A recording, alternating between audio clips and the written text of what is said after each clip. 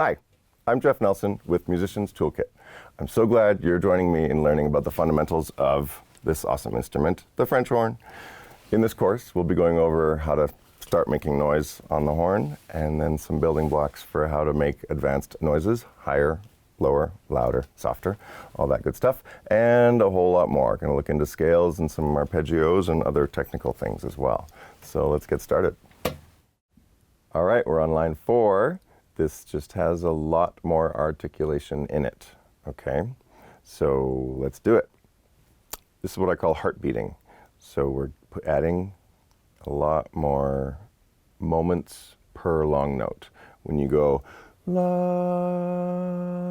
la, a lot of young players of any age, I say young in a maturity level, you can be younger in a maturity level at any age. But these players, they rush their long notes. They don't wait. They don't know that la, la is the greatest thing to do rather than la da ga da ga. You know, they get to the next changing notes or articulating too soon. They think that's making music. No way, especially on horn. We're built to play long notes. So get in here. And this is the way to do it, is to have all these beats in the long notes, okay? Da, da, da, da, da, da, da, da, da, da. Really get into that mature sitting on those long notes and building music. Tension and release is music. Is that note going to change? No, it's not. Oh, there it did. Ooh, what's it going to change again? That's music. So sit in there. You're practicing also that articulation that only you can hear. Okay? All right. Remember the mouthpiece pressure, especially with this one when you're articulating more often. When you get to the end and you're loud, you can push the mouthpiece bottom lip and these two posts here to free up the top lip to still be making sound. You can drop your jaw so that those louder notes are coming out a bit easier without tightening up your lip, okay? 1, 2. Okay,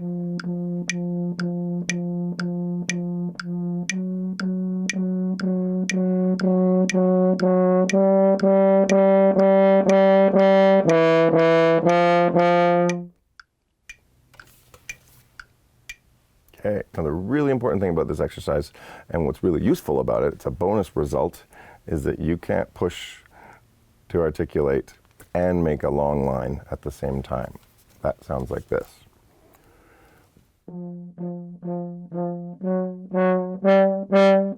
All of that. So the goal is to be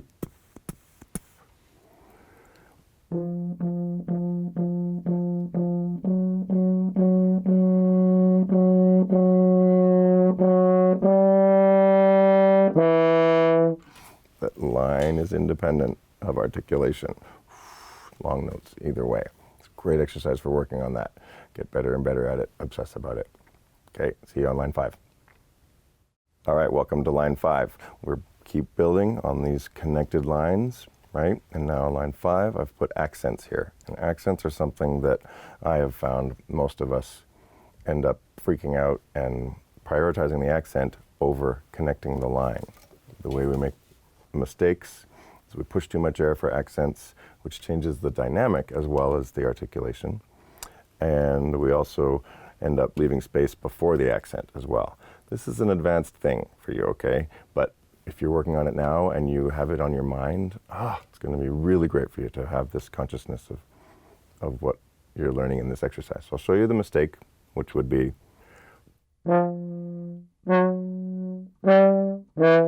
all those notes get shorter and we lose this great line we've been building through lines 1 through 4. I also do this exercise to make a crazy clear difference between accents, which is the T part, and sforzandos or forte pianos, which gets into the vowel. Ta versus ta. Okay, that's a sforzando, but it also changes the dynamic. It gets too loud. This came from us recording Mozart quintet for horn and string quartet, and there's a moment where it goes da dee dee bee bum ba da ba da ba ba bum, but it goes da dee da dee. All those notes were accented in piano in a soft dynamic, and I wanted to be able to just touch them and accent them without getting too loud. So this is going to be a great skill. Pretty advanced, but work on it, put it in your brain and work on it. These ta, ta, very unique way of articulating, but really useful to be able to just make the consonant clearer without getting louder. So that this exercise, super soft and then to super loud. Those last notes, I push the air and go ta, ta, ta, because it's forte. So there I can almost do a sforzando, but still keeping my T's as full and crisp and noticeable as possible. Okay, let's do it. 1, 2.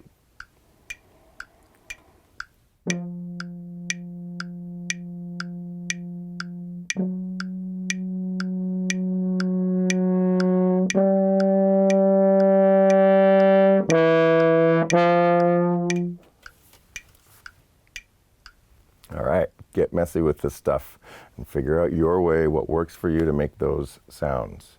Okay, and make your vowels clear, but that ta, ta. One other thing to remember, when you go ta, ta, ta and you're speaking, the tip of your tongue is at a different place. It's on the roof of your mouth.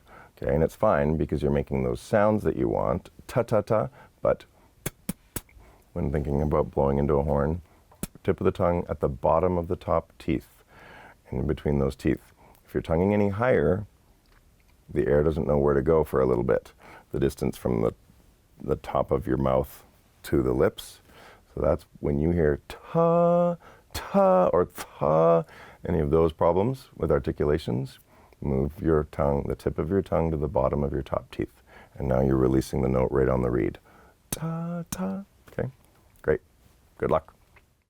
Okay, this is long tunes line 2. So you've just done this nice, beautiful musical line. Now line 2, you'll see, is only 4 bars long. The only difference between line 1 and line 2 is there's no entrance bar. So in the entrance bar, you're trying to get one cell to start vibrating or any of that super soft stuff. You're still doing that, but now you are learning how to have that start when you want. So now this time, the note starts right on beat 1. It's the only difference. And play the rest of it as well as possible, thousands of times. I'll get the metronome going. 1, 2.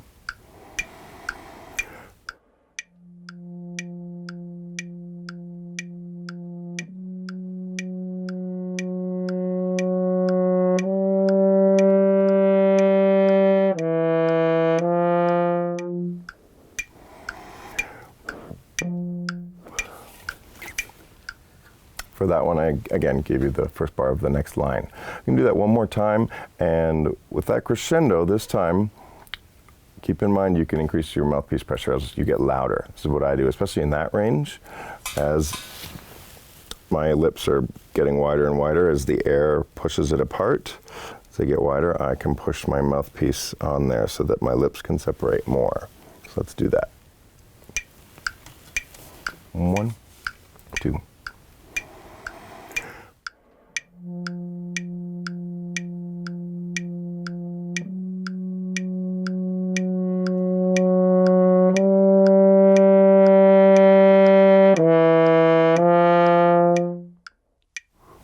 Lips can come out a lot more. The air moves your lips more forward as you're getting louder. Keep experimenting with that. Okay, next line. Okay, so we've done long tunes. Now this is longer tunes. Still the second of 3 things, just a variation on that, okay? So what we're doing now is extending the frequency of note changes, having it happen more often. A lot of people say it's faster.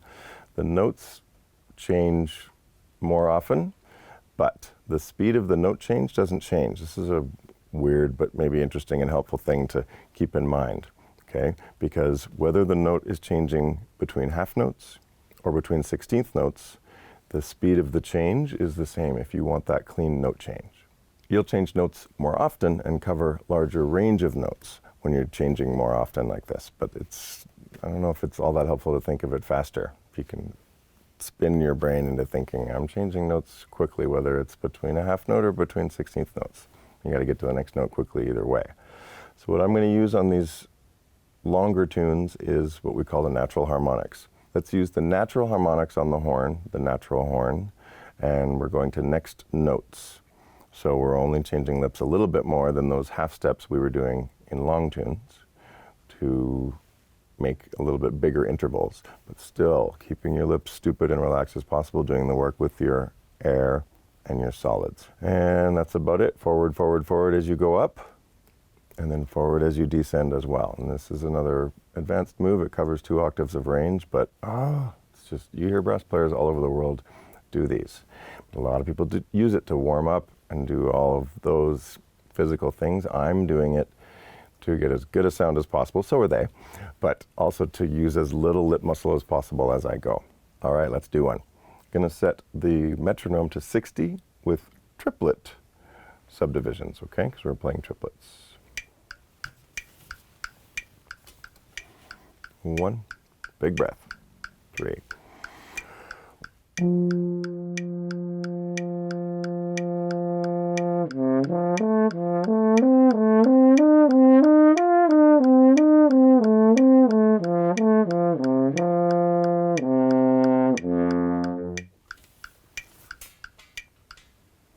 Sounds simple enough. So those are all next notes. C, E, G, weird B flat, that you'd never play that note on that open horn fingering, but that's one of the partials along the way, and play it over and over and over again, and we get less emotional about it the more we play it. And then up to the C, and then back down. The big thing you're going to feel with this exercise is the massive difference between ascending and descending. When you go up on a note, it's very different than going down. We have to know both, but that whole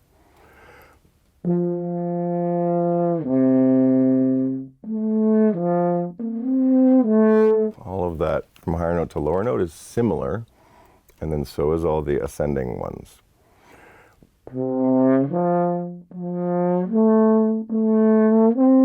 Okay, but there are a lot of variables that are different between both of those. So we put them together, back and forth, and make it sound as good as we can. Okay, and then to change range, we go up a half step. So then we put on thumb 2 and 3, and then I skip 1 note. This is the only difference on this one. And it's, again, pretty advanced move, but it's awesome. And once you do it a bunch of times and miss a ton of notes and feel okay about it and figure it out, stick with it, it's crazy useful. So we're going to use thumb 2 and 3, so you have to have a double horn for this one, okay? And if not, that's fine. The one we did a half step lower is awesome. And you can take that one higher and cover more range, okay? And then we can also be going down.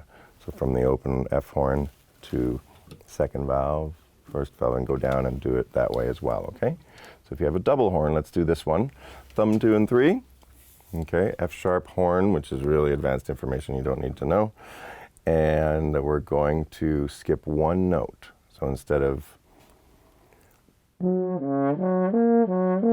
all that next note stuff that doesn't take much lip muscle, we're going to go. Okay, and you can see my jaw moves quite a bit, and it ends up that the air hits the note I want.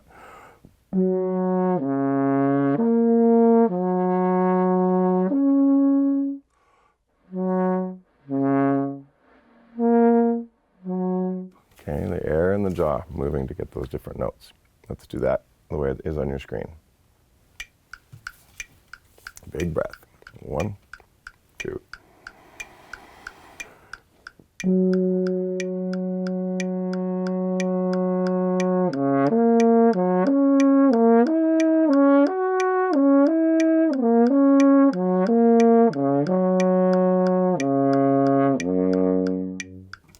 And 1 and 2.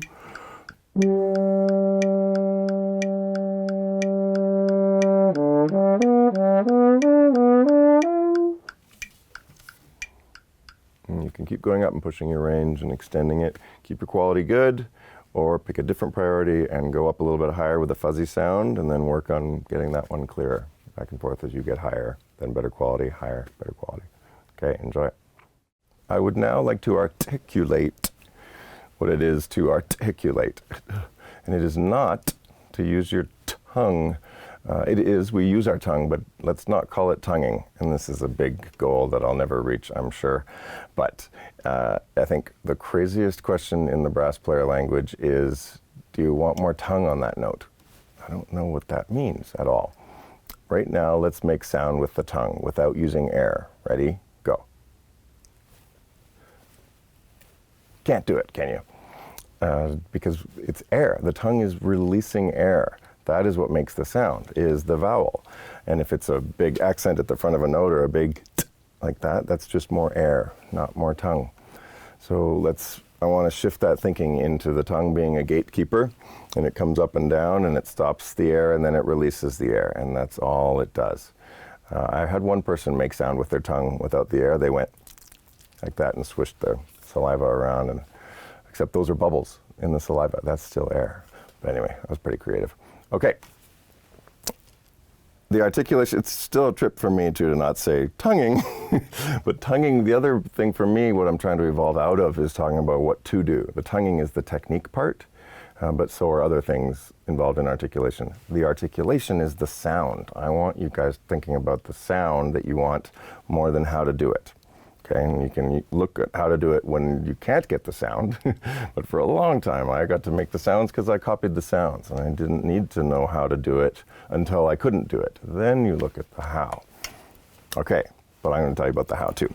This is what I call my helicopter, and it's basically the sound of an airstream that is being stopped by the tongue, but the airstream doesn't know the tongue is coming.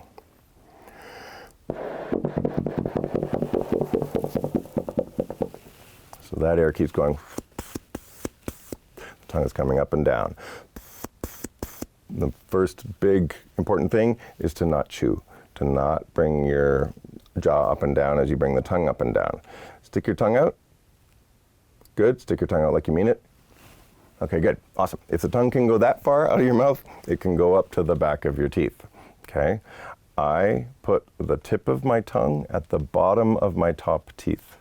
That's where I put it for the most part when I stop my air. And the tip of the tongue goes between the two sets of teeth, top and bottom, and then that tongue can go up the back of my top teeth and over a bit of the skin that's above that. Okay, so let's do that again, and just the next thing you're going to work on is keeping your note, also known as the air that is holding your note, I think it's better to think of it as the note, but it stays forward when your tongue comes up. So I'm going to surprise you. You're going to go, okay, and every time I point at you, you either bring your tongue up or down, and that's it. Leave your air. Okay, it's not all that stopping the air and then pushing again, okay? So let's try that exercise.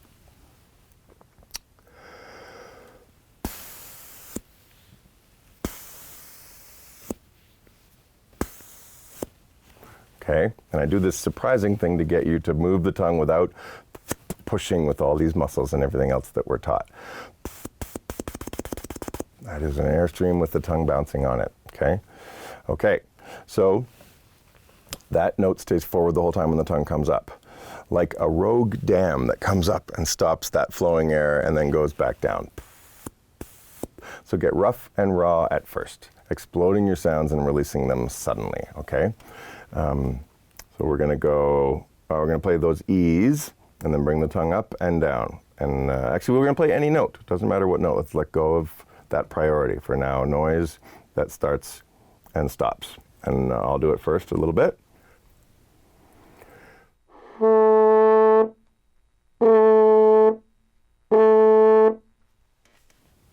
The other thing that you need to do is leave your lips apart when the tongue comes up, so that when you lower the tongue after that, that the lips are apart and ready for that pitch again. Especially right now if we're doing the same pitch.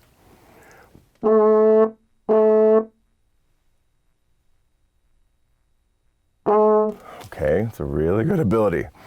And that's when you're not chewing with your lips or moving your jaw up and down when you're moving your tongue. Okay, let's try that on the horn now, okay? and I'll point at you suddenly when to move the gate up and then release that note. Okay, ready? Play whatever note you got.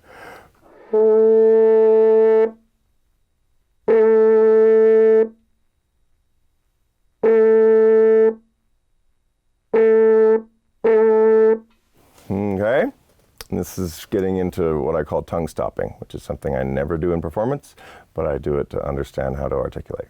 But these are some ideas on how to bring the tongue up and down, leave your air forward, and get a nice, clean, crisp articulation. Let's look at some articulation choices. The visuals you'll see on your screen, and those each come with different variables and different ways of affecting the same note. Let's look at that first note. There's no articulation on it, so it would be just full length, and that's all. I'm going to turn on our metronome.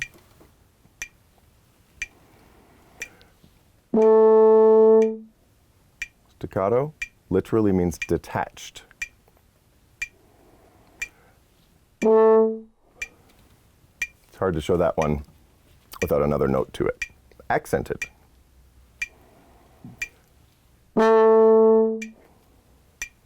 Marcato affects the length. Tenuto, longer.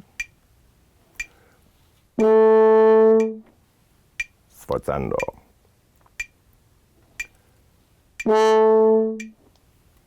Fortepiano.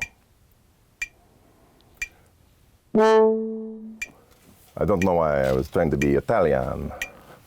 Okay, let's go over those again, and I'll explain what I'm thinking when I play them. So that regular note, full length, and nothing other than that. I guess nothing complicated. Staccato literally means detached, and it means that there's a space between that note and the next note.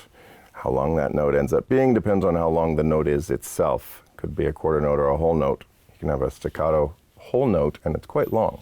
Staccato does not mean short. It means detached. An accent, for me, I specifically obsess about accents compared to sforzandos and fortepianos. An accent just affects the very front. Accent is that one that you see there, the sideways V, and it's from ta to ta, ta. That big T is all I want to accentuate on accented notes. Marcato, the caret top accent, is I see as an accent, so it affects the T part of ta, and also it makes the note a little bit shorter. Well, it does affect the end of the note as well, makes them shorter. There's going to be some discussions. I've had discussions with different people about what some of these accents mean, and they thought different things. So if there's ever a question, ask your first horn player, and hopefully your first horn player will either know what their conductor likes, or you can go ask your conductor, your teacher. Tenuto, the line, means long, and also can mean dense and heavy type of note, affectation of the note. And then sforzando affects the vowel. So instead of ta on an accent, it's ta, where the vowel also gets loud. And then fortepiano is a forte beginning like a sforzando, but then the note is piano afterwards, much softer. Ta stays sustained. So those are some articulations and how I think through them and do them. Let's articulate what's called a melody.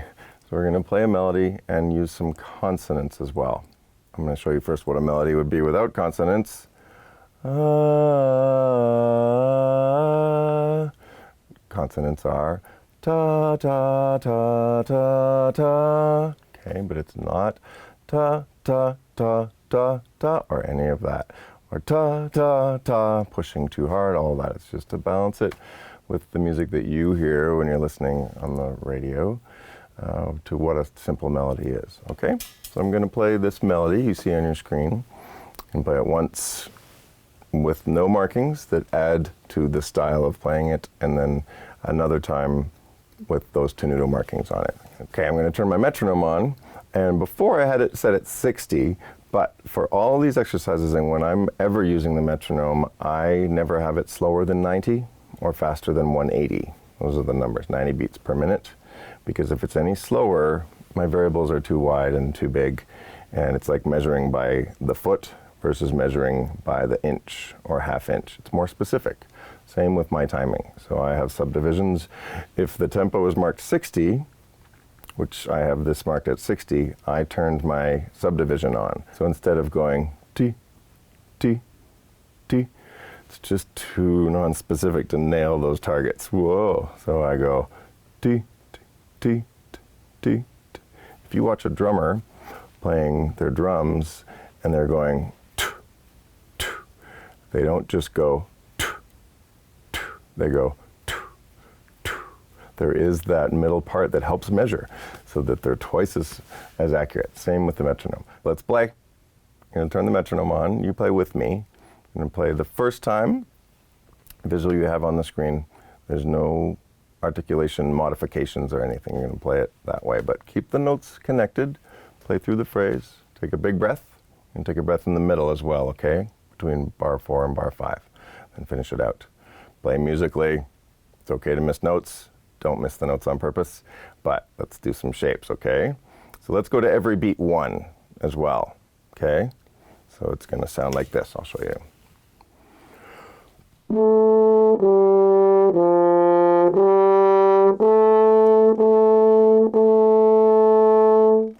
Okay? All right, it's okay to miss notes. Phrase, get louder throughout. And turn the metronome on. Let's do it. 1, 2, big breath.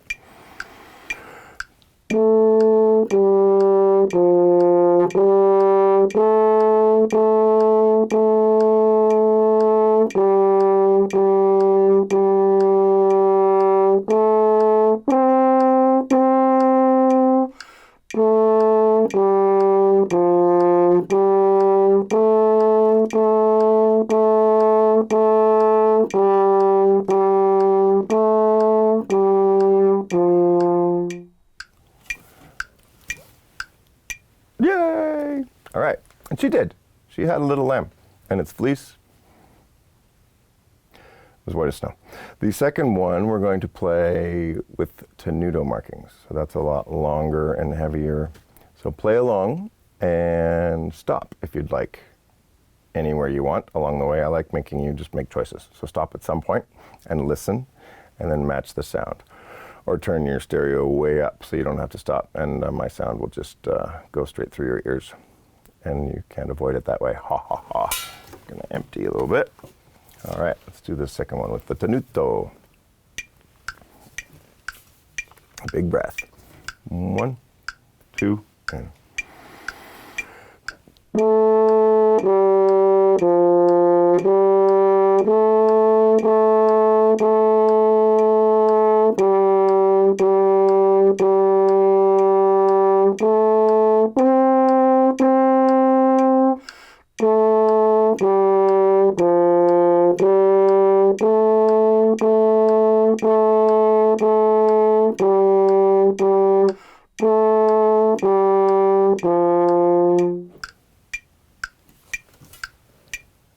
Nice. Hopefully you've made some differences between your two versions, the ones with no markings and then the ones with the tenuto markings. And dive into making more music when there's more things marked. Those are all opportunities. I ran out of air a little bit before the ending of the tenuto one. That's because I'm using more air to make those notes long. And that's okay. Take a breath wherever you'd like and figure out where the best places are to breathe. But it actually shouldn't really matter where you take a breath and how often, as long as you're telling an interesting enough story that takes us to the end of it. You go see tuba players play, they breathe everywhere and they make these crazy long phrases. And it's a good way to practice taking those quick breaths and keeping the phrase going. Okay, nice job on playing. Let's play some scales. This is the first one most of us learn on the horn, C major, concert F. Starts on a C, concert F. And the fingering is pretty awesome. Open 1, open 1, open. 1 and 2, 2, open.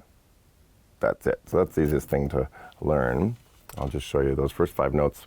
I'm sure you know them well.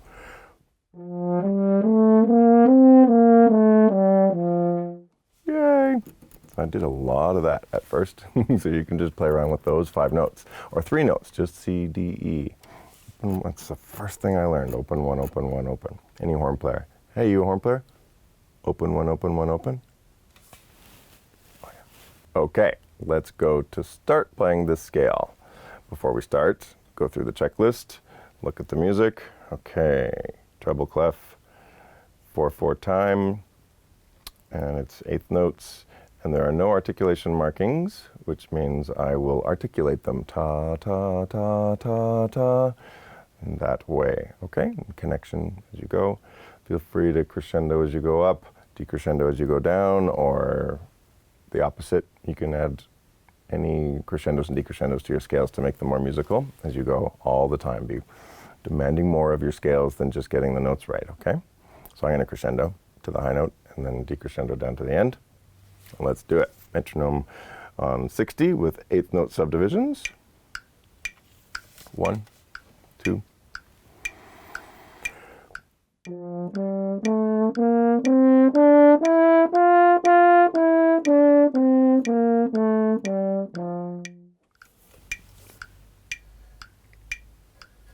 Okay, let's do that one more time.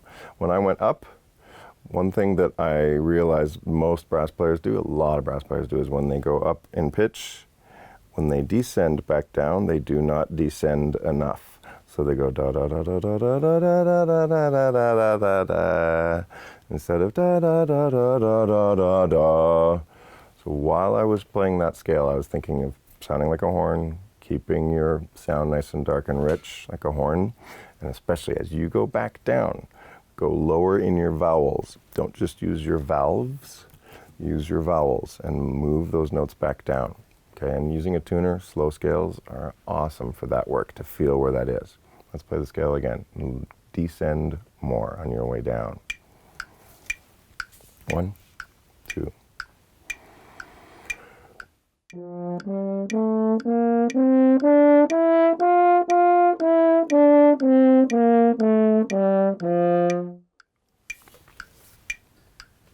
All right, great.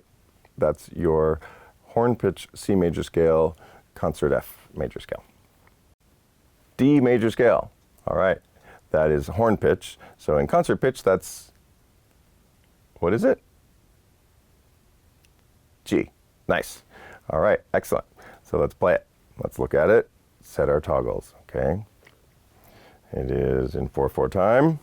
Ooh, 2 sharps. All right, what's that gonna be? It's going to be, and we can call these fingerings standard fingerings, okay? Even though you can learn other fingerings as well. So the standard fingerings are, for the D, first valve. E, natural, open. F sharp, second valve. G, open. And then if you have the double horn, throw your trigger down there. If not, no trigger, same fingering. Thumb 1 and 2, or 1 and 2 for the A. Thumb 2 or 2 for the B. Thumb 2 and 3 for the C sharp on a double horn, and just 1 and 2 on the F horn if you have a single horn. And then the D on the B flat horn, thumb 1 and 2, and on the F horn it's 1. Okay? All right. Staccato, play musically, let's do it. 1, 2.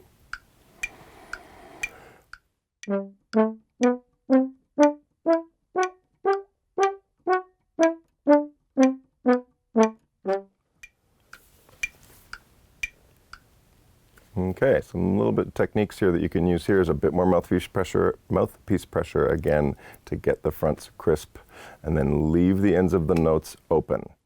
There are some people who use their tongue to stop notes and make notes short. I believe that we lose our beauty in notes when we make them short. If someone tells me to play a G, I'll play a G.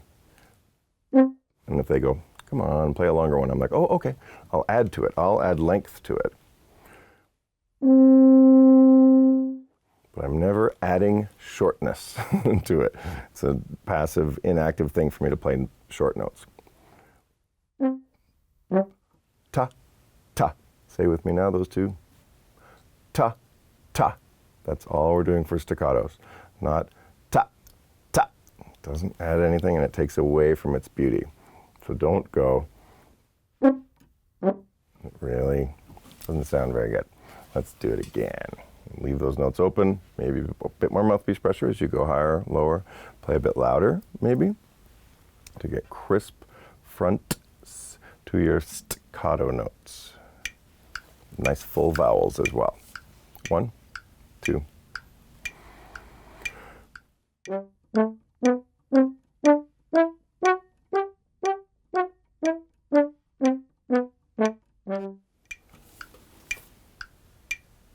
All right, that's your D major horn pitch scale, concert G. Let's go higher. You're going to expand your range now. I'm going to go up to the third space C horn pitch, treble clef, okay? You've already ascended. You've gone from your E to the G and then up higher when you're improvising. Once you've ascended, you've figured out how to ascend, okay? Now you just have to figure out what variables are a little bit different as you go higher and higher, like crawling, walking, trotting, whatever's in between walking and running. And same variables at play, only a little bit different usages as you go, and they become more extreme, so more muscles are involved at times as you go higher. And this is something I didn't understand at first either. And I used to play my horn as much as possible and try and build the strength to play higher. Meanwhile, I was breaking down and getting tighter and tighter and not able to play high. So one day I realized what I just explained to you about keeping those variables. Not realize, I got better at doing it basically and listening to what I had been told how to practice and keeping those variables as similar as possible as I go up. I'm going to show you what I'm talking about now. I'm going to start on the E and go all the way up to the C on next notes. Watch my lips and what I do with my jaw.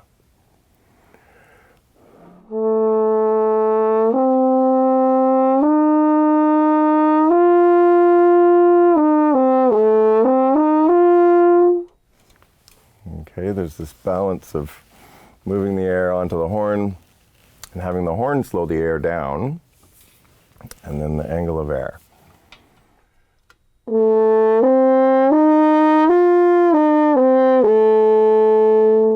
Jaw comes down and forward as we go low. That's the next video. And up and in a little bit as I go higher.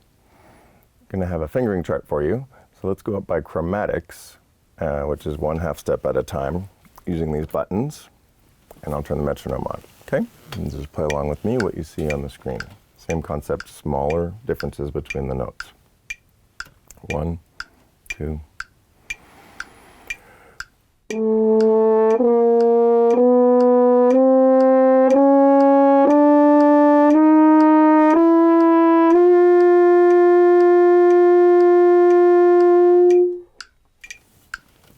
So that's a chromatic scale. You may have already been learning about that in school. Intervals go up by 1/2 step. It's like each note on the piano as you go up, the white notes and the black notes. So it keeps each difference between each note as you go higher as small as possible. There is one way to have it even smaller, and let's do that as well. The mouthpiece. Now it's just one pitch that goes up. Ready? 1, 2, do it 3 times.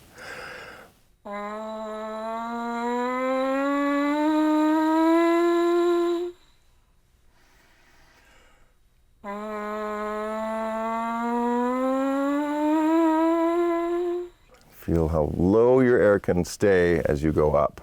That's what helped me play higher eventually, instead of going too high too soon. That going too high too soon is all that lip tightness and all that, doing it just with the lips. This way I'm going to keep my jaw lower, as low as I can, forward with my air as I go up. I'll show you the tight one again. And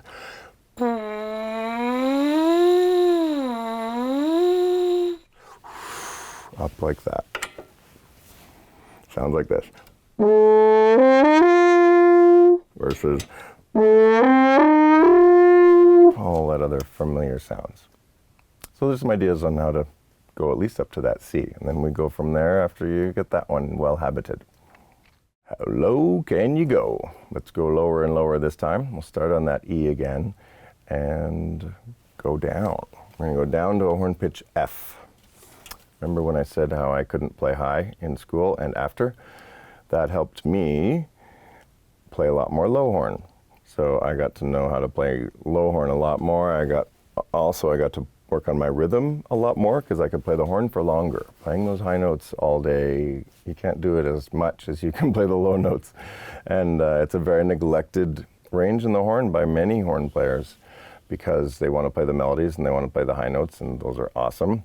So if you become an awesome player in the low range as well, you're going to be in a lot of demand, and also you're going to help make that horn section sound fantastic. It's the low that really fills out and balances all four voices, like barbershop quartets. You hear the bum-ba-dee. I won't do that again, but the low singers make it sound really great, right? So here's how we play low. My jaw is going down and forward for the low. So I will go down the chromatic scale the same way. 1, 2.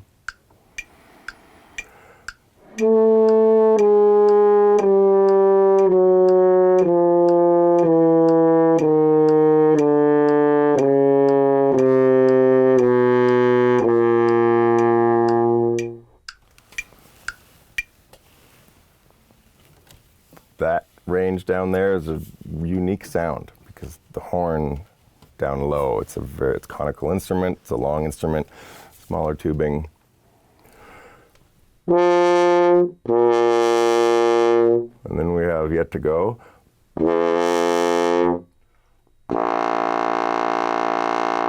That's where we're going.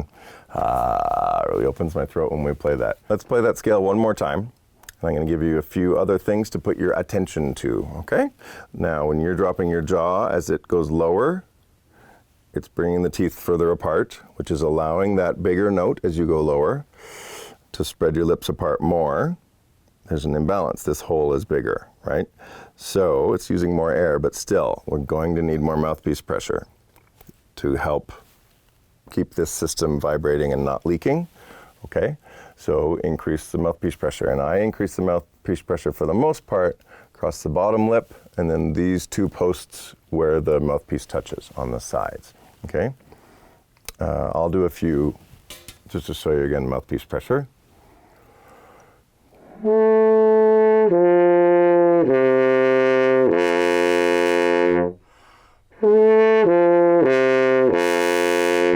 hear the air hitting the lips at different angles. Okay, let's do that chromatic scale now. Remember mouthpiece pressure. 1.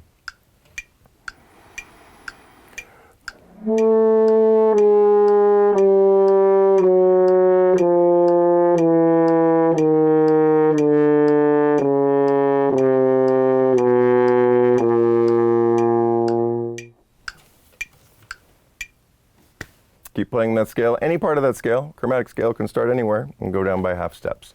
And keep overlapping until you get lower and lower and lower with that nice full sound. Let's talk about high range. For me, I could not play as high as a lot of the horn players around me. And so I researched a lot on how to do it, and a lot of things didn't work at first. So let's fast track that for you maybe a little bit. At first, we'll just play a note that we're good at, and then bring it into the high range, okay? Just like that Arnold Jacobs quote, find your best note, and then just move it around. So let's do that on a concert B flat, horn pitch F. And all you're gonna do is hold the note, and then go up on that fingering an octave.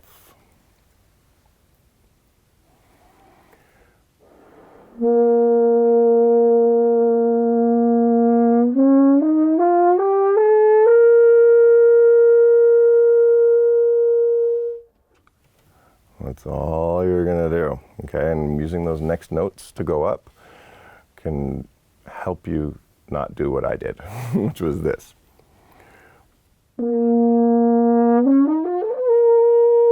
That's what I did when I was younger and really trying to muscle out those high notes. So that's all you want to do, is get those high notes and improve your quality. I couldn't get those notes at all. So if you can get them and sit on them a little bit, you're going to understand a little bit better how to go higher. And by changing as little as possible as you go.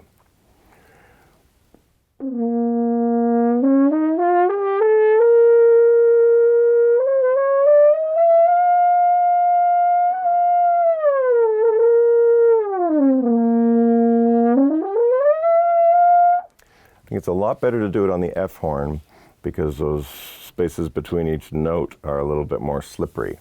Kind of think of it as, here's the note, here's a mountain, here's the next note in the next valley, mountain, note, and those mountains turn into hills and then pebbles the higher you go, because they get closer together as you go higher, and the hills get less high, right? That makes sense? So I'll play this note.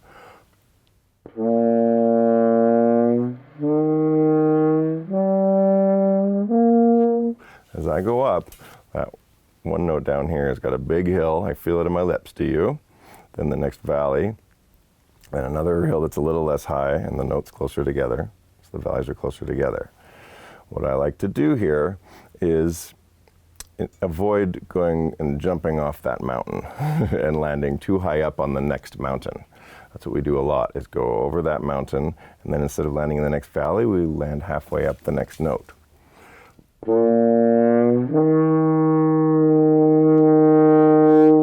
That makes sense? There's a place in those valleys that is the best place, most efficient. So I like going underneath the mountain, going through like that. So instead of all that, go.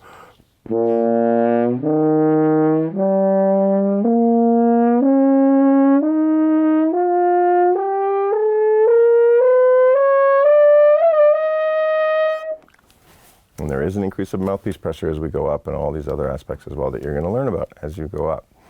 Play the notes and learn about what it takes to go up higher and higher, under the mountain, forward to the next high note.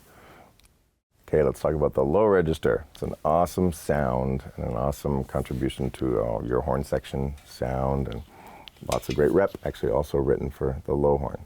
So there's a lot of different variables that you can mess with to get down there consistently. The most common mistakes I see with playing low is that they push their lips out too much, which works. You can get the note, but very limited for dynamics and speed. All that, the notes come apart. If you do an entrance bar on that note without pushing your lips out too far, you can use your mouthpiece pressure. And as you crescendo, more mouthpiece pressure here and here, and let your top lip flappity flap.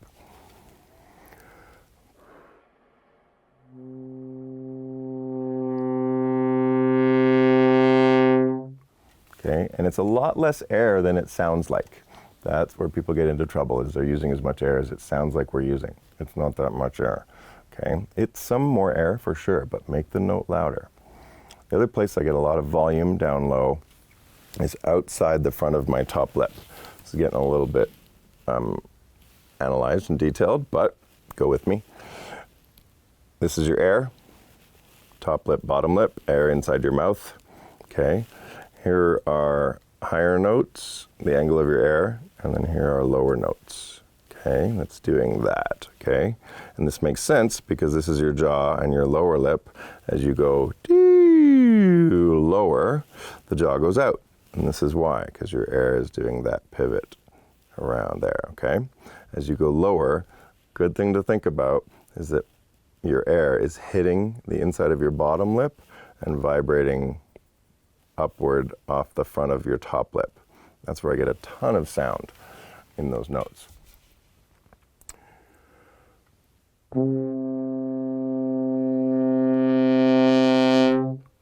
All that awesome burn from going low. As I use more air, it also does that same thing. Changing pitch, does that, but also as it gets wider, pushes more on here and does more vibration on the outside of my top lip. So you can feel that as you get louder.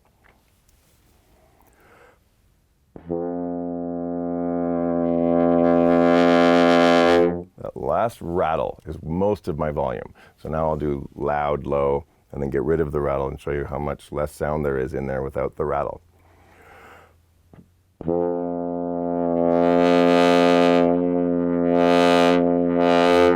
So most of it is that.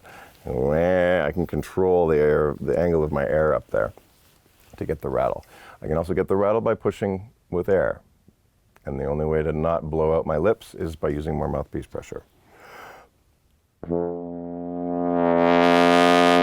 There comes a time where I'm using so much air that I can't stay dark, and it goes from do, ah, and I feel this little storm inside my mouthpiece. It's going and getting louder. So you want to go for that, okay? Let your jaw go down and let your lips flappity flap. Experiment a lot, but don't forget mouthpiece pressure. Mouthpiece pressure is not bad. Too much mouthpiece pressure is bad. So is too little. That's where we go on the low range, is too little mouthpiece pressure. Put my hand here, do bells up. It gets the hand out of the bell. That's one other problem, is that people have the hand covering the sound.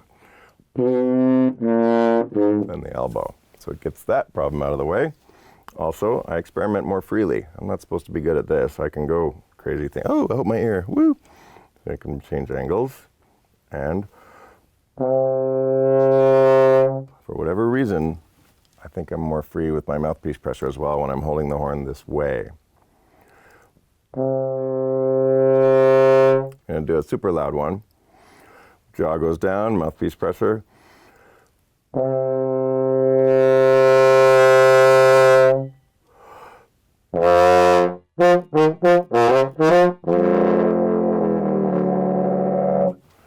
All that big open, you hear how open my throat is. That's from opening everything up. Having the air open up because of the sound I'm going for.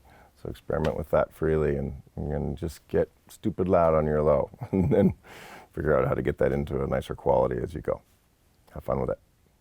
Let's do the horn pitch F major scale, which is concert pitch B flat major scale. We're going to do 2 different octaves and 2 different articulations. We're getting crazy here.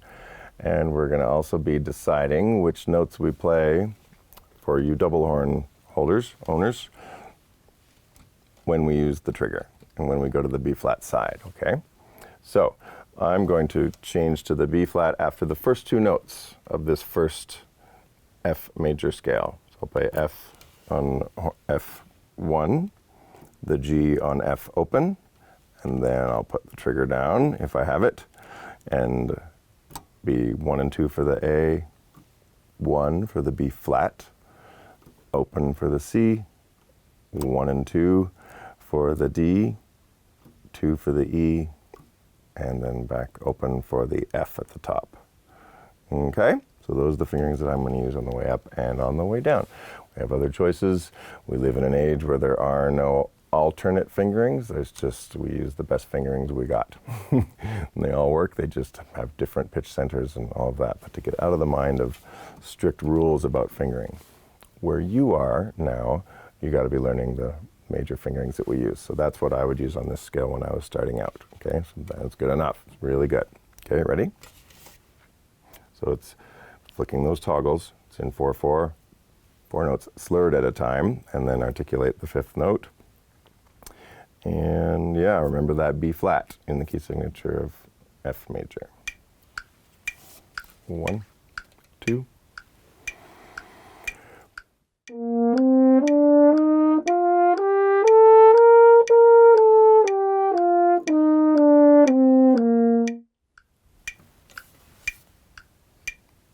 Now let's go to the low one. Okay, different opportunities here. They're accented. It is low notes. You can go for that different sound. You can also open your hand a bit more for that low sound and let those bigger notes get out of your bell. And all of these notes I'm going to play on F horn fingerings.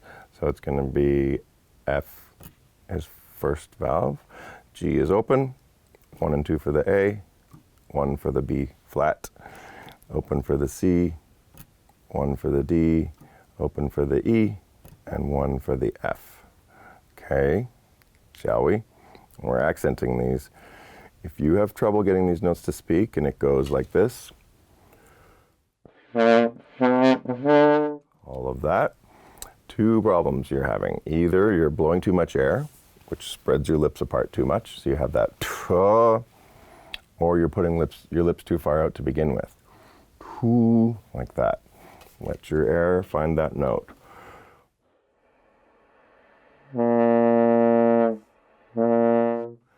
Okay, and a little more mouthpiece pressure will hold that in and you'll be able to play a fuller note.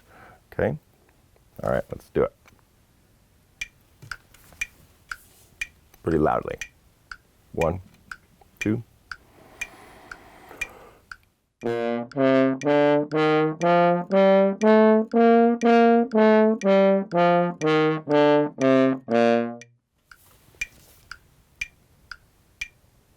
All right, that is your horn pitch F major scale, concert B flat scale. Let's talk about holding the horn. Okay, lots of things that go into this, but if you do it well, a bunch of times, right when we're starting, those things will become thoughtless habits. So let's look at all the things that can help you in the long term. First thing is sitting. So the posture, the best way to sit, I've read about this a lot actually, is feet flat on the floor. There's a reason we have a bum, and it's to sit on.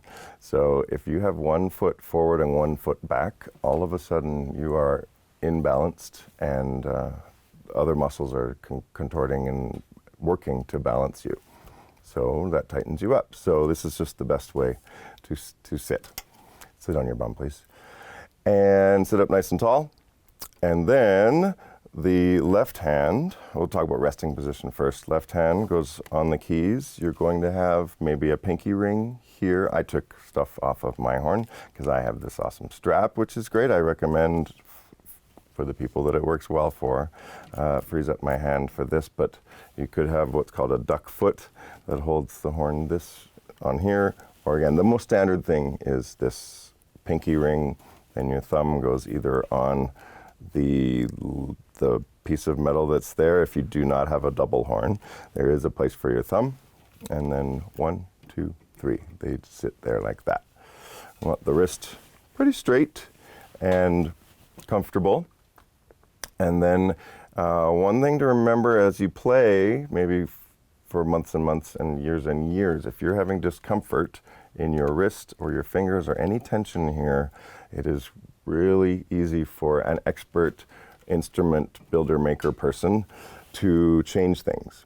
Okay, and I get my horns changed in different ways, maybe get the keys raised up a little bit so that if I had one horn where my hand was down here, so I had them move the keys. And also you guys have different size hands, but this stuff can be changed. It's metal. This thing was built this way, so you can move things. Another really important one is the pinky ring. It can be moved so that you're comfortable. The way to do it is to put your hand on here so that it feels the most comfortable, and then look where your pinky ends up and where it's comfortable. Another thing that I'm still working on is leaving your fingers on the keys when you play, because it's a lever. This is the most important, most efficient way of pushing it, right? So that it opens this up quickly if you're playing fast notes. If you're doing this, it's inefficient. The fingers have to move even farther, okay? All right, that's about all for this hand and arm. Let's talk about the right hand. And this is the most common question you will have in your life as a horn player. Why is the hand in the bell? And it is so that it sounds like a horn, but also the main idea is that it is here to make the horn longer. But we're going to talk about that in another video as well. Hand goes in there, I'll show you as well. The way you're going to sit when you're not playing horn is on your lap. The one thing I do a lot is I put my arm here, and there is no way for the horn to fall, ever, when it's like that. You can lean on your legs if you want at some time as well. And that's about it. What else you have to know is that when your teacher's going to conduct, there is a way to sit with the horn on your lap, left hand on the keys, and right hand in the bell. and the horn like this. And then when the teacher, this is when your teacher is on the podium and about to start. And then when your teacher conductor brings their arms up, you go, whoop, ah, isn't that awesome? Bring the horn up, and now your audience is like, oh wow, something's really gonna happen. And then you start. That's how that works. Make sure you use your arms to bring the horn up, like this, okay? My thing I've been working on is I turn like this sometimes, and I've been working on doing what I just told you, to have that lead pipe come straight out. Okay, so use your arms. Violinists do really crazy things, right? So, and flute players, we don't have to move that much, but bring the horn up so that the lead pipe and mouthpiece come at a 90-degree angle to your shoulders. So that keeps all your breathing and everything as efficient as possible instead of twisted. Sometimes when I do that mistake.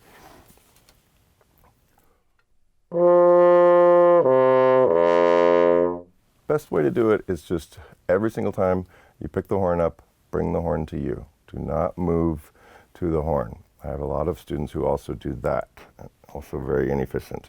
So sit as well as possible. Strive for tension-free playing posture.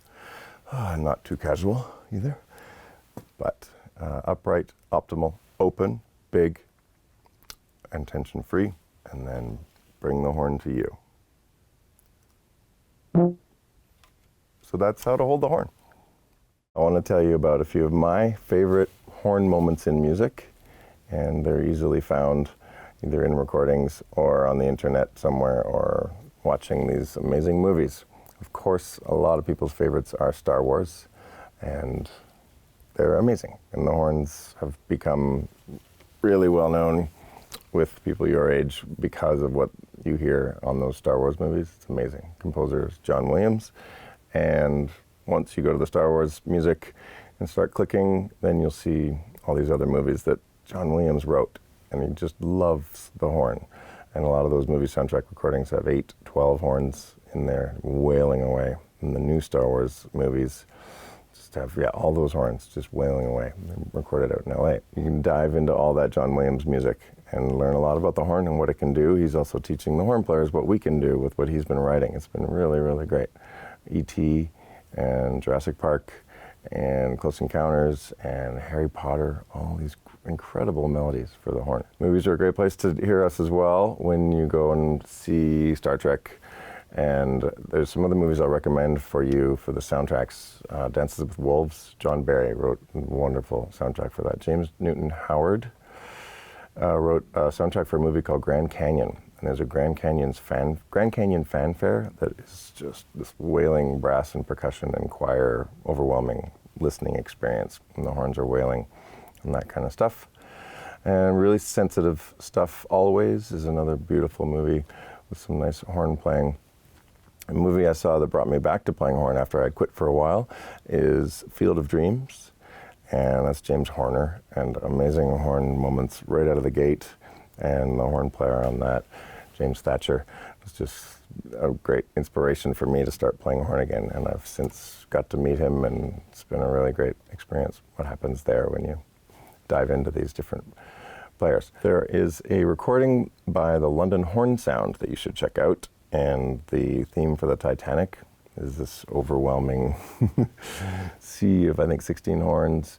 And it has incredible climaxes in the middle with big percussion moments and horns and everything. And it's really, really great. Also, the Pirates of the Caribbean and Back to the Future, all of these different themes done all on horn. And then a group of Vienna hornists, which is a unique horn that is played in Vienna.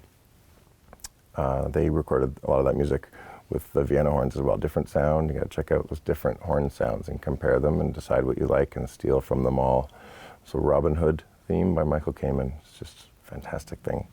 Speaking of Michael Kamen, he wrote a piece for the group that I played with, Canadian Brass, and we recorded it, and it's called Michael Kamen Quintet. We did a video. It's on YouTube, and it features the horn, and it's really beautiful. And you can hear a lot of horn on that video as well. But dive into this music. There's lots of horn and jazz. There's a Joni Mitchell album called Both Sides Now. It's a full album. She redid her music with London Symphony people. But there's horn all over the place in that recording, and a lot of jazz. Shirley horn and four horns. There's another one with four French horns. There's French horn in a lot of other jazz groups as well. Stan Kenton Band, all these things, Billy May. And then horn quartets and concerti. Check out Mozart horn concertos and Strauss horn concertos, Glier horn concerto, and lots. And then go from there. Keep clicking. Keep listening to this repertoire. There's amazing horn moments at the beginning of Tchaikovsky's Fourth Symphony. Woohoo! All these horns. It's really, really great. Be careful. If you're playing this piece, do not bury the bassoons. The bassoons are also playing in this piece at the beginning. I was playing in the Montreal Symphony with my sister, and she was playing second bassoon. I was playing fourth horn. We played the opening, and then the conductor stopped, and my sister leans back and yells from the bassoon section, "We play there too, you know." The whole orchestra went, "Oh, that's cute." So think of the bassoons at the beginning of Tchaikovsky 4. Tchaikovsky 5, second movement. One of the greatest, most beautiful horn solos of all time. Written really long, amazing, beautiful horn solo. The opening of Bruckner 4 has horn right out of the gate, all alone. Bruckner's Fourth Symphony. Ravel, Pavane for a Dead Princess starts with horn. Really beautiful stuff. Dive into your research. And then beginning of the last movement of Bruckner 8 has all this incredibly exciting brass. Check out Mars from Holst the Planets.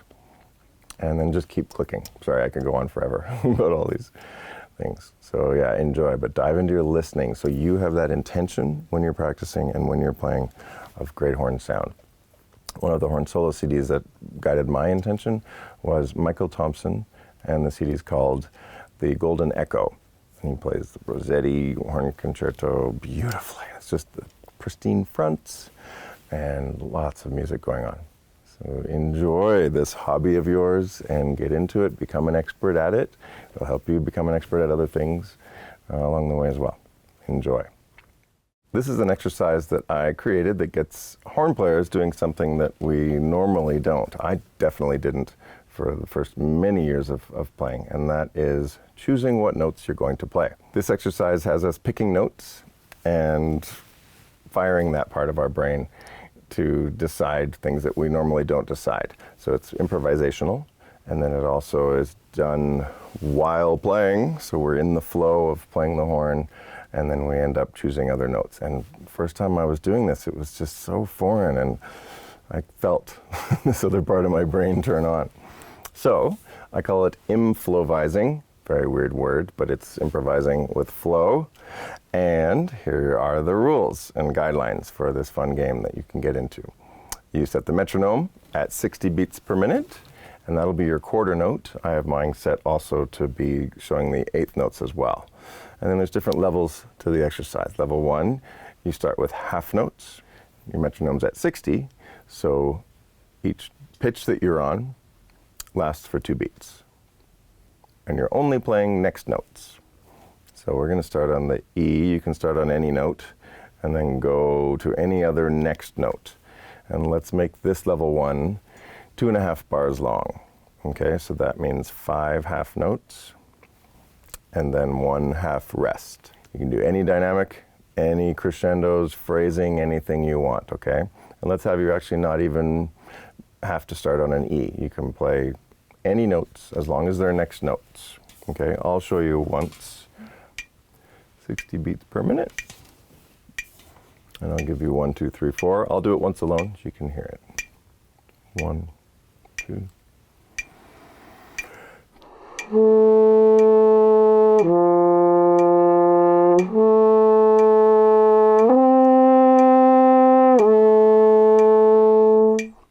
And that's it. So we're starting pretty simple, but you're choosing which notes to play.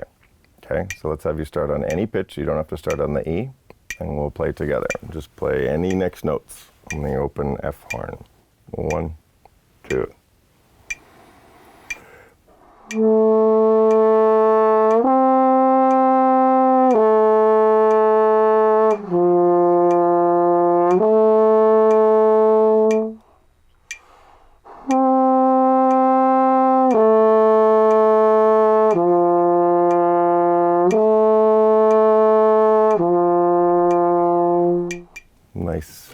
upending as well. So that was level 1 for improvising. Not the greatest melodies in the world, but we're having some flow, choosing which notes to play, which we don't get to do very often, and committing to it and saying this is the melody.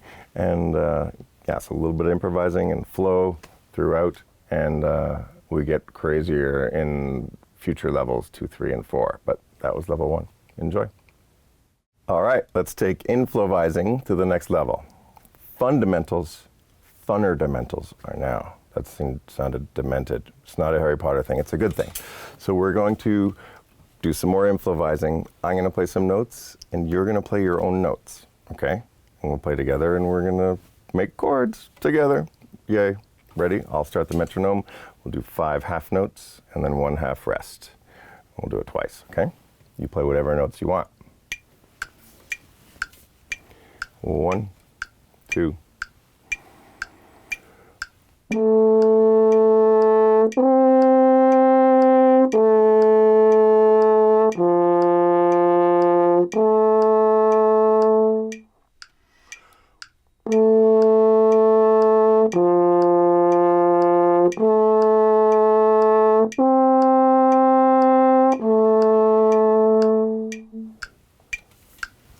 Okay, that's improvising. Very simple thing, but really valuable for you to play and make up your own melodies and move around the horn and figure out how to go up and down, make choices, commit to them, and make them musical.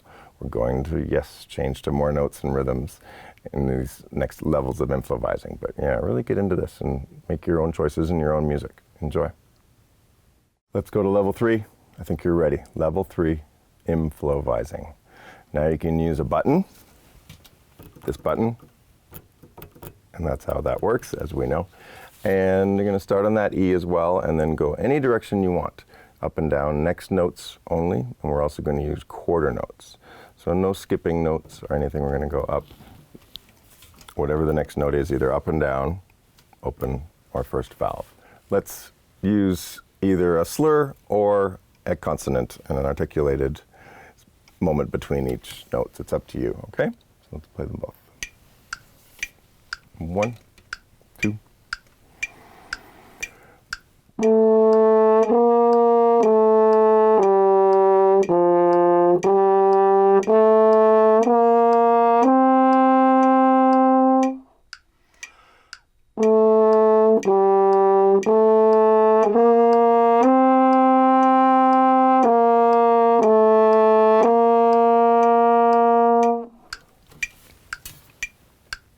Nice job.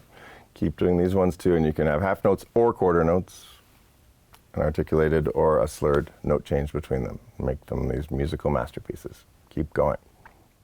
Let's take it up another level. Level 4. This is where we use any buttons, any intervals, any rhythms. Oh no, wait, that's level 7003. Level 4 is where we use half notes, quarter notes, but we can skip partials. We can go from one note over a note to another note. So we can go from the C to the G is what we're going to do on this one, not to give it away, but you can skip partials or do whatever you would like, all right? Let's start the metronome and play together. 1, 2.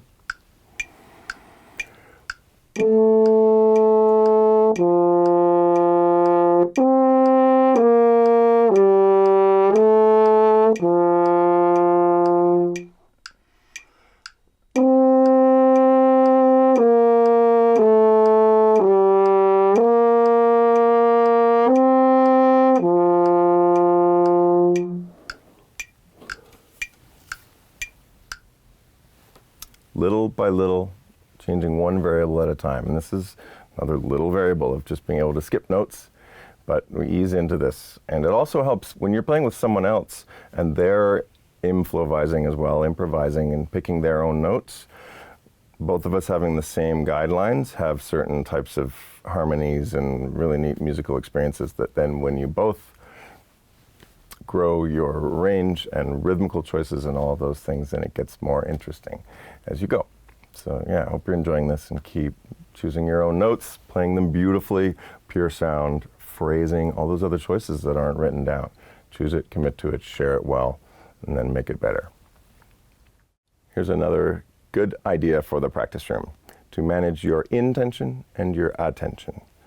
Intention, what you intend to do, what sound do you want to make and hear, and maybe balance with in your ensemble, or be louder than or softer than. It's your intention. And then your attention, what are you paying attention to? What sounds do you hear? And your tolerance for impurities in your sound. I think a lot of us have too high a tolerance for impurities in our sound. That comes from a lot of different things, like playing higher than we actually can play with a good sound too often.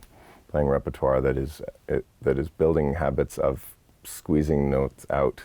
And even that is okay. We're going to do that our whole lives, but watch what you're paying attention to. And if you hear that fuzz in your sound, then go home and play, do that practice, the practice that is centered on purifying your sound, okay?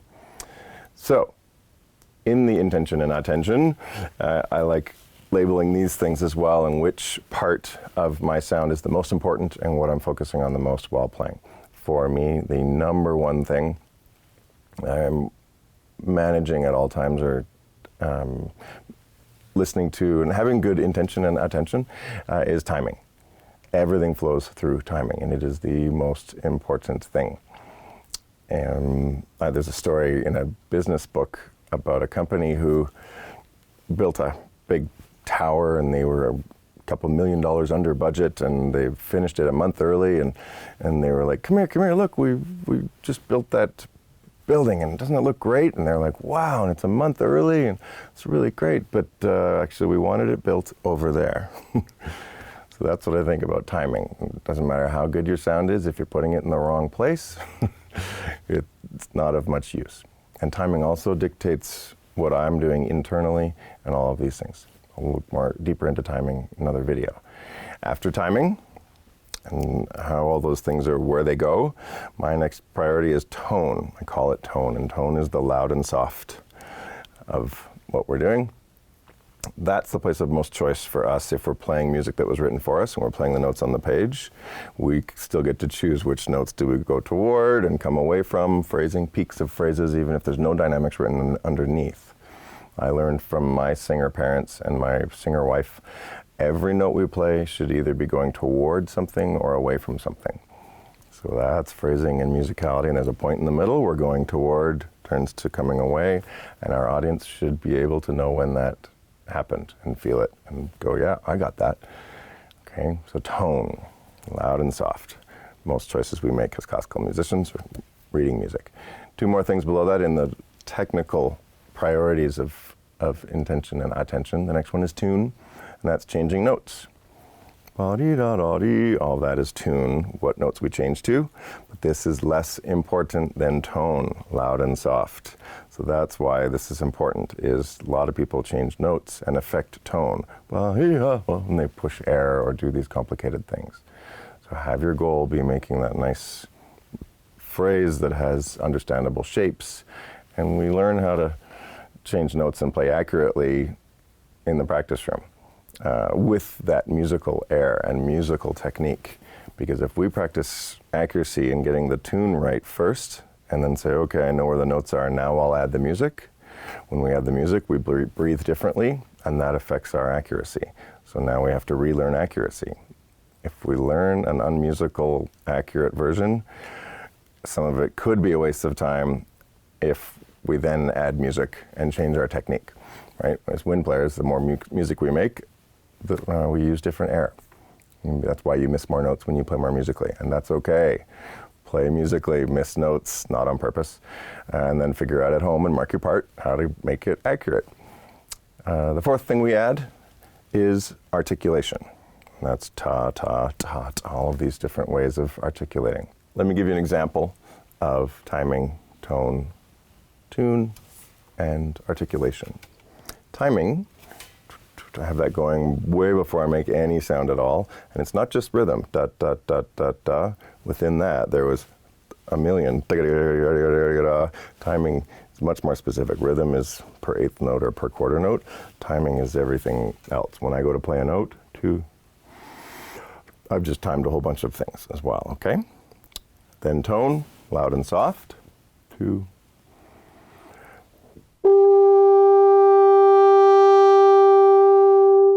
That's the loud and soft. Now to that, I add tune and articulation or both, and that's horn playing. That's all we ever do.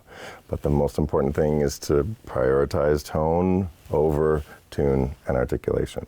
So when I add tune, to not affect tone as far as what it sounds like. I'm doing complicated stuff back here to make it sound smooth, but that's what we learn year after year.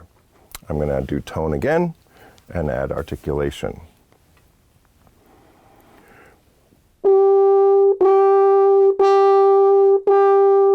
That's me affecting tone. Here's me doing it less affected.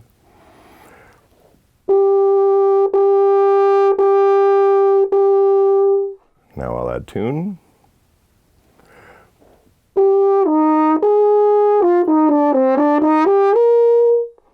And if I were to affect it with tune, it would be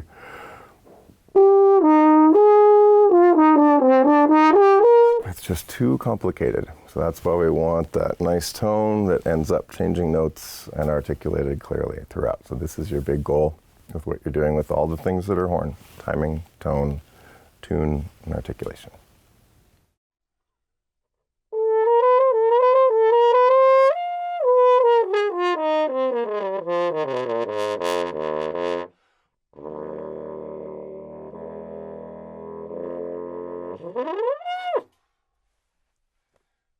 That's the French horn, and that piece is called Happy Blues by Zoltán Gábor Negay, Eastern European composer. And that's just some of the fun things that you can do on the horn. There's a lot of favorite things about the horn, and the top 3 things that I hear from people when I ask them what their favorite things are. The first one is usually sound, the sound that it makes. The second one is actually sound, and the third one is sound. So these are the first 3 things, the most important things about the horn, the top 20 things. And you hear that when you see it on Star Wars. That's why I play horn, when I heard it on Star Wars. The fourth thing is probably you can put it on a Christmas tree. It's a really nice Christmas ornament, a little big, but it looks cool. And then that we get to play some of the greatest music ever written and the greatest moments of it, like this one.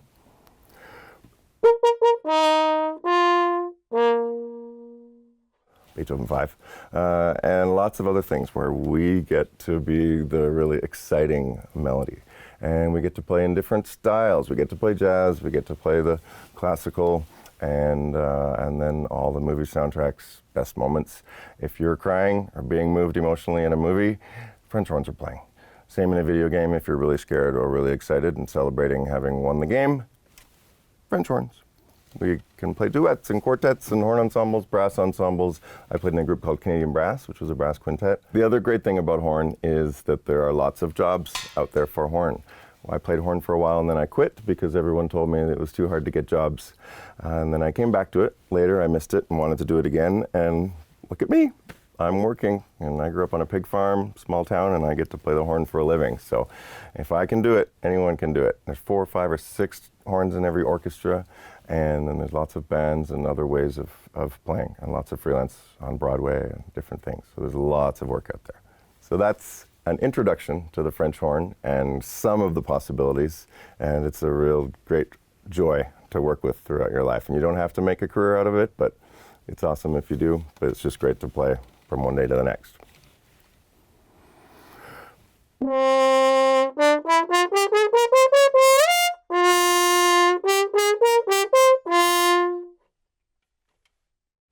Here's a topic I'd like to hit, and I call it, It's Not Spit.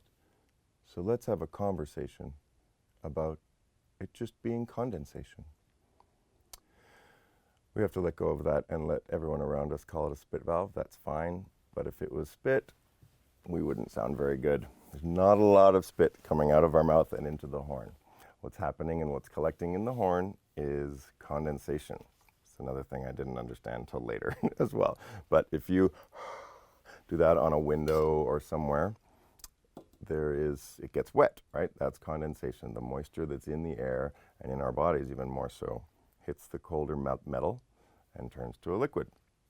And the more we play, the more times that happens, it turns into water. And then we become drummers because we get that really awesome gurgling sound. Here's a sound you're going to hear a lot. And it's a good news, bad news thing, okay? If you play for a really long time and don't hear that sound for a long time, and then all of a sudden you play loudly and you hear that sound, you could be using much more air before that, okay? Because what that means is the water was in there and the amount of air you were using wasn't making this sound come out. Here's the sound, ready?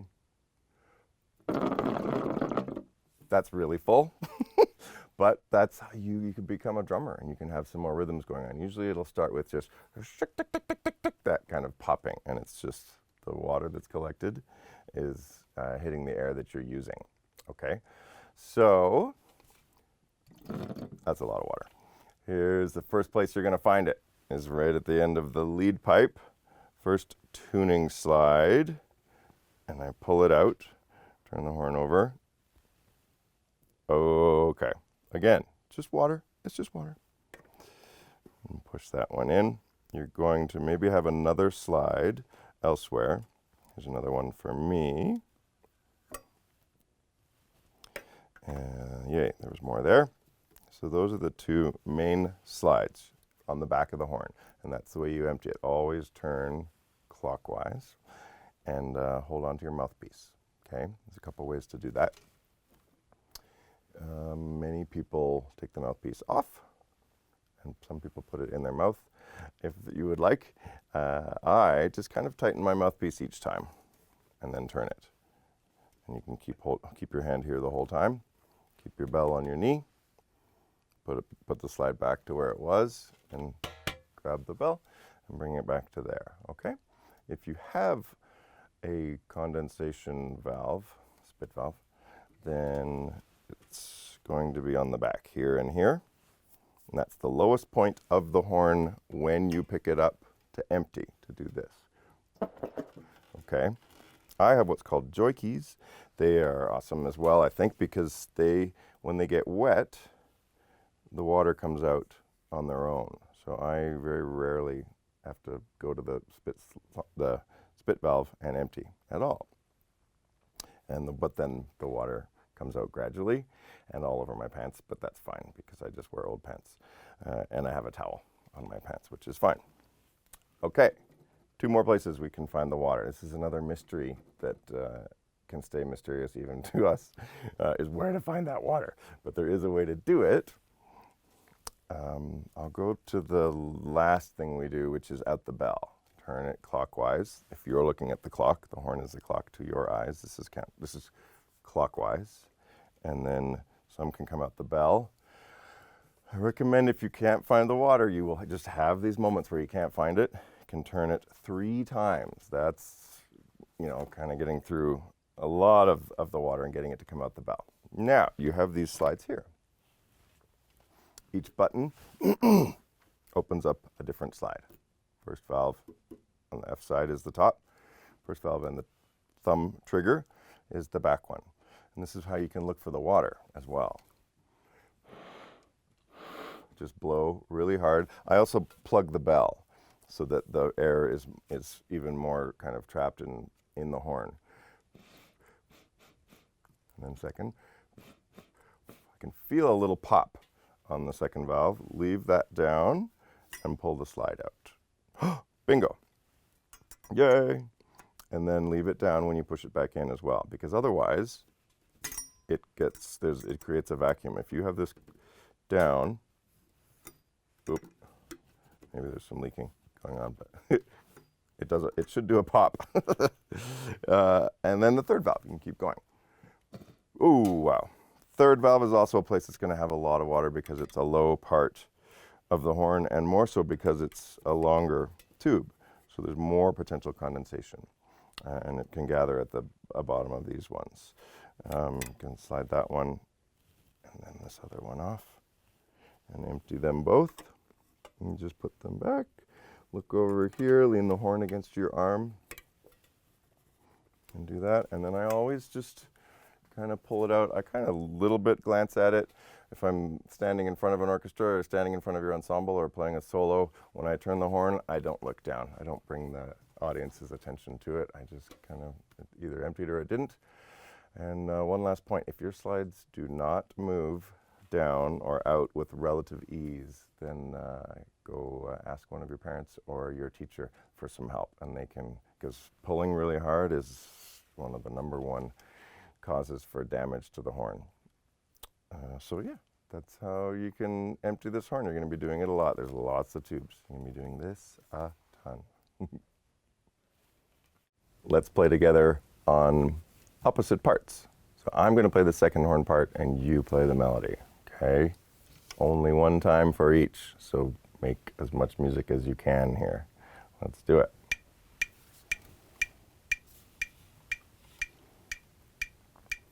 One, two.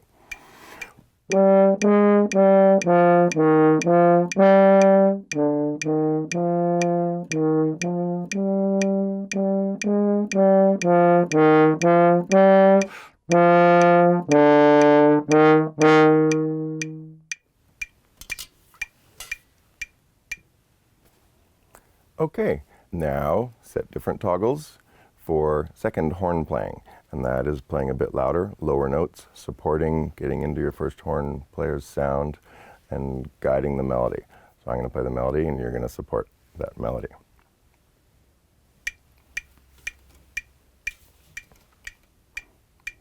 One, two.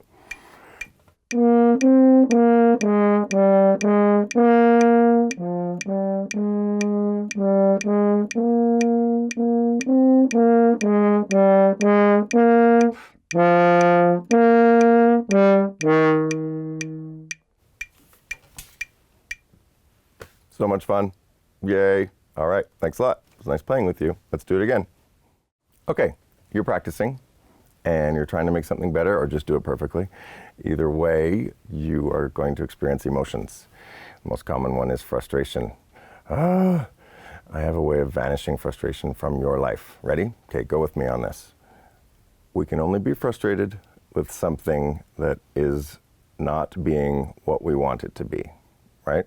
It's being something we think it shouldn't be, or it's not being what we want it to be. Okay, and then I get frustrated. Why aren't you this thing? You know why? Because it's that thing. The thing you're frustrated with is over there being what it is. So if you're getting frustrated with your playing, the mistake you're making is thinking that you're better than you just were. You just made the sound that came out of your instrument. If you're frustrated, you're making the mistake of thinking you're better than that. You just weren't. You could be, then get to that and simplify. So your job in that practice room, that's a simple concept, not an easy concept. I get frustrated. This is in theory. There's a way to get over it and go, oh, wait, I just did it. What can I change to make it better? And first is the idea in your mind. And actually before that is to calm down or take a break and then get scientific. And that scientific approach of managing variables can help you be less destructively emotional. You can still get as excited as you want, but to be destructive is to be emotional about things that you're there doing through your choices. So let's focus on what the variables are. And then I have a 3-question process through which I like taking myself when I'm practicing. So you play with the variables. So if at first you don't succeed, then be more specific. If at second you don't succeed, then either you change too much or you change too little.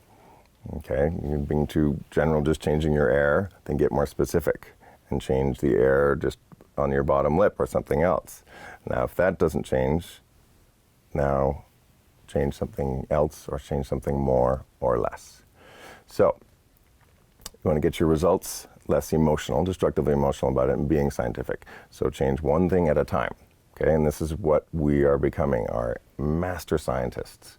Okay, whenever we're learning about anything, basically. If you play something once, change 10 things and play it again, and that second time is better, you can't know why, right? You can't know exactly why because there's 10 things. So our job is to play something, change one thing, and then play it again. And now, 3 questions. And I've discovered that the first 2 are best used if we make them yes or no questions. So the first one, after you play something, decide something to change it, and then play it again, is, was anything different? Yes or no? And only yes or no. I like these being like fun. I like funneling myself and my students into a yes or no choice every so often. Was anything different? Yes or no? And we're human, so most of the time it's going to be a yes anyway. So that's a gimme. That's a free yes in the practice room. Yay, get to say yes more often. That's good. Second question, was anything better? Yes or no? Most of the time, the first time I ask that question to my students, they say, yeah, a little bit, but I missed this thing over here, whatever. And I'm like, no, was anything better? Yes or no? And they're like, yes. It's really hard to say yes about that. It's tricky to be right about what might have been good. Really easy to be right about what was wrong. I missed that note, I missed that note. We do that all day. Scary thing is to say, yes, something was better. You don't even have to know what yet. Just yes, something was better. And if it was 0.0001% better, I'll take it. That gets a yes. Be bored with how much better it was. If it was better, say yes and then go toward it. With this third question, which is what might have been better? What are you going to do more of? What did you like about it? What maybe felt better or sounded better? Or any of these things. And that third question can take an hour, a week, your whole life. That doesn't matter. But that's a real efficient way of managing some variables and then deciding which ones serve you, go towards them, look at them, and then try again. Go for it. Let's talk about some fun equipment that we get to use. These are mutes, and they can change your sound, basically. And for the most part, mute them. You know, you have the mute button on your TV or whatever, so it reduces the sound. Doesn't completely mute it, but it gives us different sounds and definitely allows us to play softer. But for the most part, they're used to change the color of sound, because you can have some loud muted passages, which just means you're doing a different color of sound. So here's one. This is the straight mute. There's a lot of different kinds of them, a lot of different makers. Makes these beautiful wooden mutes, all these different carbon fiber, everything, construction paper. So here's a note. That was two notes. Some cork on it, goes in the bell, and squeeze it a bit. So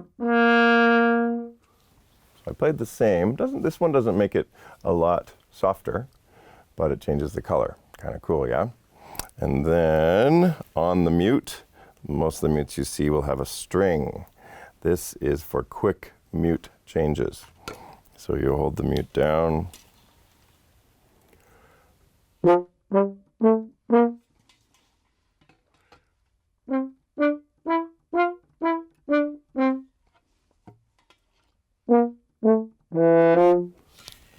That's what that does there. Okay, that's a straight mute. And you're going to get things written in your music that say consord, which is with mute, or sordino, or muted, all these different things. And you can ask your conductor, try a mute and see if that's the sound they want. Okay? This is a unique looking stop mute. You're going to have little plus signs above notes, and that means that the note is stopped. Show you the difference. There's another way to do stopped horn, which is just with our hand. So I'll do that first just to show you the color change.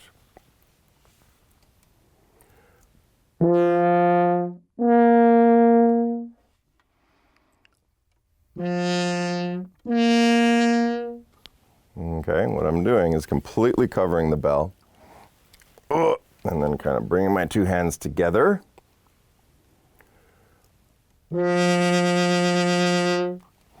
And if it leaks,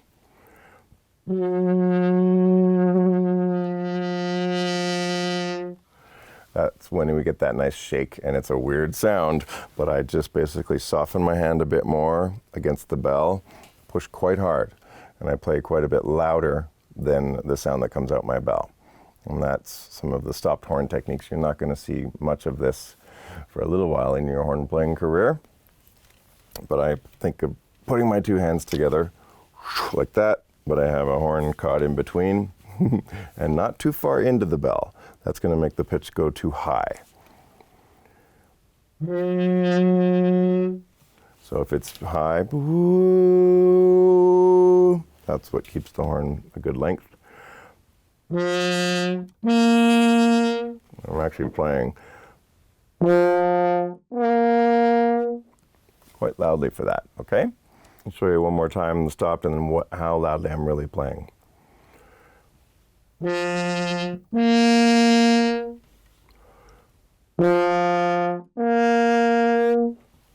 and this severely reduces the volume a certain degree, but then there's that stopped horn sound that composers are going for. And it's a great sound with 4 horns, 8 horns doing those sounds. You may have noticed I'm using different fingerings as well. The way to play stopped horn, what I was playing this time was a horn written middle C and a horn pitch written F above. So the way we can figure out fingerings is you use the F horn fingerings of the note 1/2 step lower. So for,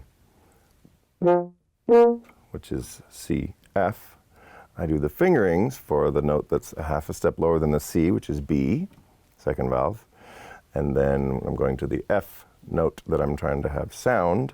I play the fingering for the note that's a 1/2 step lower, the E natural. So C, F. I'm playing those pitches, but I use the fingerings for the notes a 1/2 step lower, B, E.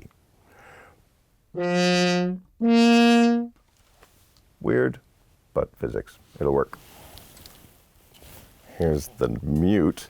It's a really cool mute. Most of them just have this part sticking straight up. But this one, made by Jan Balou, good friend, he did it so that you could send the sound out that way. It's really cool.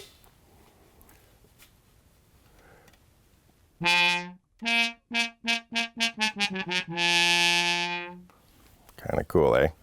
So that sound gets out to the audience a lot better.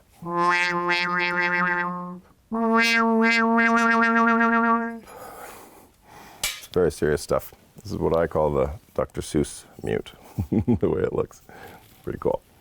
Okay, one more mute that I use a lot. I use this one the most, actually, and it's a practice mute. So it has more cork, this one, and goes in, I turn it so it sticks pretty well, but it's there so that I can practice late at night, or if I'm traveling somewhere I can play and not bother my neighbors. So I hold the mute like that as I play.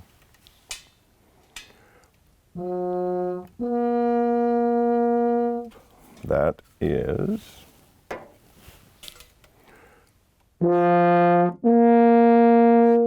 that loud. So, and if you have someone sleeping in the same room as you, I'm really sorry, I'm about to vanish all your excuses for not being able to practice. You put this in and put a pillow over it. Can't hear it at all.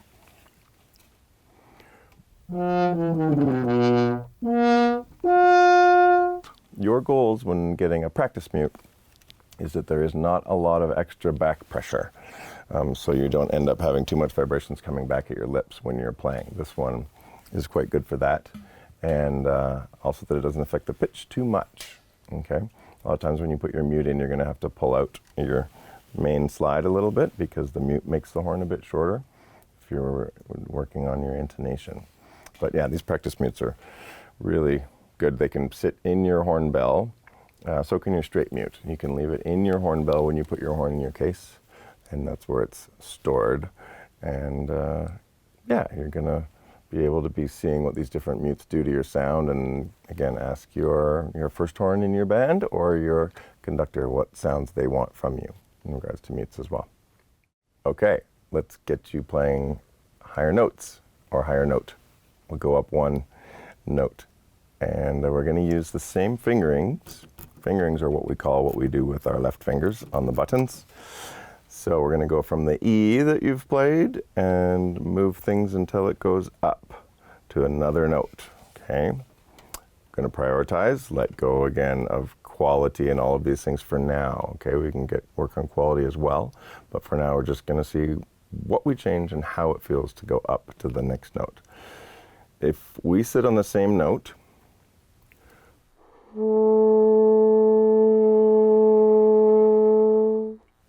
that is the path of least change, hopefully, is holding that note steady and keeping it the same. If it's going to go to a different note, seems silly, but it must be said, we are changing things. So now what do we change? To go from the E to a higher note. Let's do it on the horn and see what it sounds like first. It's going to sound like this.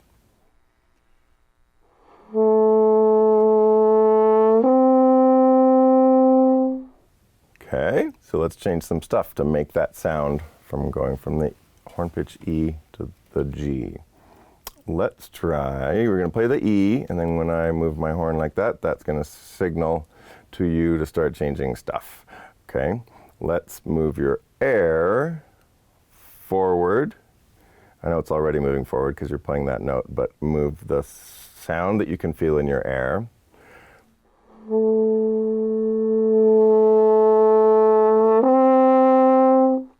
Forward and up. See what happens, okay? That was showing you what you were going to do. Ready? So we'll play that E and then try and do something with your air that'll make the note go up. 2, 3.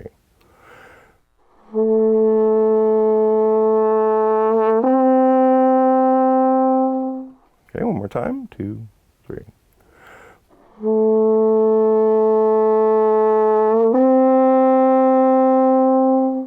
Okay, so the horn makes it easier to go up compared to, or at least to that note, than on the mouthpiece. Let's try it on the mouthpiece. I'll show you what it's going to sound like. You're not going to go for the G specifically, you're just going to go make the pitch go up. I'll show you first.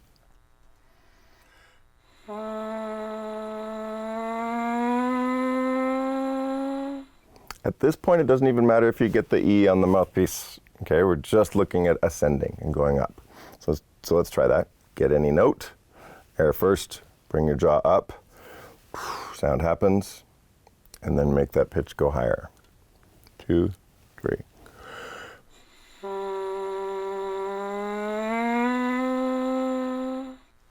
Okay, do it one more time. We'll change one more variable, which is moving the jaw up.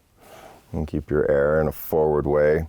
Maybe if you can see the pitch go up as well. Do 4 beats on each note, okay? 4 beats on that main first note, and then have the pitch go up. Any note, you don't have to match my pitch.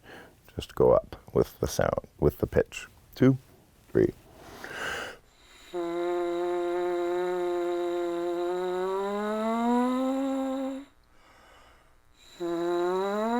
Let me show you a few times. Watch my jaw.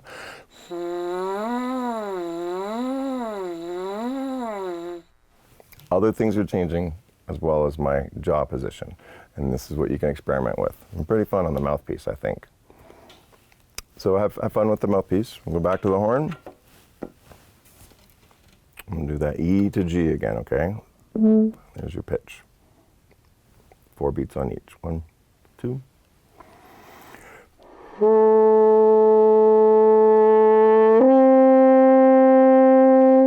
And it's a next note. That is the next note on your horn, so you don't have to skip notes. So it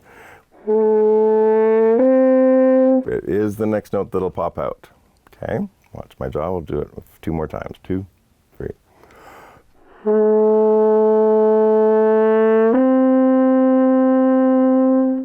2, 3.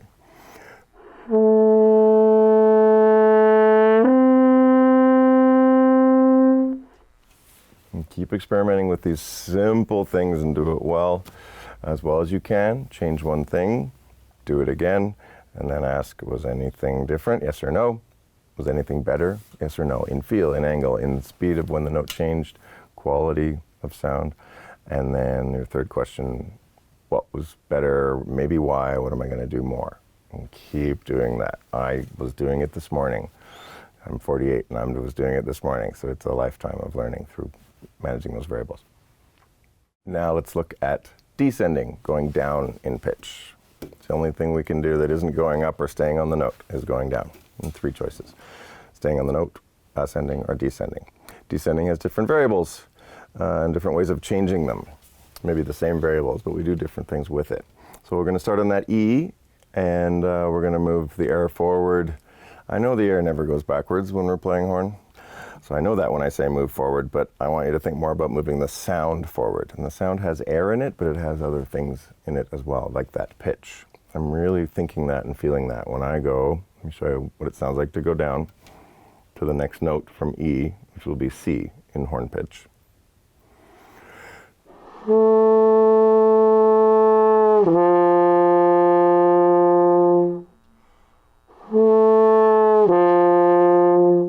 Okay, so you can see, maybe look closely at my lips as well about what I'm doing, and I'm basically dropping my jaw, and I'm thinking about that note being that airstream, and the airstream is a solid, maybe like a bow across your violin strings.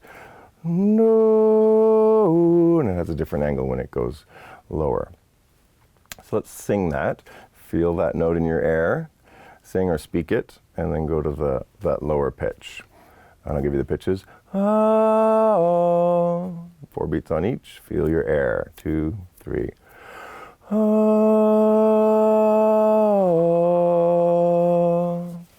And do that same thing on the horn, and lower your jaw and see if that lower note pops out. From the E down to the C, forward with that note and the sound that's in the air, and then drop your jaw. Let the air tell your lips where to end up going. 2, 3.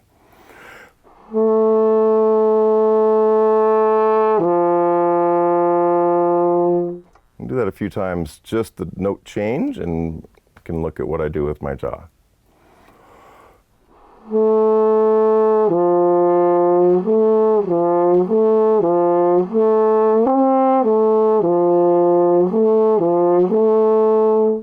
It's a lot of bottom teeth movement that ends up helping my air know where to go, and then the air moves my lips and changes those notes. Let's do it again, and we'll crescendo down into that low note. Same 4 beats on each note. And let your jaw go down, maybe even more, and your lips will open up. And that lower note has a wider size to it. And it's because we drop our jaw, a bigger hole in our lips. 2, 3.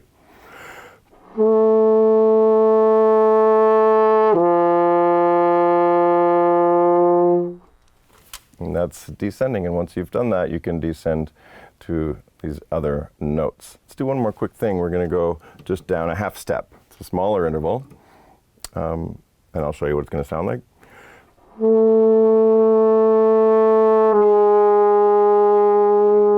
Second valve, okay? Ready? 1, 2, 3.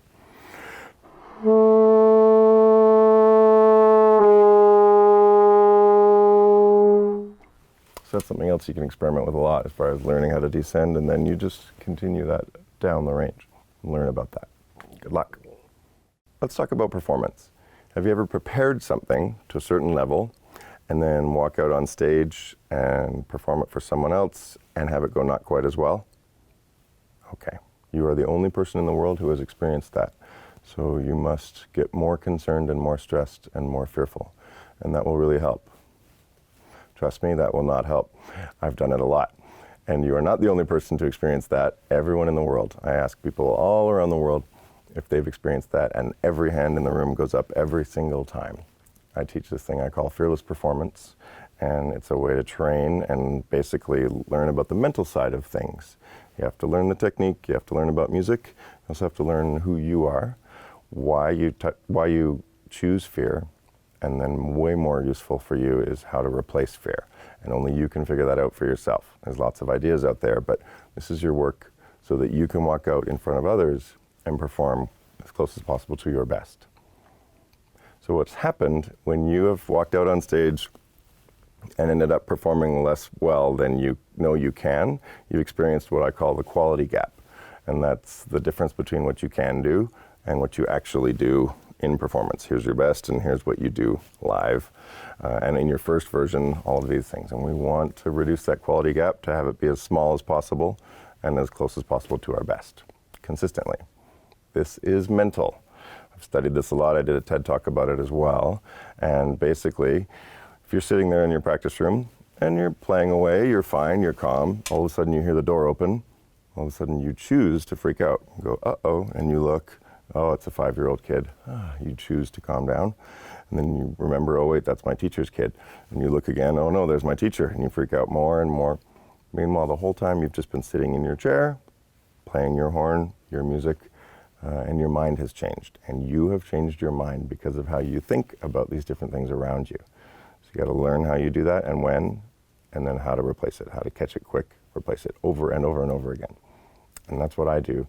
And I still get nervous. I get nervous for every performance, but I catch the fear quickly and replace it really quickly. But sometimes I've gone 5 whole seconds in a concert without being scared, and then I think of something else to fear and replace that one as well. Fear is not the problem. It's the response to fear. So keep studying it, and here's how. I realized I'm standing backstage, I feel okay and I'm ready to go, and then I walk out on stage. That's a physical thing, but when I walk out on stage, I make choices.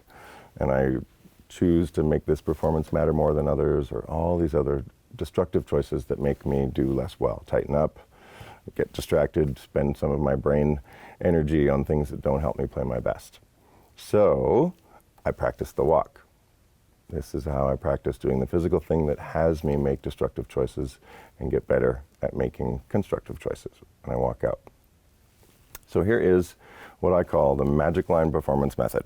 I do magic as a hobby, so I have put a magic line between backstage and on stage, and I practice crossing it. Every time I cross it, I bring every choice I've made my whole life, which is either a source of a lot of fear or inspiration to clean up my choices. And that's up to me, and I learn with each time I do it. I can do it 10 times a day into my kitchen and just keep practicing walking out and crossing that line. Okay, so here's how you do it. Stand at the magic line with your instrument and get ready with your music and everything, and then you read an inspirational sheet. I'm going to cover how to make one in the next video. Read it. It says some good things like they want you to play well, get in a good place. Okay. Cross the line, walk to your chair, then perform, do your horn music stuff that you've been training for, and that's it. And you learn a lot from doing that. And perform. Put yourself in that situation. There's different things that apply in performance than in the practice room. One of which is you can't stop. You have to keep going. All these other variables we can practice though. Magic line performance method. It's real magic. Do it a lot. Have you ever felt inspired? It's a good feeling, yeah? Well, I'm going to talk to you now about inspirational sheets. This is a simple sheet of paper that you write down things that you have noticed have ended up inspiring you, or helped you to choose to be inspired. Right? All of these mental game things are a choice, and I like believing that I choose how I feel. There's a great quote by Eleanor Roosevelt. It says, "No one can make you feel anything without your consent." So I talk to my students a lot about that. When they say the audience made me nervous, I say, "I'm sorry, what?" And they say, I chose to let the audience make me nervous." And I say, "Okay, get in there." And they say, "I chose to get nervous." And that's the most responsible way of looking at our nerves and our fears, is that I chose to embrace that fear and hold on to it. And I get scared too, but that thought, that theory that I choose it, helps me deal with it, because now I'm responsible for it. It's not my fault, I'm not to blame, I'm just responsible for it. Blame and all that other stuff is negative and in the past. Get bored with blame, get obsessed with responsibility. I chose to get nervous. I might have got nervous because of the audience being there, and that's interesting, but full responsibility that I always choose to get nervous. And now that I've trained this way, I don't always choose it. But every time I'm feeling nerves, it's because I chose that. And then I can choose better. We choose fear, we can choose better. And keep learning about that, about yourself and how you can do that. So these inspirational sheets can work wonders for what you're thinking, both backstage and on stage. So the things I write on mine are, they want you to play well, share what you got. You can make it better tomorrow, but share what you got in that concert. And just have that sheet, draw it out. Like I write lightning bolts and smiley faces and all over the sheet. Focus well, don't ask, tell. No questions up on stage. Ask your questions in the practice room. You come out here, this is what I think. Boom. Make the decision easy for them, and make the decision easy for them in a good way, to actually easily like you or enjoy what you're giving them, right? Execute, like Olympic medal winning athletes. They just execute. They say, yeah, coach wanted me to execute today, and that's what I did, right? Simplify all of that. Remind yourself you love this music. Take them there. As you're doing all these Magic Line performances, quietly keep track of the person that you played the best for and write their name on your sheet as well. And then when you walk out there, imagine that person being in front of you and just deeply, deeply, deeply believe that they are loving everything you do. All of this mental stuff does not help you learn your technique and about your composers and your music. It just helps you do better with what you got and have a smaller quality gap so you don't freak out and get in your own way. Okay? So it's basically just constructive pre-performance self-talk. You write it down. You can make new ones all the time, whenever. And I read it backstage before I walk out, standing at the line. And then I walk out, and then I read it again when I get to my music stand. And then I can read it again in between each solo or in between each piece. Just that refreshing every single time, so I don't have a emotional scorecard of how I'm doing. I'll learn later. My mother, who teaches singing, says, if you're listening and the audience is listening, then who's singing? That's just a great quote to be able to get present and execute in performance. In the practice room, you can be listening and decide what to stop for. You can't in performance. Record yourself, learn later, keep looking at your sheet. You know, when I walk out on stage, it's a 10-second walk or whatever, and I've just read my inspirational sheet. 10-second walk, I read it again, because in those 10 seconds, there's not a lot of opportunity to make things a lot better. I'm not going to learn a new rhythm, anything like that, but there's a big opportunity to make things a lot worse for myself in those 10 seconds. I walk out and see someone, oh, I didn't know they were coming, or whatever. So when I get to the stand, smile and bow, talk if I'm going to talk, and then I read it again, and focus.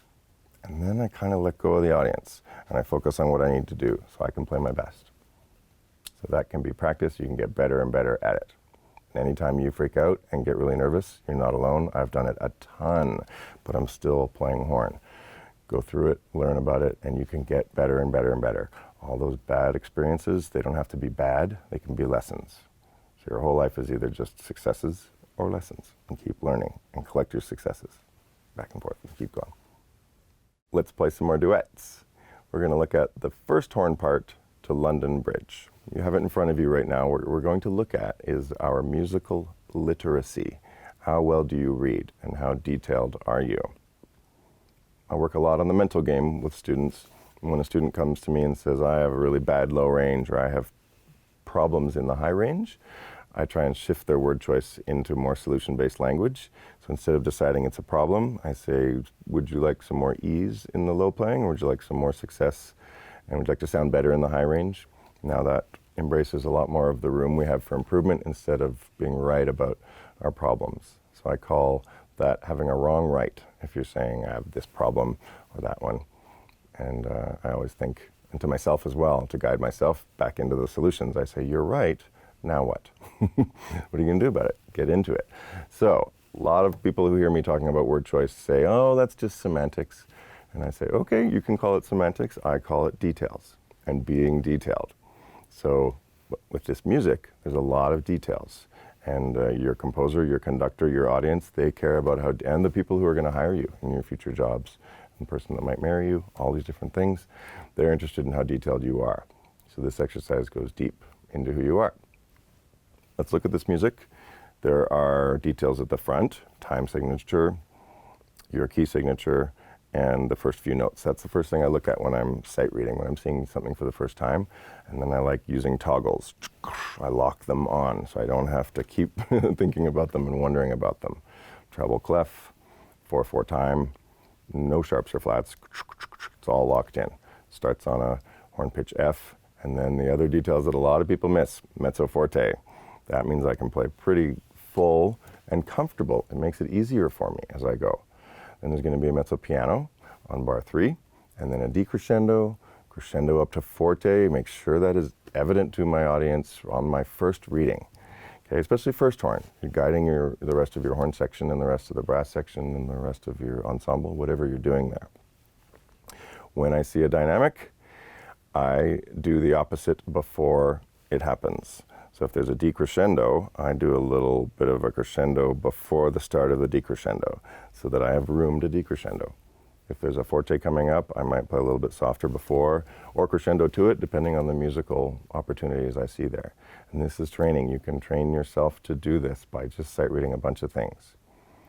Put your priority on the music making and on the details, and lower your priority of accuracy for now. You'll get better at accuracy.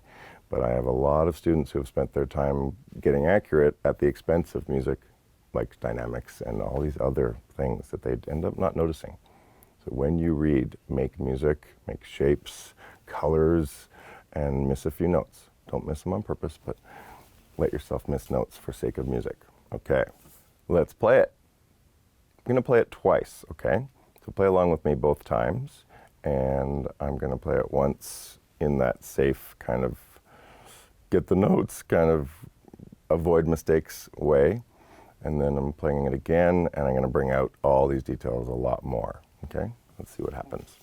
I'll turn on the metronome, and I'll count us in with 4 beats. The metronome's at 120 for the quarter note. 1, 2.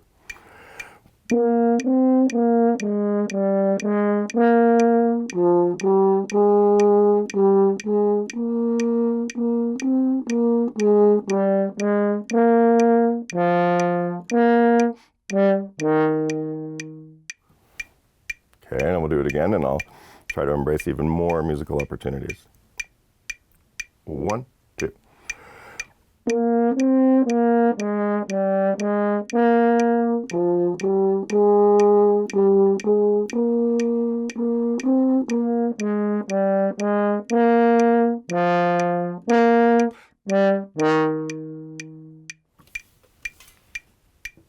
Hopefully you heard a lot more of the details, the musical details, in the second version.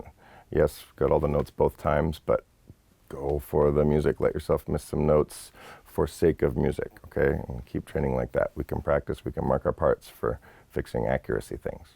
Go for it. London Bridge, the second horn part. Not less important, secondary to the first part, but there are no unimportant parts. The unimportant parts in music are the things that we don't see written down anywhere. If a composer wrote something, it was important and they wanted to hear it. So this is learning about playing the harmony line to the first horn part, which has the melody. But a lot of the times you're going to find if you're playing second, third, or fourth horn, you are a supportive role, but really important. So bring it out. Also, those lower notes, they have to be louder before they are too loud for the first horn part. So lean in there, and you can play a little bit louder than your first horn to be able to support them and have that nice harmony sound. Okay, let's play it twice again. I'm going to go for notes the first time in a nice safe version. I'm going to go for a lot more music on the second version.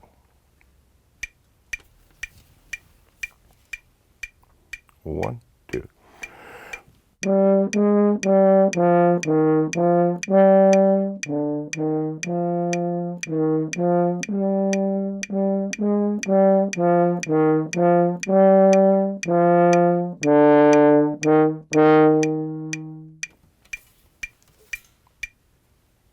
Okay, so you heard quite a bit of spaces between some of the quarter notes, and I kind of playing like I saw the forte a little bit late. Oh yeah, there's a forte there. So this time I'm going to be reading ahead a little bit, looking ahead while I'm playing. Another really good skill to have. And when you miss notes doing this, don't freak out. Don't give yourself grief. You have chosen different priorities. You have chosen to read ahead and practice doing that. You will get better. You will not nail it at first. Be okay with that. You're in your learning zone. Out of your comfort zone, in your learning zone. Don't leap to panic zone. Stay in that learning zone and let yourself miss notes calmly and go, hey, I'm looking ahead. And I saw the forte, and I played all the wrong notes, but I played them forte and made shapes. Going to put you way more useful in the world as far as music making instead of just regurgitating notes and other things you do in your life. Okay, let's play it again. It's a forte. It's a full dynamic. 1, 2.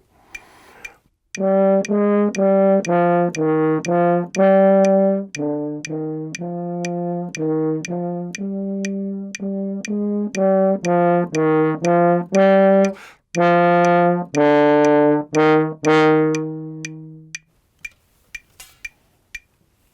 right, good job. Keep doing that more musical version, and you'll find out what else you need to work on. Your purity of sound or your symmetry of crescendos, making them make sense instead of dee-ta, dee-ta, having notes jump out. Listen to yourself, and this is what we practice. It's awesome. Keep going. Let's play some duets in harmony. So you're going to play the notes on the screen, and I am going to play the other notes. You are going to experience managing your intention, what you want to create, and your attention, how you're doing, what you're sounding like, how your sound is going, how much phrasing and crescendoing and decrescendoing, getting louder and softer you're doing.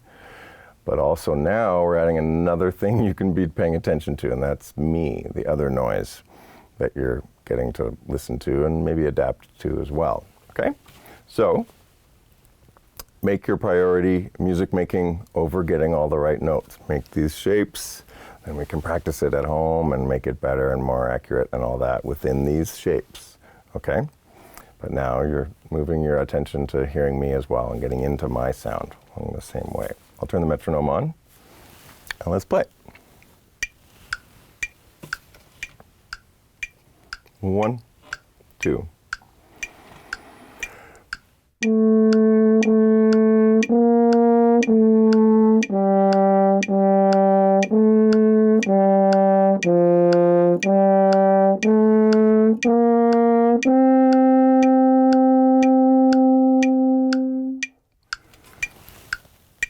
Nice job. Now, I'll play the other line, I'll play the melody, and you play the harmony. 1, 2.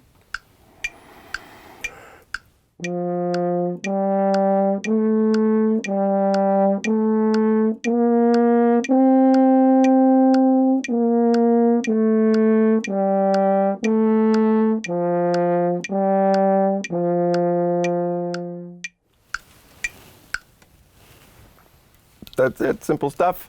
You can record yourself at home, take it from someone who had no friends. Growing up, I had to just record myself and play duets with myself. It's not a bad thing. It's really fun, especially with computers, and now as well, it can be a lot of fun. So yeah, enjoy these duets, and they're all over the place too, so endless fun. Enjoy. Here's a game you can play at home, and it's fun for the whole family, all ages, all instruments as well.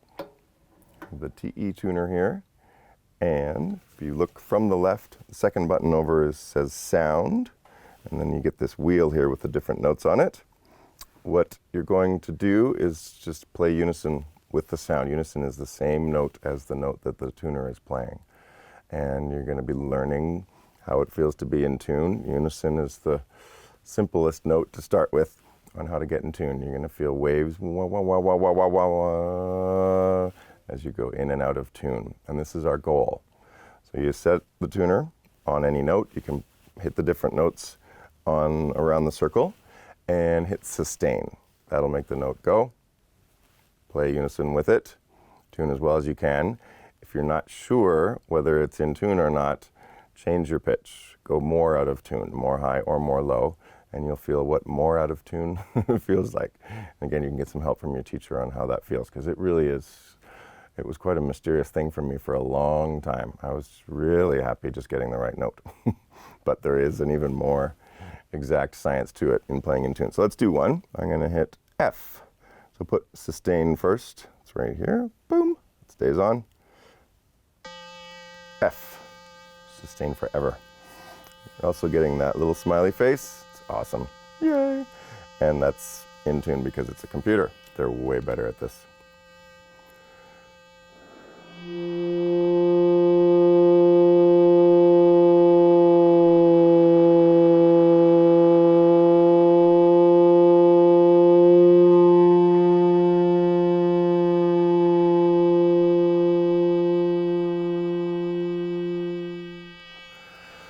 Hopefully you heard that sound. I went down a little bit and wah, wah, wah, wah, wah, wah. Went down a little bit and it went wah, wah, wah, wah. Came back into tune, went up a little bit, and it'll tell you kind of how close you are for intonation. Really great exercise. I'm going to give you some more exercises in the routine section for how to do this with different pitches. There will come a time, I'm sorry, you're going to be fine, but there will come a time when you have to leave our wonderful horn world, venture out and play with what's called others. It's okay. Yes, they'll be jealous of your beautiful sound, but that's okay. You can give them a lesson and they can start playing horn whenever they would like. But there are other things that might be confusing for you. The main one is when you say I'm playing an E, they will look at you and go, no, you're not. Two reasons for that. One, you might not be playing the note you think you are. I've done that a lot. But the other one is that the pitch that I play, that is called E in the horn world, is actually an A in the outside world, outside the horn world, and in what's called concert pitch. Walk over to a piano, the standard, put your finger down on a C and plunk it, and a C comes out. But it's just a sound. We've named it. We've named it a C. And for us, that's a G. So here's a way that you can remember how to transpose that. When your band tunes, you're going to tune to concert B flat. That is our F.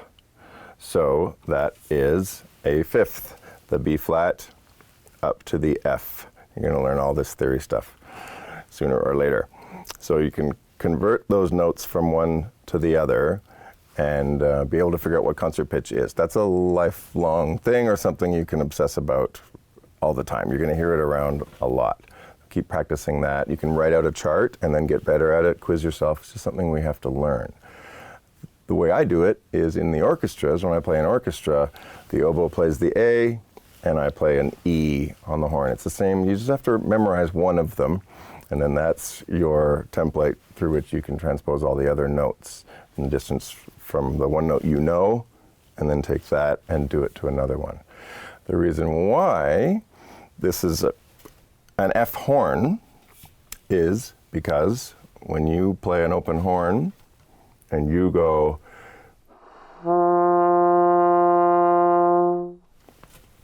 that's a concert F, but it's our C.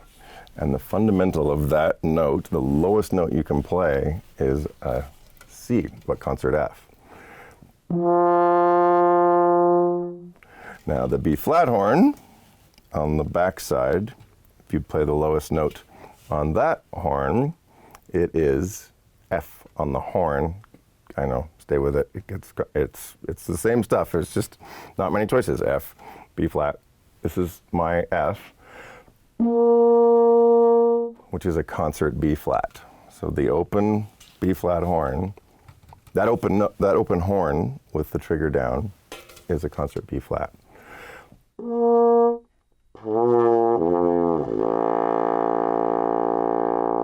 That is the fundamental of that whole horn, is concert B flat. So that's why it's called an F horn, or C, and a B flat horn.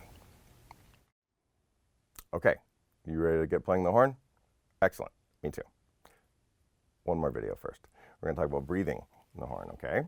And then we can start making noise with it, okay? So, breathing, you've been doing it your whole life, do it like that. Just take a deep breath with me, ready? 1, 2, 3. Okay, that's it. You're done. You're ready to play.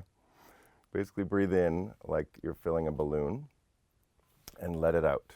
There's a lot of teaching, I believe, that teaches us to push the air, and I believe pushing too much. If you push the air too much, our lips have to tighten, and there's an imbalance there. When I'm breathing to play the horn, I am filling a balloon, basically. Lungs are here, and then there's a muscle called the diaphragm, and it's below the lungs, separates the lungs from our guts and all that other complicated digestive stuff. So just above our guts and below the lungs, diaphragm. Breathing in, the muscle goes down. And then to release it goes up. So that downward motion is what goes down and helps the lungs open up and fill with air. Okay? So up for exhale, down for inhale. If you're in an elevator and you're trying to make room for other people, and you breathe in, you went the wrong way because you're getting bigger. Blow out and get smaller, and get rid of all that air in your body. Okay. My teacher told me once, long ago, early on when I was playing the horn, one thing about breathing that immediately changed my sound. And it was this, that you breathe in like the air is going in through a hole in the bottom of your back. Let's do that now. Take your thumb and put it at the bottom of your spine, okay, at the bottom of your back. And now take a breath in and pretend or put in your mind that the air is going in where your thumb is touching your back. Ready? Go ahead. You feel anything go lower when you're breathing? That's the thing about the diaphragm and feeling it go down. Okay, let's do it again and bring that air in through the hole in the bottom of your back and feel stuff going down on the inside of your stomach. It's actually your diaphragm going down, but let's do it. Ready? Go. That's it. And a full set of lungs will empty quite optimally and well balanced for playing the horn. Okay. There's another thing about keeping open with your throat and all that. You'll see that I drop my jaw pretty passively, not any of that active breathing stuff. Just, yeah, it's so relaxing. And that's a really good way to approach the breathing when we do all these other exercises. Ready to play? Okay, me too. Let's do it. What I'm going to talk about is your embouchure. It's a French word. Based in bouche, which is French for your mouth. And it's all around here, what we do with our lips. However, I'm going to caution you out of the gate, or more eagerly inspire you to not focus too much on the lips. The lips are a very important part. Horn sound does not happen without lips, but I try and have them be less important than things like some solids, teeth, and mouthpiece. And more important than them is our air and what we do with our air. That is the most important thing. It's what sound travels through and how it's made and everything, okay? A lot of teaching you're going to hear works well, but taken too far has negative results, as I'm sure with any idea, respectfully said. But I think a lot of the over-pushing with air tightens our lips, and here's the important thing to remember, that a tight muscle is a slow muscle, okay? So what we want to do is use as efficient as possible a setup or embouchure, okay? So this is what I do to start sound production with the least amount of lip tension and to get the most amount of sound, okay? So first, copy me. First we'll do the horse sound. Ready? Go ahead, 2, 3. Really feel these lips completely passive. You can even bring your teeth together while you do it. Okay, really feel that. Okay, you can call it horse lips or tuba lips, either way. Tuba has this big mouthpiece where the lips are going, all that. Okay, now take your mouthpiece, this is the second one, and blow air through the small end of the mouthpiece, the shank of the mouthpiece. Air can leak out the sides, but you're just gonna go. Okay, ready? 2, 3. Air can leak out the sides. I basically say, put the shank on the bottom lip and then let gravity bring the top lip down. Stupid lips. Big fan of stupid lips. Leave them passive. Don't get ready to play and tense them up and do all that buzzing stuff yet. We do that when we're at extremes. This is going to be a mid-range note at first, okay? So, whisk me again. 3. And let the lips relax. Now, third one is do the same thing, and now through the big end of the mouthpiece, okay? 1, 2, 3. Let's blow out for 3 seconds, okay? Nice big breath. Air in through the hole in the bottom of your back. I'll give you 4 beats before you blow out. 1, 2.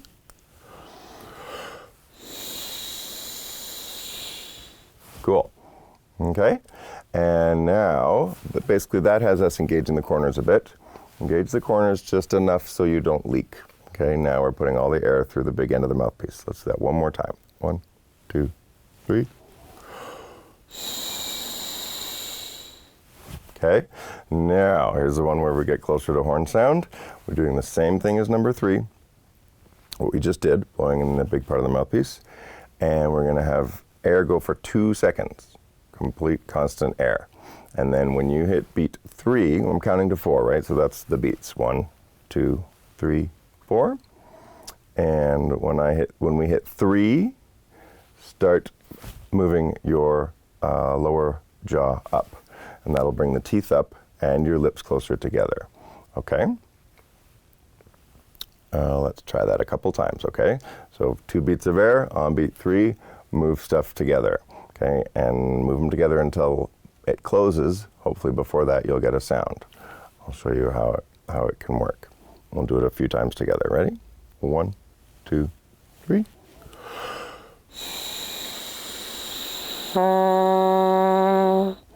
Okay, so on beat 3, start moving things. Sound happens whenever physics determines after that. Don't try and make the sound start on beat 3. Anytime after beat 3. Okay, one more time. 1, 2, 3.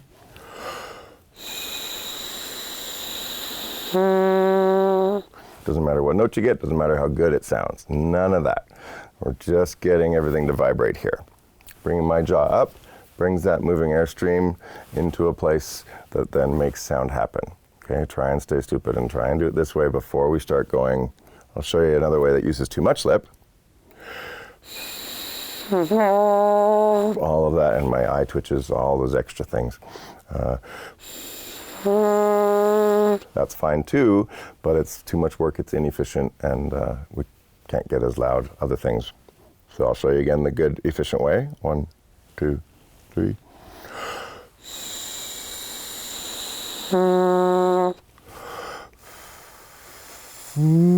That's about when sound will happen. Lips are not engaging like that for this mid-range simple note. Makes my ear tickle. I'm a little dizzy. Put the mouthpiece in the horn now, and same thing. The horn will funnel you into a specific note. Don't worry about which note. Don't try and get the pitch you got on the mouthpiece, anything. Just air out for 2 seconds. On beat 3, move stuff in your mouth. Closer together. 1, 2, 3.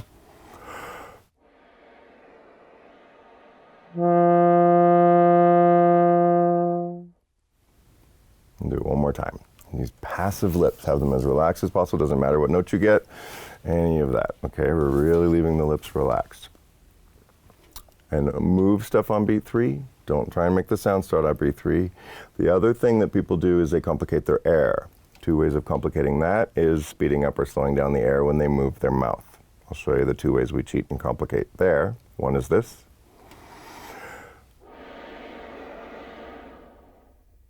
All of that. Or 2, 3. And push air. So try not to do either of those either. Focus on steady, stupid air, and then move your teeth up and your lips together till you get a sound. Do it one more time. 1, 2, 3.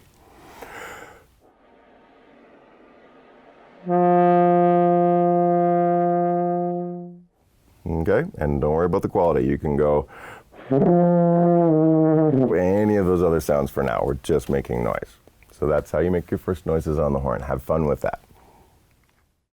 I want to talk about one more thing about the ingredients for your sound and what 3 variables you're working with, okay? This is important for how you think about everything. And it's something I'm excited about. It's pretty unique. It's not that common a sound. I didn't hear it when I was studying all that much in this way. So I'm going to give it to you this way. You're going to hear a lot of other ways from other people too. Listen to it all and give it all a try, and then find out what sounds the best, what feels the best, what works the best for you. Okay? There's a great saying, it's not information overload, it's filter failure. So it's up to you, and you're the filter. So what you collect, and the more you collect, the more choices you have, and some people get stressed out about that. Oh, information overload. No, choose and filter. If there's 10 ways to do it and 10 ways work, get started and try them and see what works best for you. So here's an idea on sound production that works really well for me and my students. And it's a good complement to other things as well. So don't choose to have the other sound production ideas be confusing. They're different ideas, but they're going to the most important thing, which is your sound. Okay, and keep going to that. My idea is that we're working with three things for sound. Your gas, solids, and liquids. And those are the three things. Gas is your air. Number one, most important thing. It's your fuel, it moves, but it also can take different shapes. And the shape of your air dictates the shape of your throat, the shape of your chest. And when you take a big breath in, take a big breath in. You feel your chest fill up and your posture get a little more big and everything. And then if you take a nice deep breath and open your throat, I like to think again that the air is opening my throat. I'm not using the throat muscles to open the throat. The size of the air does that.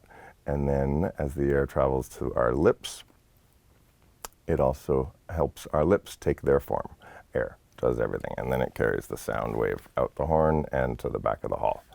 Okay, second thing you're using is the solids.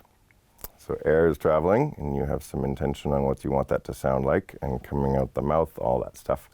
And it hits your solids. And your solids are your teeth and the mouthpiece. These things do not get tired, okay?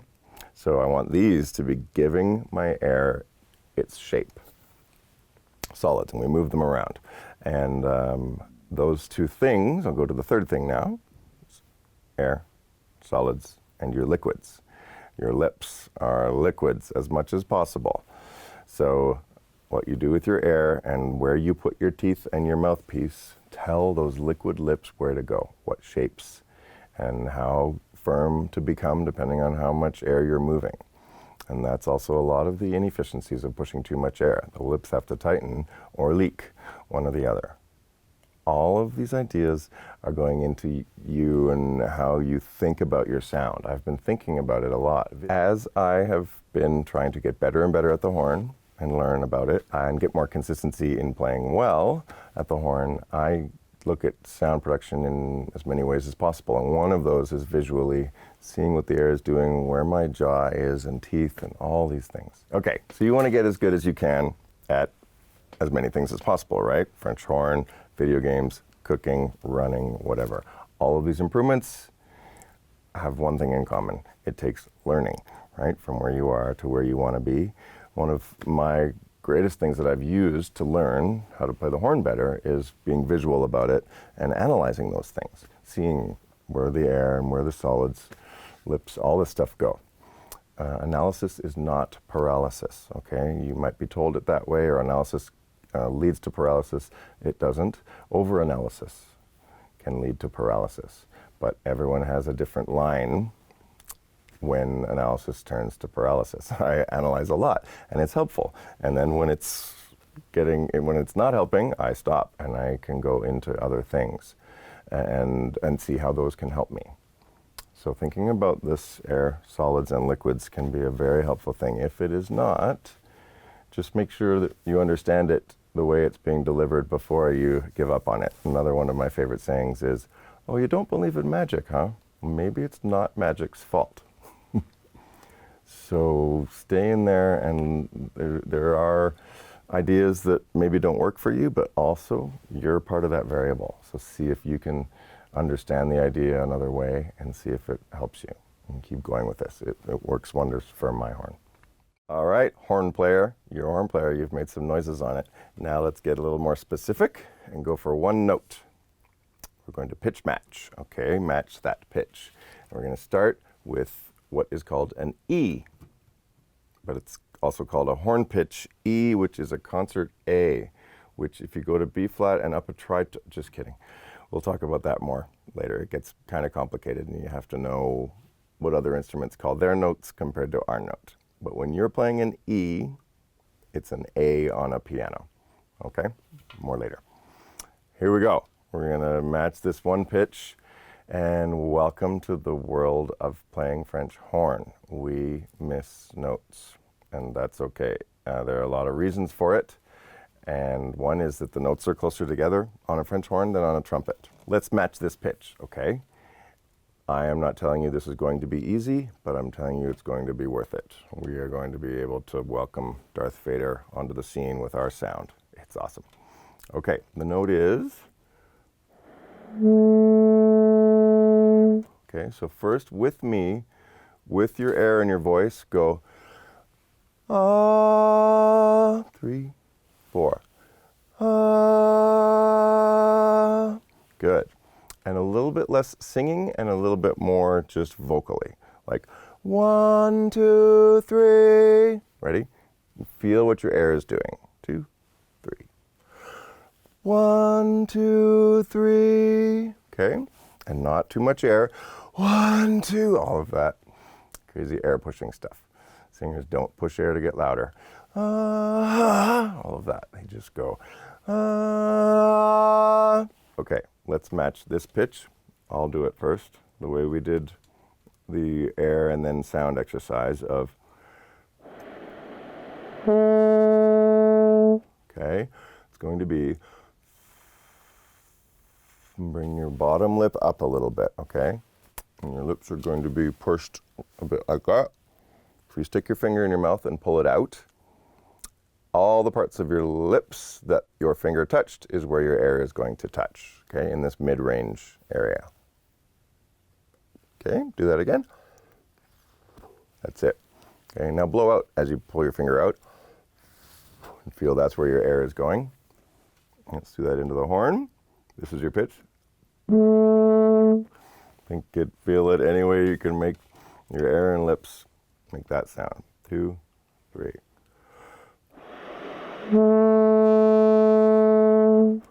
Okay. Well, either you matched it or you've done something else that's just wonderful. You are now a French horn player because you've done what's called cacked. Welcome to your first cack. You've just missed your first note. And there may be a lot of them in your future, and that's okay. You have to steel yourself and be strong and know that our notes are closer together, lower in our range than other instruments. A trumpet, when they're playing a note like that, the next note, those notes are farther apart, so there's a little bit less variables and chances of missing notes. For us, that same note, we're a different part of the horn, but it's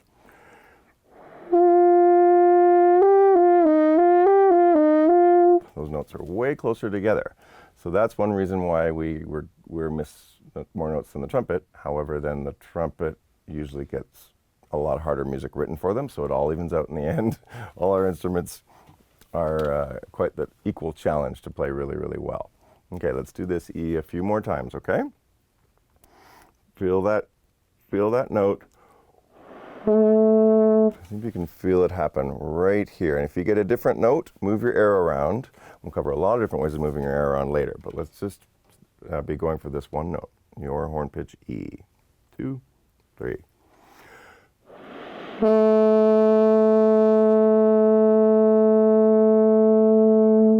2, 3.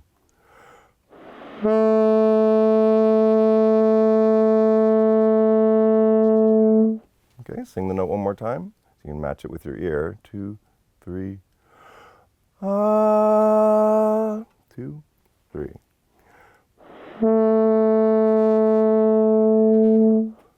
That's your first note. Great place to start. Keep working on matching that pitch for a while with as little lip tightness as possible. Let's get musical. Okay, this is how you're going to impress your friends and maybe upset your parents at times, depending on how well you do at this. We're going to talk about getting louder. This is the big musical part that is up to us as the horn player. The composer tells us which notes to play and what things to go for, but we still get to choose how loud we go to a degree. Our abilities dictate how loud we can get. And it's not just how loud we can get, it's how loud we can get with a good sound. So if people are telling us that we're too loud, a lot of the times we're just too loud for ourselves, okay? So in the music world, loudness is also what's called dynamics. And there's piano, mezzo forte, mezzo piano, fortissimo, all these things you're going to learn. from your teachers and from reading music. I really like thinking about dynamics more as colors than decibel levels. So when I see a forte, I can play a loud forte or a little bit softer forte, depending on how important my part is with the whole ensemble and the whole composition. So be working with these dynamics, loudness factors, as both colors and loudness, decibel levels of how loud it is, okay? All this getting louder stuff is an important part of playing musically and what people call phrasing, going toward a note and away from a note. Okay, and that's what playing musically is to a lot of people talking to us about. Can you make more music there?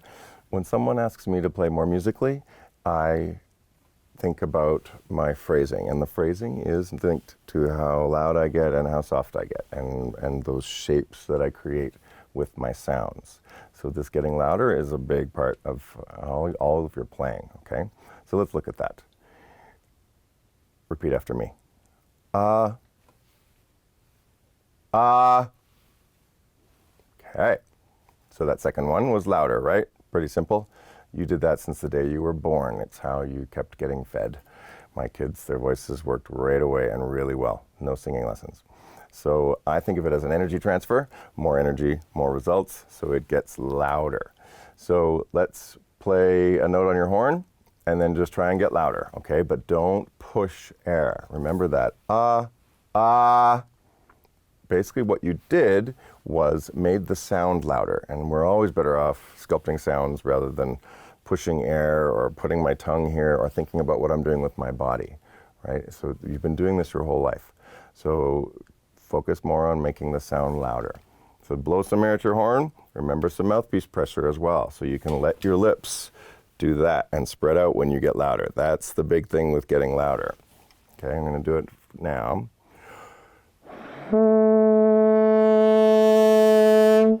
Okay, so it crescendoed. What I did, let's do it again a few more times, whatever note you get, okay? And you end up using more air, but as I said, singers don't push air to get louder. It's too much. Go ahead, you can feel your stomach maybe tighten up as you push out. Here are some of the more specifics of what I do when I get louder. Big thing, air, and then I use louder air, not just more air. I'm not just pushing air. It can get wider, more dense, faster, warmer, all these other variables to my sound, much like what I do to my voice. All of these things. You understand your voice very well. Use that when you play horn. Other thing I do is I drop my jaw, bottom teeth. You can think of it either way, they're connected. It's good to think of the teeth here because it's closer to what you're using on your horn. There's me not dropping my jaw and just pushing air. Lips tighten, and this hole stays the same size. Doesn't work to let more sound out. If I drop my jaw, here's your air. Here's my jaw. Air going like this. If I drop my jaw, this air can get bigger and can spread out the lips. They end up spreading out my liquid lips, and we get more sound that way. But this hole has to open up to balance the energy transfer of moving more energy to make it louder, okay? As you do that, jaw goes down, this opens up. One more detail here. When this opens up, there's another imbalance because it could leak. So that's where the mouthpiece pressure can help. Mouthpiece pressure is not bad. Too much mouthpiece pressure is bad. So is too little mouthpiece pressure. If you use too little, you have to make that resistance with your lips and you will tighten. So have the metal against it and drop your jaw and let the air spread your lips out.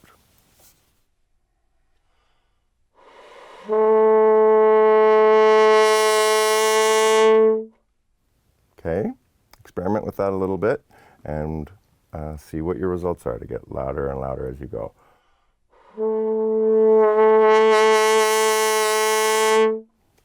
Have fun.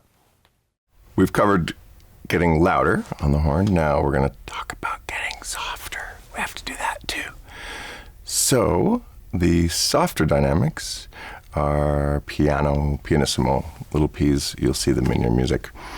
The biggest mistake people make when they see the softer dynamics is to back off on their air on these wind instruments. So number one, go forward into your softs.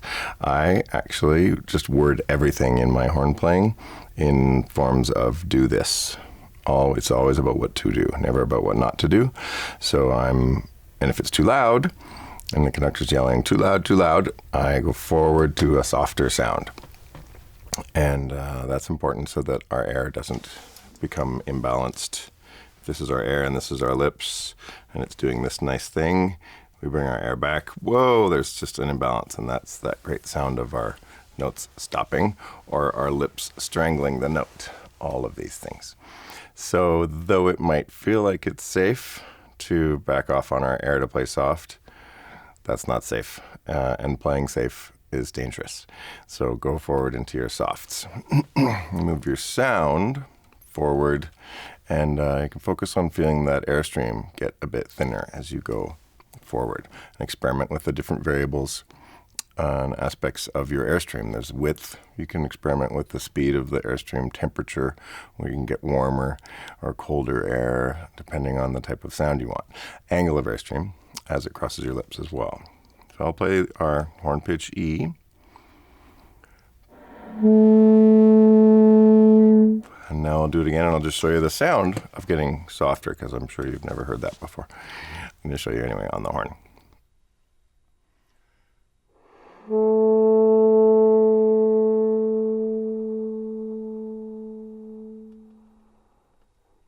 So what we're going for is the largest spectrum we can as far as abilities, to be able to play super, super loud, triple forte, FFF, and super, super soft, triple piano. Keep that in mind when you're getting softer. Forward, forward, forward. That's the main mistake that we do, is to back off on our air and also tighten our lips. So that'll show you those sounds.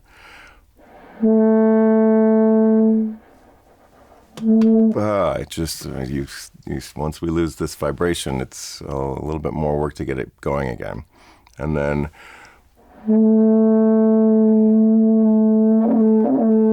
all that less attractiveness in our sound.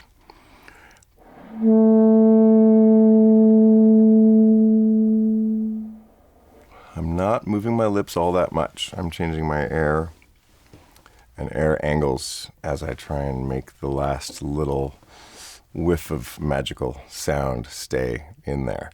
Yeah, for ends of notes, when you're getting really soft, there's a thing in the singer world. My parents are opera singers and my wife's an opera singer, and they call it an upending. So that's something you can obsess about now, put you way ahead of a lot of the other players that just end the note in time. There's la, or the upending is la. And that's that super, super soft ending. So these are really good opportunities and puzzles and challenges for you to experiment a lot with as far as learning how to get softer. Let's talk about your horn sound, okay, and the aspect of purity in it. I like calling it that, purity, because that's something we can measure, but also it's the solution. We want to have a pure sound, and the act that we do to get that is purification, so we purify. So there are two impurities in our sound, and when I speak of this, I'm talking about the impurities that we hear in the sound, and one I call an air impurity, and the other is a lip impurity. The air impurity is when you hear a lot of air in the sound. You've got that airy feeling. It's an old song from a movie called Top Gun. You must see it. It's from the 80s. This is what the note sounds like with the air impurity.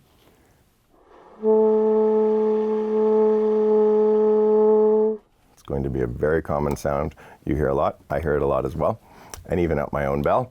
But be sensitive to it, be looking for it, and be tending to it and purifying it. The other air, and I'll talk about it in a second, the other impurity is the lip impurity.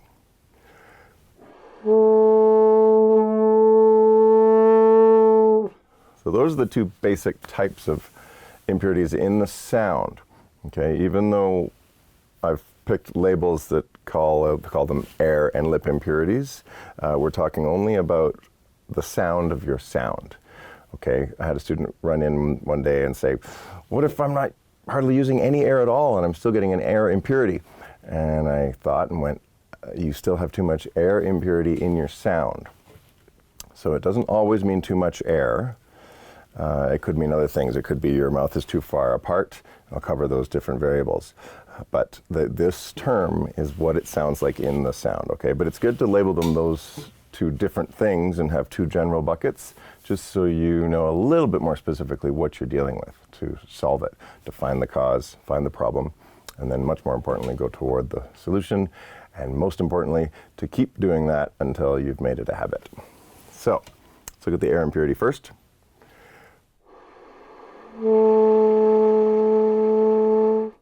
Two main causes for that. One is it is too much air. But the other one is that the aperture is too wide. Either your jaw is too low or you've spread your lips too far apart. But the answer I had for my student who said, I'm barely using any air and I have an air impurity, but there's too much air impurity in your sound. And the solution was that her lips could have been more absorbent. Actually, her lips were actually too tight, too firm. So now I'm going to have an air impurity and then purify, so you can hear what that sound is.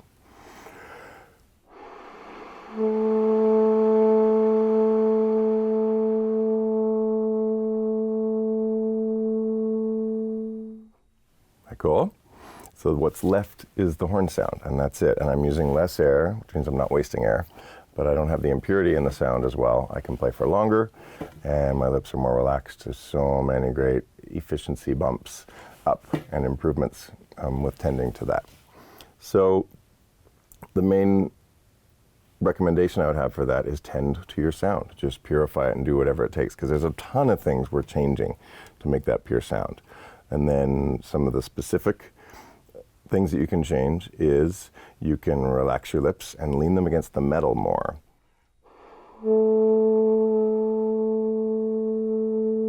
So I have this almost leaning sense of my air against the lips and then against the solids as well.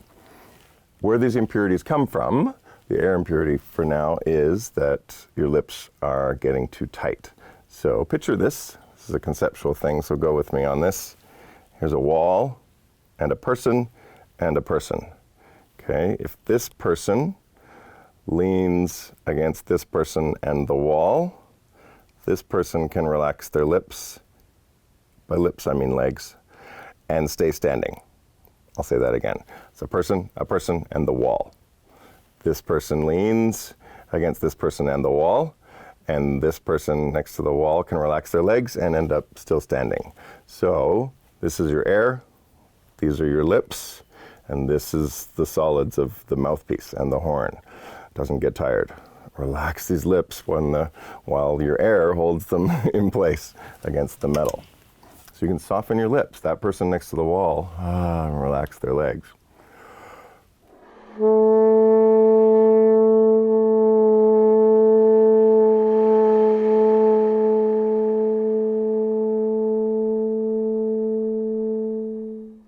It's much more of a lean in that range at that dynamic. That's what we work on, is that centered, pure sound in that range. And then you can extend the range. Same with the lip impurity. That's the tightness of the lips or maybe too much mouthpiece pressure.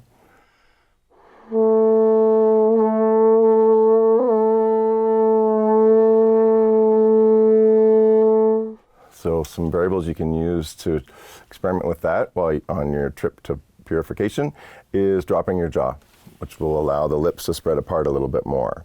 And then again, the big one is softening your lips and letting them lean against the metal and have the air give them their shape. They last longer, you can get around the instrument a lot easier, you can do different dynamics better, you sound better. It also helps with your cholesterol level, it makes you a better dancer. Trust me, you'll see. So these vowels you can open up in your throat also help take the work off your lips. So think of ah instead of e, all that ah. That can be able to open up that sound.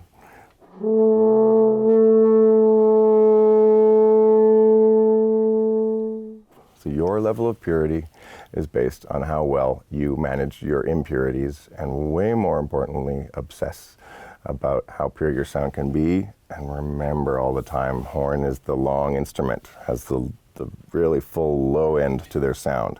So play on the bottom end of your sound, and that'll fill it out and have that rich, awesome, unique French horn sound. All right, let's give you some practice room hacks. These are things that will shortcut your learning, but you still have to do the work to learn it. You're just gonna get there quicker, so play better sooner, or be able to play more Xbox and get just as good. But I recommend the first one. Practice the same amount and get way better, way quicker. Okay, so you get to be playing better music in better ways. Okay, first hack is slow practice. There's a saying that says if you can't do it slowly, you can't do it quickly. And the saying I came up with is, it's not too difficult, it's just too fast. Slow it down. Also, work on not using words like difficult and hard. Those are emotional assessments. You could be more accurate, or you could have more ease in playing it, but then slow it down. If you're practicing it and you're missing notes and making any of these mistakes that you're working on, slow it down. Slow it down. If you play it again slower and you make the same mistake, slow it down again. That's all you got to do. When you're slowing down, keep the metronome between 90 and 180 beats per minute, okay? Whatever note you're playing, if it's a quarter note or a 16th note, doesn't matter. Once you go slower than 60, the variables are too scary and too inaccurate. There are too many variables around your target of that dee, dee. One of the things I did with my friends sometimes is took a pencil and set a metronome on different tempos and tried to hit that little beat right on. And we could do it, 120, 90, 80, got really hard to be accurate on every single one of them. By the time we got to 60, 50, 40, it's just, there's way too many variables. It's too non-specific. So keep your counting. I never count slower than that. So it's nicely accurate. As you slow it down, then subdivide and get the metronome twice as quick to help you do slow practice. It is your number one key for ending up building really good habits. Do it a lot. Slow practice. How's this for a familiar feeling?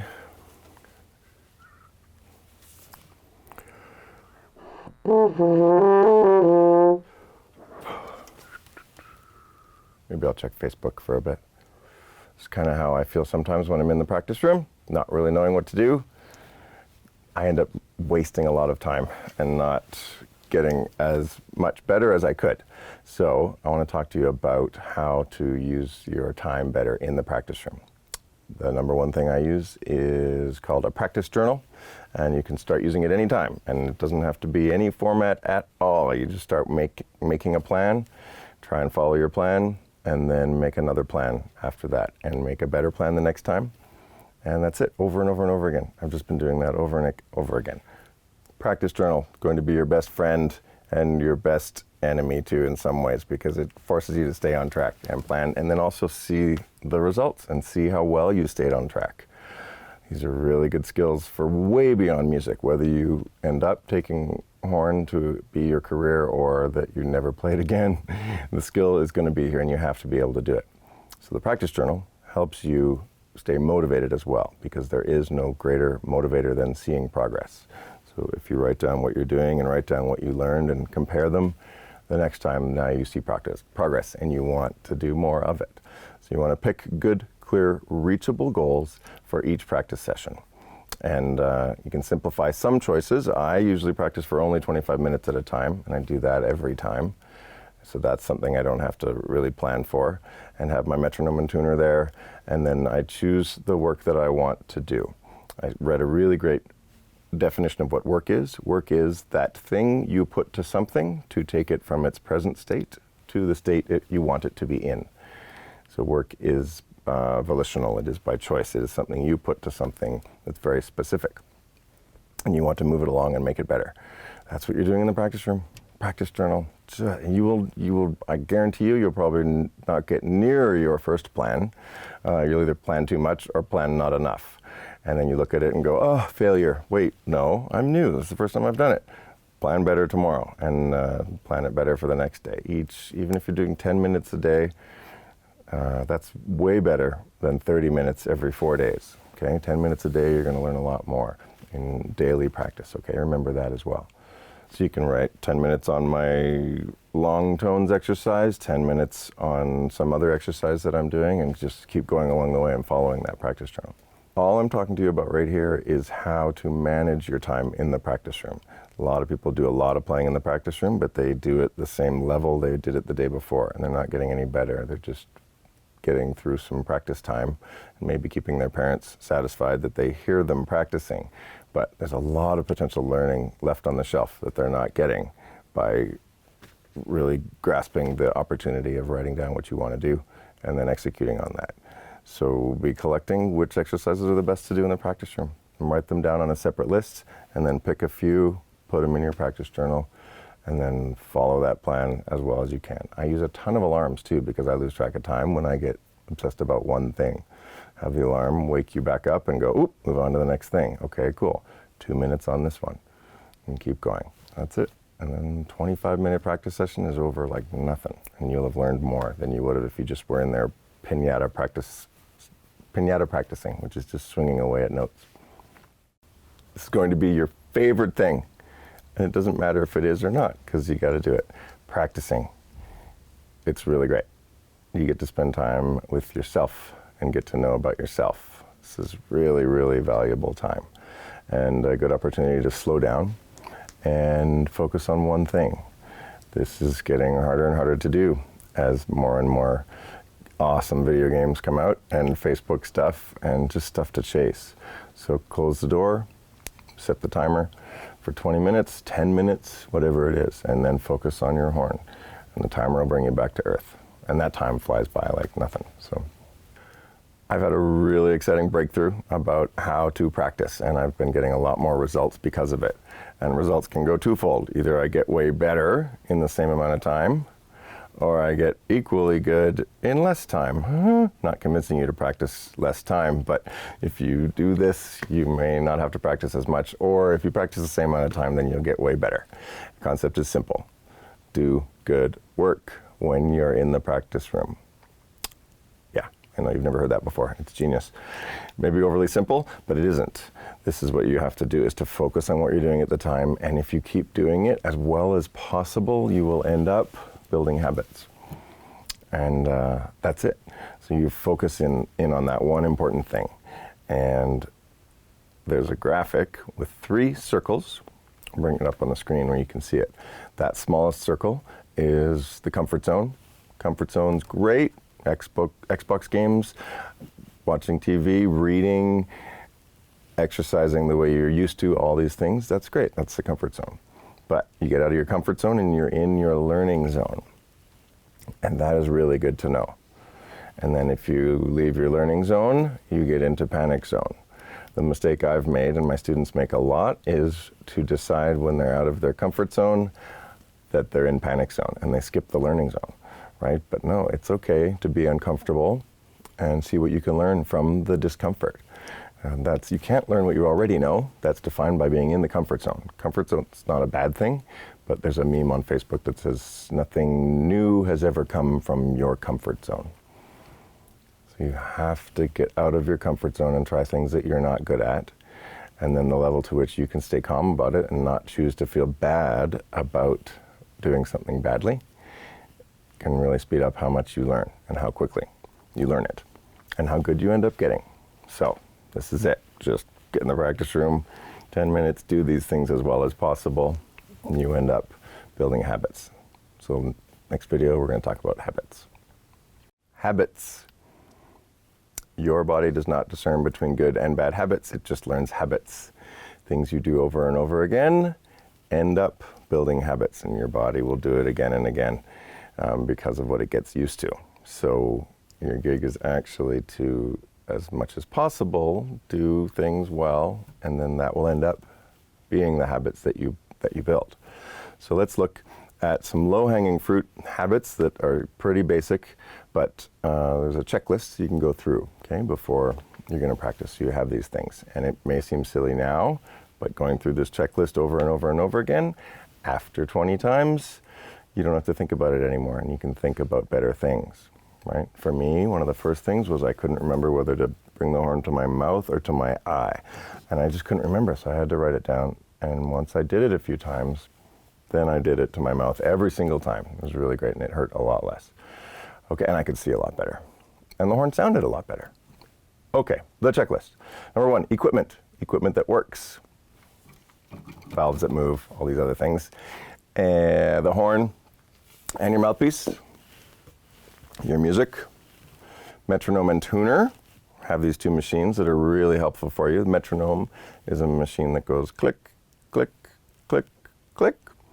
And it gives you a rhythmical structure so that you can build that habit and end up being habitually steady with your rhythms. Tuner goes, it's hard to explain unless you've seen the tuner. There's this TE Tuner app that if you're in tune, it turns green and there's a smiley face. And if you stay in tune for 3 seconds, the face does that thing, not quite as weirdly as I just looked, but gives you a big smile. So those 2 things, live with the tuner and metronome. But also be careful, don't play everything with the metronome or tuner, or you will only be able to follow the metronome and tuner. And when it's gone, you won't know what's going on.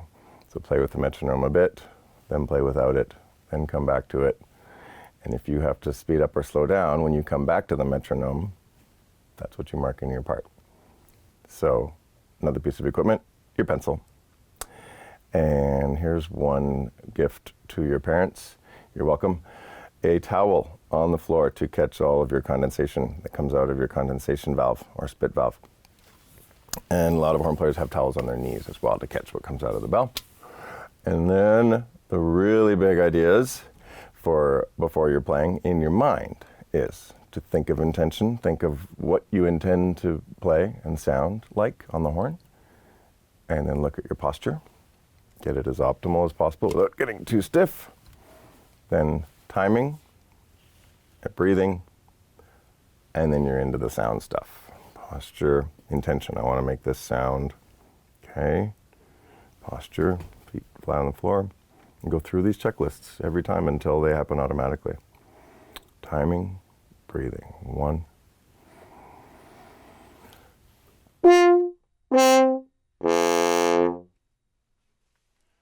And the rest of those things kind of happen automatically as I'm intending to make those notes. My jaw moves to the right place and keep doing it over and over until they become habits. Good luck. Another secret time is a secret weapon. That's not that secret actually, because you've probably already been told. There is a tool that you can use for your learning that will exponentialize, just explode the amount of learning you do in a given amount of time. You'll learn twice as much. It's a pencil. Writing in your part, writing things down. This thing that you're practicing and what you're getting better and better at, if you're aiming to learn and make it better, which is what it's for, it's not just about what you can do. I can do a lot of things on the horn, but none of that matters at all, I guess, compared to what I can do on my first version. It's the only thing the audience is going to hear, and that's a different level of training than just being able to do it. And that's the mistake that we make a lot is, okay, I can do it, I'll put the horn away. No, you have to be able to do it on your first and only version. We will never hear your second version of anything. And don't have that stress you out, just have that clear up your choices, that you have to do it a lot of times to make your consistency be good on your first version. Okay, so this is where the pencil comes in. And I basically, when I make mistakes in the practice room, I'm like, okay, whew, I'm glad it happened here instead of on stage. Great, made a mistake. And then I mark the solution. And I keep marking things. I mark a lot in my parts. This only works if, while I'm practicing, I am playing my absolute best. I'm focusing as well as possible and trying to play. My intention is to play my absolute best. If I'm doing this and I make a mistake, now it's worth picking up my pencil and marking it. A lot of my students don't know what to mark or when to mark it. And I say, mark every time you miss a note and mark the solution for it, that to play it higher than how you missed it. And they go, but then I'll mark the whole part. And I'm like, yeah, for a little while. We'll also get tired of marking things and maybe focus a little bit better in the practice room and play better. Uh-oh, little magic habit maybe appearing from just insisting on your own diligence, the only amount that you care to mark your parts. My goal in the practice room is to play as well as possible. And if I could just do that and nail it and never miss anything, great. I probably wouldn't have to practice ever, and that's awesome. But there's another reality, is that we make mistakes, and what do we do with those to help guarantee as much as possible that we play our very best on our first and only version in performance. Okay, I'm going to simplify for you what a mistake is. A mistake for you, and something worth marking, is when you play something less well than you know you can play it, and that you have done it better than that in the past. Okay, and then pick up your pencil and mark it. Using a pencil is not enough, I don't think, because there's a bunch of different ways to use a pencil, and some people can get pretty destructive with writing. Don't do this, don't do the, and that, and all that stuff. And I think that doesn't ever tell us what to do. It only tells us what not to do. If we succeed at not doing things, it's great, but we haven't still actually done anything. We've only not done things. So this is a way to get marking on your part and writing to yourself what to do.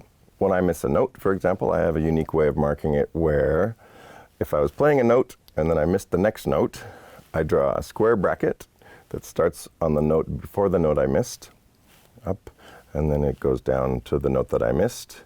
And then if I missed this note too high, I need to go lower, aim lower, so I draw an arrow down over the note. And if I missed it too low, then I need to aim higher, I draw an arrow up. So when I'm reading my music, I notice this square bracket, and it's a unique notation thing to me, and it means you missed the next note, so I get the message before the note I need it on, which is useful. And then it tells me only the solution, where to go, aim higher or aim lower. Because I know myself so well, that's all I need, is to aim higher than I usually would. Because when I see that note, I'm aiming for that note, and I missed it while trying to play my best. That means the next time that mistake could happen is in concert, when I'm a little bit focusing on other things as well. And then the instruction comes really, really quickly by doing that. There's lots of other ways to use your pencil to guide yourself. Your job in the practice room is to get to know yourself and what you need to be able to do better and to consistently do better. So you can circle dynamics that you've missed, double the marking if there's a slur and you accidentally articulated the note in a different way or whatever, draw another slur on top of it, arrows up and down and forward and back. I use smiley faces and lightning bolts. There are no markings on my parts that I am not embarrassed about. I bet there are a lot of people that can look at my part and be embarrassed for me and go, wow, who is this idiot? He really has to write 1, 2, 3, But for me, yes, I do.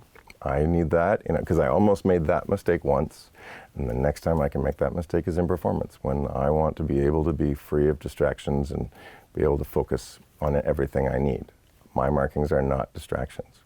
I'm going to explain to you really quickly this last concept on why marking your parts is so important. I believe that if you don't mark your parts, and I see most of the parts that I have brought into lessons when I'm teaching have no markings on them. And I always wonder about that. People don't mark their parts because they think it creates clutter on the page, or they don't know what to mark, and all these things.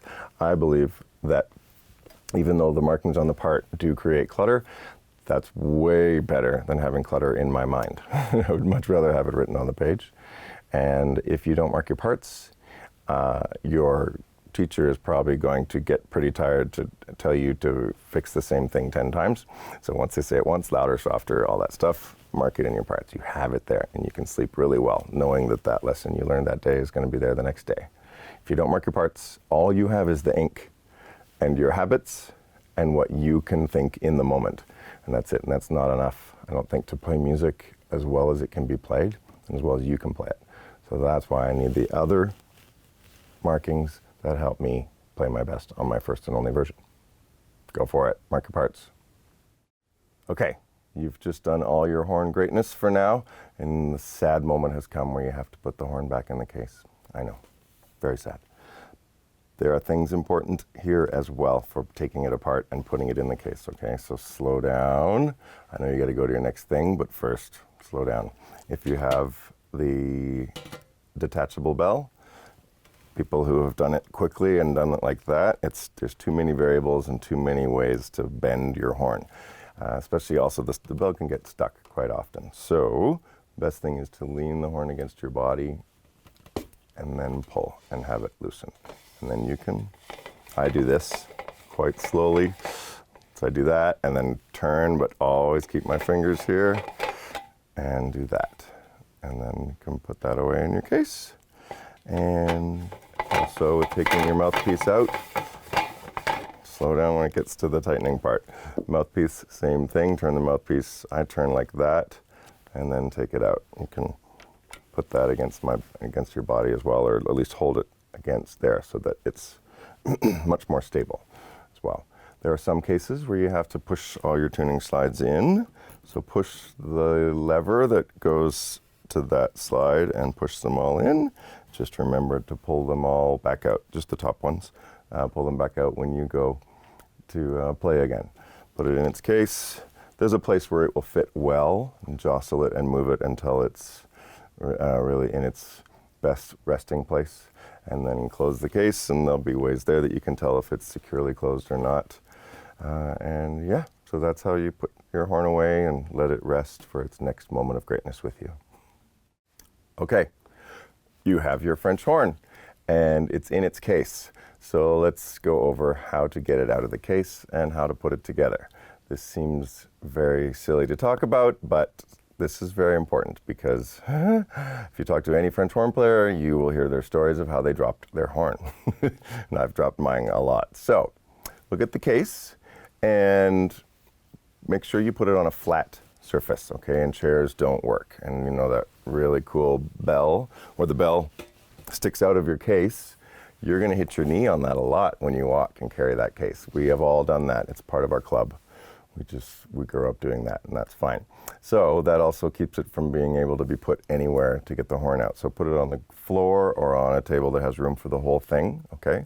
The top of the case usually has a logo for the company that built the horn, and if not, put your own sticker on there. But it also has the latches will open up, for every horn case I've seen anyway, toward the top. So if you're opening your latches down, you're opening it upside down. Close it and then turn the case over and open it up and then lift the top, and just amazing, like opening the ark. It's this beautiful instrument and it will be calling to you. So take it out of the case. It will come out of the case like this. And then there will be just a little thing sticking out like that. That's the mouthpiece. And when you pick it up, you can pick it up from here, and I put it on my lap like this. Take the mouthpiece and put it in, and then I give it a quarter turn with a little bit of pressure down. Careful, not a lot of pressure down because the mouthpiece can get stuck. Also, don't pop it because that can make it really get stuck, okay? And some of you will also have a detachable bell, which means you won't be hitting your knee on the case because you can take the bell off. And this is, for the most part, this is the main reason that there are detachable bells, is so that you can take it apart and fit it on a plane if you have to. So I will cover how to take it apart in a moment, but the bell comes like this. Here's the horn. This is also very important. I hold the horn like this and put the bell on and turn it counterclockwise until you drop it. Just kidding. Until you can feel it click, and then you can turn it the other way and never let go of it. Always hold both the horn and the bell and keep turning. And then it'll stop at some point.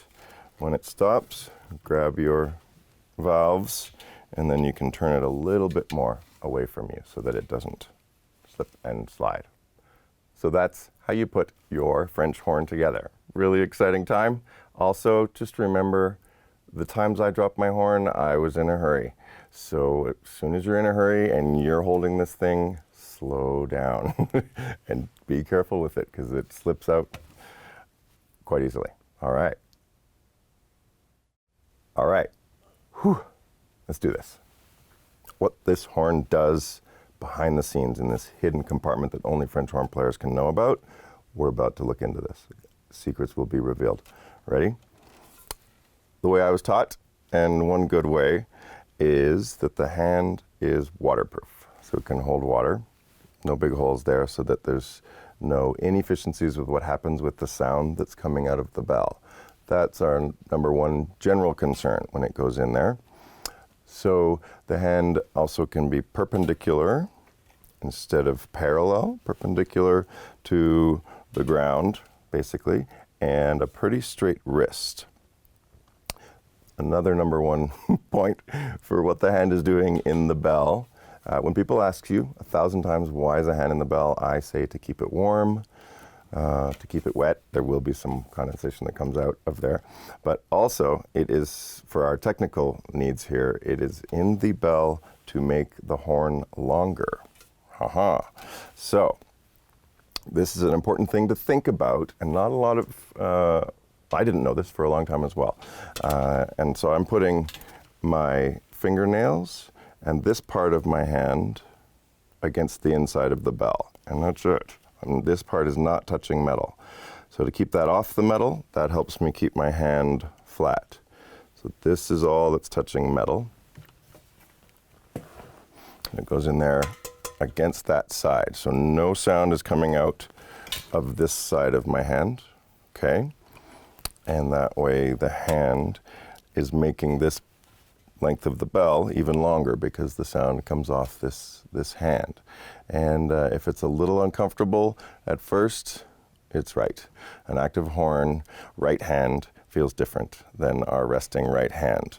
And that's how I know I'm doing it right. I have a lazy right hand, and it'll be one of the most, if not the most common thing told to you. Open your hand, we want to hear the horns, okay? And the other most common one will be to breathe more air. You'll hear that a lot too. So there's also different seating positions and different hand positions for the way you're going to hold your horn. You can play off the knee or on the knee as well. And the right hand should be able to raise the bell without readjustment. So like that. And then if I put it on my knee, like that, and then if I raise it up, don't have to readjust it in here. The bell is round, so you can go around depending on how big the horn is for you. If it's too big, you can put your hand there and you'll have almost the same result. Around here is a little bit more common, and the sound gets into the hand a bit more. Also, be careful to keep your elbow out of the way as well. This instrument is a unique shape and size. I wouldn't say it's weird, but I guess I'm just used to it. So that has different relationships to the size of your body. So if you are tall like me and you're sitting up well and the horn is on your knee, you're not going to be able to play the horn. So you're going to have to be able to raise it up a little bit. Some people put their heel on the leg of their chair. There are these yoga blocks that you can put under your foot so that you can bring the mouthpiece up to a good place if you're sitting up straight, a guitar stand. And another way, if you're like this, I did this quite a bit, if you lean forward, your face can come more toward the horn and come down a little bit. But again, if you do that, open your elbow as well, okay? So just always make sure that the horn comes to you in some way. This leaning forward is you going to the horn, but only on that one point. And then most horn players in the world also have a nice towel on their leg for when that sneaky long distance water that condenses on the far reaches of the horn come out the bell. So that water can just come out and land on your knee like that. So that's a lot of the secret stuff. Don't tell anybody except your other French horn players, because they're going to need your help on opening their hand and using this hand as a very important part of the unique sound that is French horn sound. There's a lot of people in the world that say warming up is the first thing we do in the morning and it's good for you. I'm here to tell you to never, ever, ever warm up. Never warm up, okay? Never. And what I'm actually saying is to never call it a warm up. I believe that calling it a warm up lowers its value and we could end up just warming up. I'm a big fan of sayings, and one of them is, most people don't aim too high and miss, they aim too low and hit. So if you're aiming to just warm up and recover from having slept or having done something else for an hour and then coming back to your instrument and warming up, you're maybe selling yourself too short. And I've learned this from having to perform without doing a warm-up. And if I walk out there and think that I haven't warmed up, I'm in trouble, I'm going to tighten up even more and force things too much or think less of myself, and it gets complicated. So what's much better than calling it a warm-up is have a routine. Play your routine, play it daily as often as you can, and the bonus is that you get warmed up. But you also are working on your timing, working on mental habits, ending up building better habits. Because the other way, the bad way we can do it is people warm up and they're just getting their lips going. And there's no learning in that except recovering from being not warmed up.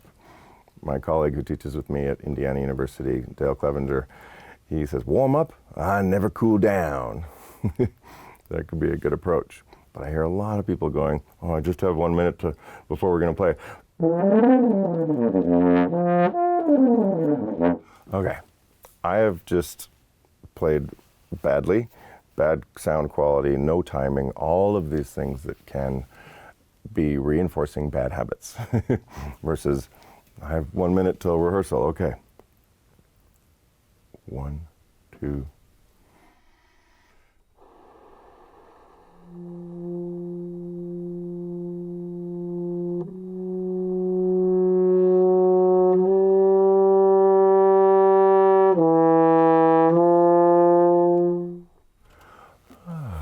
Calm down a bit.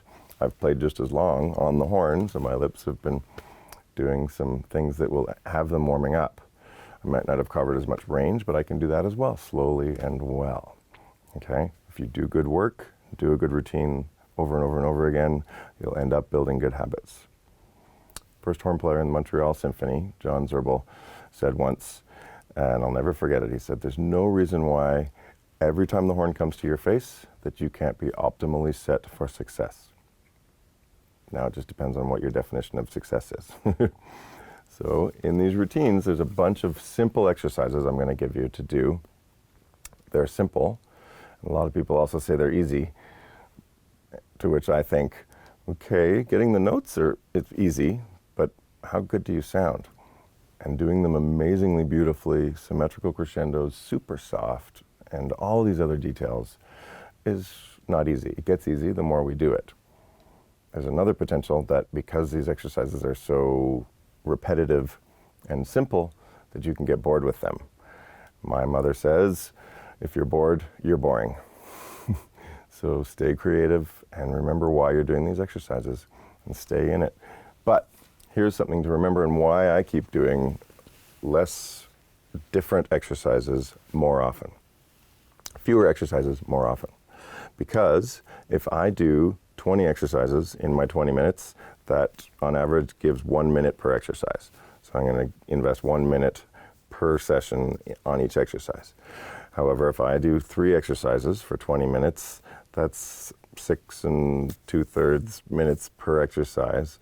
That's almost 7 times as much learning for each exercise. So I'm going to do these exercises and get way better, right? If I have 10 things and I put my time to these 10 things, they can improve this much. If I have 3 things and I put the same time to it, they can improve a lot more. So that's just simple math. Stay in these exercises. They're wonderful exercises. I promise I'm still getting growth in my playing from doing these 3 things. So I call it just 3 things. Well, let's get to them. Welcome to your routine. We're going to do 3 things. Keep it simple. I call it just 3 things. So let's do the first thing, and I call it stupid lips. The goal is to have stupid lips. Our lips know too much. They get too tight. They make an embouchure like this regardless of what note we're going to play. And that has us getting diminishing returns. That has us putting things in and then losing out. When I move that air forward, I want to have it turn into sound. If I move too much air or tighten my lips too much, that energy transfer turns into more tightness instead. So this is why we do the stupid lips, is to have them as relaxed as possible. I do it first thing every time I go to play, just to remind myself how easy horn playing can be. So, set the metronome going, and you'll see on your screen some rhythms. The top rhythm is what you do with your air, and the bottom rhythm is what you do with sound coming out of the mouthpiece, okay? And doesn't matter how well these notes start, doesn't matter what note you get. These lips are going to be as stupid as possible, okay? The other goal with this is to have stupid air as well. Move your air, move your lips, sound happens, okay? Let physics determine when everything gets in place to make sound. Otherwise, your lips or air are being too smart and they're controlling things too much. It's a big exercise in letting go of too much knowledge, okay? So the way it looks, rhythm on top is what you do with your air, and then I'll move things into place. I'll do it without the metronome just to explain kind of how it happens, and I'll count. So it's 1, 2.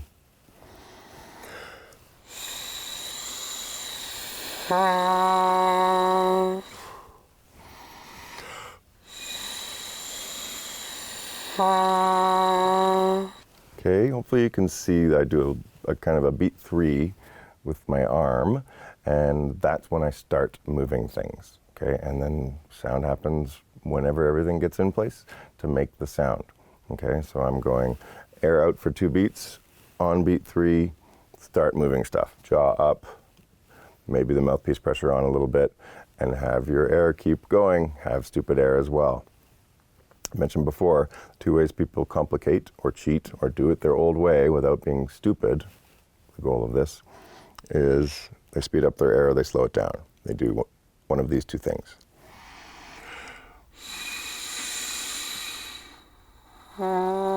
Right? Or they go when they push to start those notes. So get stupid and let the note not start at all. That's okay too. It's not one of your priorities, not part of your definition of success. It's to keep your air going straight and solid and steady, and then move your lips while keeping your air steady. Okay, I'm going to show you again, and then we'll do it to the metronome. 1, 2.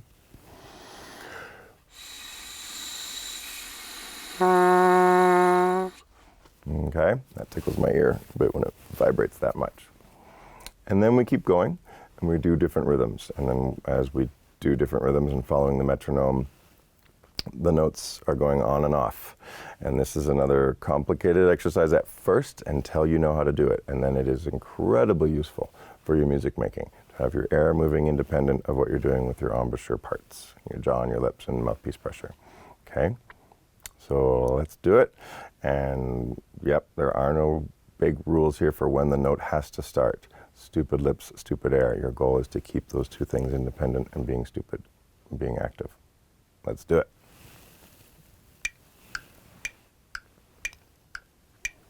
One, 2.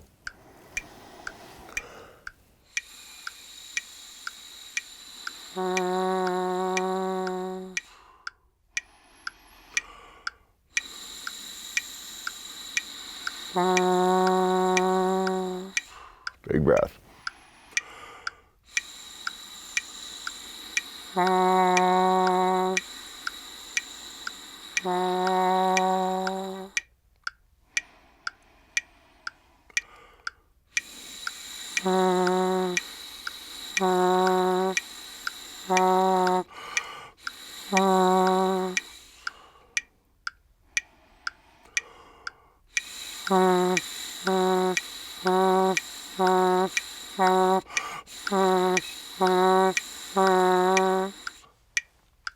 Okay.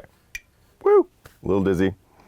As you can see, through some of those, I took quick breaths, and that's always allowed as well. And you get to practice quick breaths while coming back in and doing what you're doing. And the goal with breathing is to be oblivious about you doing it. You don't think about it when you talk. Don't think about it when you're playing. Take it when you need it, go as long as you can, and keep going with that. Okay, let's move on to part 2 of Just 3 Things. Just 3 Things, Your Routine, part 2. Long and longer tunes. There's a thing in the brass world and probably wind player world called long tones. And you play your long tones and you hold them, and I ask people all around the world why are they doing them, And the number one answer is because I was told to. And after that, it's to warm up or to get your lips going or to go to the tuner, all good things. But I believe the number one reason for doing long tones is to get efficient, to play these notes and get them in tune and everything, but with the least amount of extras. We are here to get rid of extras, extra mouthpiece pressure, extra lip usage, extra furrowing of your eyebrows. Anything that's extra is interesting to me. And then look at doing it without the extra, better known as doing it efficiently. Do more of something else, so you end up getting over the extra stuff, and you become more efficient. The most efficient sound production system lasts the longest, gets all over the range in the best ways, both loud and soft, fast and slow.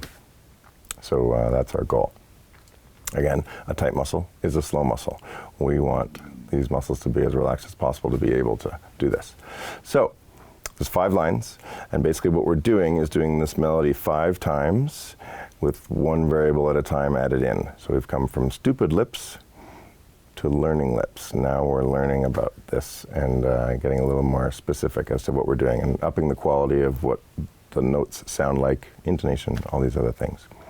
There's a famous breathing guru and tuba mentor, awesome guy named Arnold Jacobs. He played in the Chicago Symphony for a long time, wrote a lot of books, and studied very well and shared all of this really important knowledge to the brass world and wind player world and singers on breathing. And he said, one of my favorite quotes is, you just find your best note and then you move it around. And that's all we're doing with this exercise. You sit and we're going to start on a middle C. Start as slow as possible. That note just appears as softly and slowly as possible. And this is slow practice written out, basically. Highly recommended. And we'll add some variables. So let's do line 1, and then we add 1 skill per line. When we play this first line, do it as well as possible, of course, musically minded, all these things. We have small intervals as well, so there isn't a lot of challenges with technique as far as range and dynamics. And this is really useful to start simple and get really good at this simple stuff. And this is music written out as well, just really simply. Play this first line, much music as possible, then we add 1 skill, do the same music with 1 new skill. I'll tell you what it is after this one. I'll keep it a secret for now. So and you do it every day, you're going to end up getting really good at a lot of things and building really good habits, depending on how good you focus on your diligent practice and what you care about. Yeah, diligence is a great word. It comes from the Latin root to care deeply. So do diligent work. And what do you care about? You care about putting in 20 minutes and having your parents hear that you did it, or set your timer, world disappears, your troubles may disappear as well when you focus in on this stuff. So let's do line 1. Playing with the least amount of lip change has me holding 1 note, right? So the next movement to lip change is changing by half step. If you're holding a note steady, that is the state in which your lips are changing the least, okay? If you go up or down, now the lips are changing a bit more, okay? So the least amount of change is up a half step, and that's all we use in this exercise, is half steps, going up by half step, then 1 step a little bit bigger, and then another half step. So very simple, and I've done this a ton, and I just really love this exercise. So here we go, line 1, it's 5 bars long. Lines 2, 3, 4, and 5 are only 4 bars long, okay? This top line, 5 bars, the first bar is what I call an entrance bar. And again, this is learning lips, so now we're doing some more specific things, closer to horn playing in public, what we want to do with music. So I start my air in the entrance bar, and it has to go for 2 seconds. Stupid air. But at that pitch, we've been working on feeling pitches in our air, so I spin the air for a middle C, horn pitch, for 2 seconds, and that's it. My lips are still staying stupid for those first 2 seconds. On beat 3, I start moving stuff, just like in Stupid Lips, but my goal is a little bit different. In this one, I'm trying to start as softly as possible. In Stupid Lips, it didn't matter. I could bring it together and have the note explode, bad quality, different note. So now I'm spinning specific air for a middle C, and then once I start feeling that vibration starting, then I purify my sound. So that's the other thing that we're learning in this exercise. Okay, there's a lot in this exercise to be doing, but you're going to do it a lot, so you're going to get great at it and get massive, great habits. Spinning the air for 2 seconds on beat 3, start moving stuff to try and start the smallest vibration possible. Once that's starting, I have the note get a little bit louder and more stable, and then I purify my sound. Then I play the rest of the line. So I sit on that note, my C, middle C, as softly as possible, triple piano, go up a half step, still in triple piano, so I get to learn how to do that really softly. Then I start a 2 1/4 bar crescendo. And the note is getting louder and louder and louder, independent of my note changes. That's the other big idea.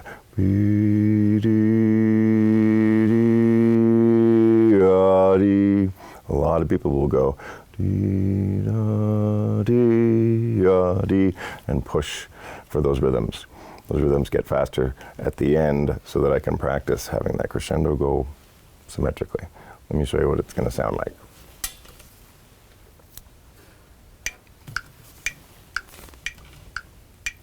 1, 2.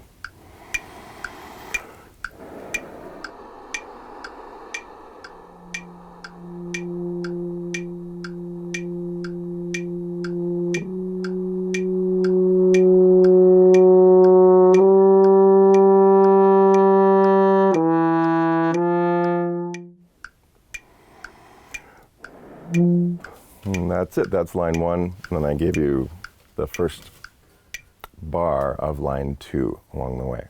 I'll give you one quick thing on that purifying our sound, okay? When I start the entrance bar, it's really important, crazy useful thing to be able to do well, okay? Is I get the air going, I'm using more air than I need for the soft note at first, and then once I feel the vibration or hear the sound starting, then I start purifying and getting that pure sound to be the only thing I hear by using maybe less air, softer lips. I'll show you.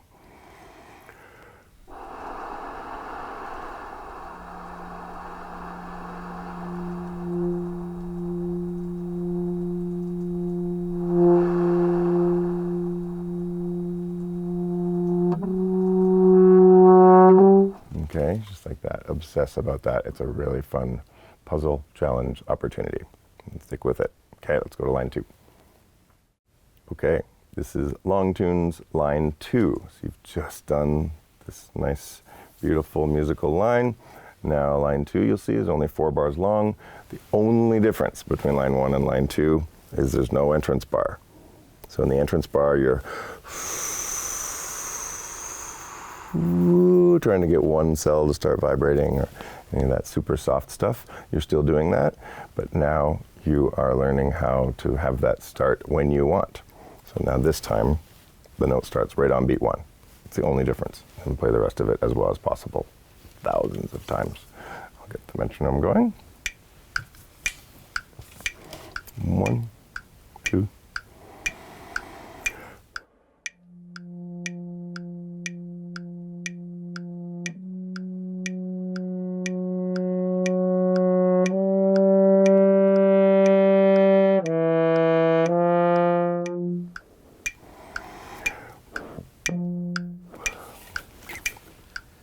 For that one, I again gave you the first bar of the next line. You can do that one more time, and with that crescendo this time, keep in mind you can increase your mouthpiece pressure as you get louder. This is what I do, especially in that range, as my lips are getting wider and wider as the air pushes it apart.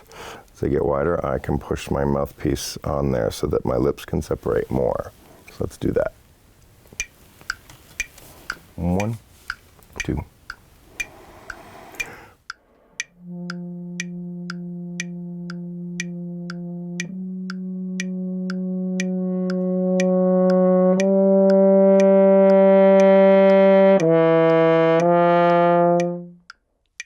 Okay, and lips can come out a lot more. The air moves your lips more forward as you're getting louder. Keep experimenting with that. Okay, next line. Okay, we're on line 3 of long tunes. Going to add one thing to this one. Keep what you've beautifully built in lines 1 and line 2. Keep the standard, keep that timing going as well, internal. All these really great things that you end up building amazing habits for, okay? So So we're going to articulate now. This involves your tongue, but it involves a lot more as well. Okay, so sculpt your sound as you go here, okay? When you use your tongue, reminder, don't chew. Don't bring your jaw up and down like that. Stick your tongue out like you mean it. And now put the tip of your tongue to the bottom of your top teeth. And now release some eyelashes off the tip of your tongue, or maybe sesame seed or something like that. But you don't have to push to do that. It's not, it's just.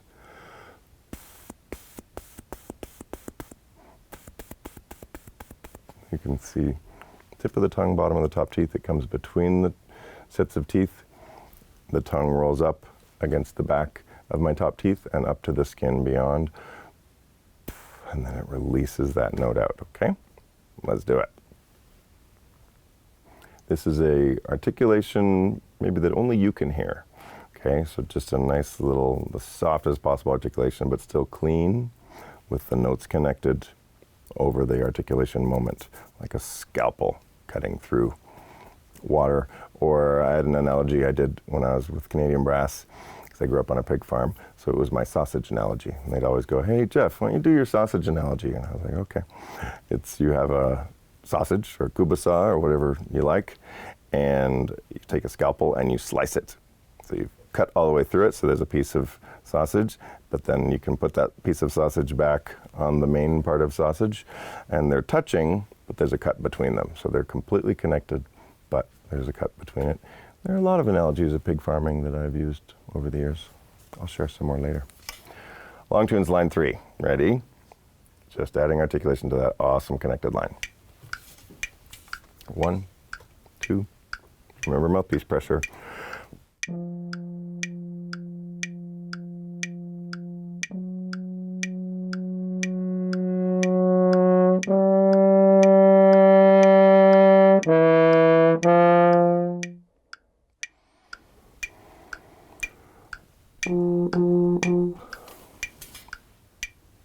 Those 3 beats rest after your last note and the beginning of your next first line of the next line. Crucial, really, really important as well. They're not rests, they're silences, and we're counting through them. Off. We're timing all these things through that as well. So that's why I keep going to the next bar of the next line, which we're going to go to now. Let's do it, line 4. All right, we're on line 4. This just has a lot more articulation in it, okay? So let's do it. This is what I call heart beating. So we're adding a lot more moments per long note. When you go la, la, a lot of young players of any age, I say young in a maturity level, you can be younger in a maturity level at any age. But these players, they rush their long notes. They don't wait. They don't know that la, la is the greatest thing to do, rather than la, da, da, da, da. You know, they get to the next changing notes or articulating too soon. They think that's making music. No way, especially on horn. We're built to play long notes. So get in here. And this is the way to do it, is to have all these beats in the long notes, okay? Da, da, da, da, da, da, da, da, da, da. Really get into that mature sitting on those long notes and building music. Tension and release is music. Is that note going to change? No, it's not. Oh, there it did. Ooh, what's it going to change again? That's music. So sit in there. You're practicing also that articulation that only you can hear. Okay? All right. Remember the mouthpiece pressure, especially with this one when you're articulating more often.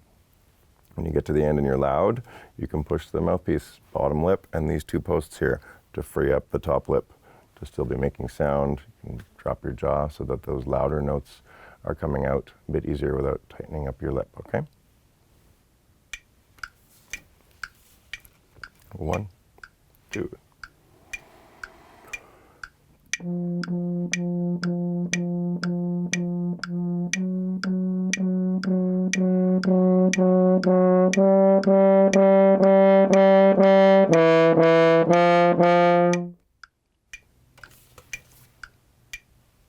Now, the really important thing about this exercise, and what's really useful about it, it's a bonus result, is that you can't push to articulate and make a long line at the same time. That sounds like this.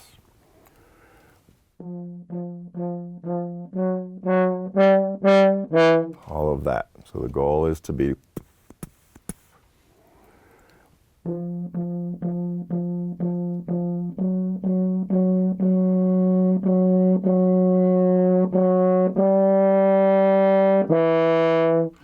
that line is independent of articulation. Long notes either way. It's a great exercise for working on that. Get better and better at it. Obsess about it. Okay, see you on line 5. Okay, so we've done long tunes. Now this is longer tunes. Still the second of 3 things, just a variation on that, okay? So what we're doing now is extending the frequency of note changes, having it happen more often. A lot of people say it's faster. The notes change more often, but the speed of the note change doesn't change. This is a weird but maybe interesting and helpful thing to keep in mind, okay? Because whether the note is changing between half notes or between 16th notes, the speed of the change is the same if you want that clean note change. You'll change notes more often and cover larger range of notes when you're changing more often like this, but I don't know if it's all that helpful to think of it faster. If you can spin your brain into thinking, I'm changing notes quickly, whether it's between a half note or between 16th notes. You got to get to the next note quickly either way. So what I'm going to use on these longer tunes is what we call the natural harmonics. Let's use the natural harmonics on the horn, the natural horn, and we're going to next notes. So we're only changing lips a little bit more than those half steps we were doing in long tunes to make a little bit bigger intervals, but still keeping your lips stupid and relaxed as possible, doing the work with your air and your solids. And that's about it. Forward, forward, forward as you go up, and then forward as you descend as well. And this is another advanced move. It covers 2 octaves of range, but it's just, you hear brass players all over the world do these. A lot of people use it to warm up and do all of those physical things. I'm doing it to get as good a sound as possible, so are they, but also to use as little lip muscle as possible as I go. All right, let's do one. Gonna set the metronome to 60 with triplet subdivisions, okay? Because we're playing triplets. 1, big breath. 3.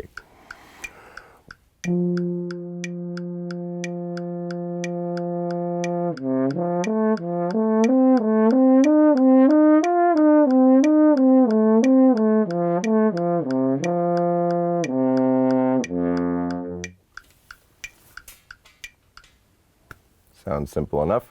So those are all next notes. C, E, G, weird B flat, that you'd never play that note on that open horn fingering, but that's one of the partials along the way, and play it over and over and over again, and we get less emotional about it the more we play it.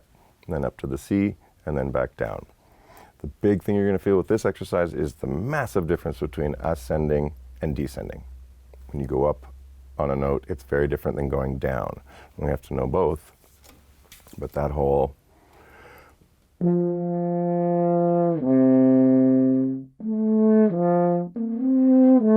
all of that from higher note to lower note is similar, and then so is all the ascending ones.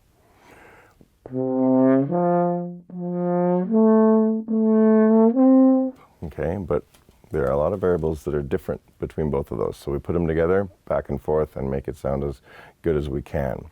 Okay, and then to change range, we go up a half step. So then we put on thumb 2 and 3, and then I skip 1 note. This is the only difference on this one. And it's, again, pretty advanced move, but it's awesome. And once you do it a bunch of times and miss a ton of notes and feel okay about it and figure it out, stick with it, it's crazy useful. So we're going to use thumb 2 and 3, so you have to have a double horn for this one, okay? And if not, that's fine. The one we did a half step lower is awesome. And you can take that one higher and cover more range, okay? And then we can also be going down. So from the open F horn to second valve, first valve, and go down and do it that way as well, okay? So if you have a double horn, let's do this one. Thumb 2 and 3, okay? F sharp horn, which is really advanced information you don't need to know. and we're going to skip one note. So instead of all that next note stuff that doesn't take much lip muscle, we're going to go. Okay, and you can see my jaw moves quite a bit, and it ends up that the air hits the note I want.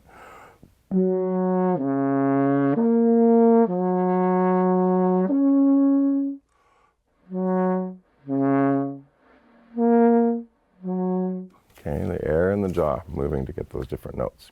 Let's do that the way it is on your screen. Big breath. 1, 2.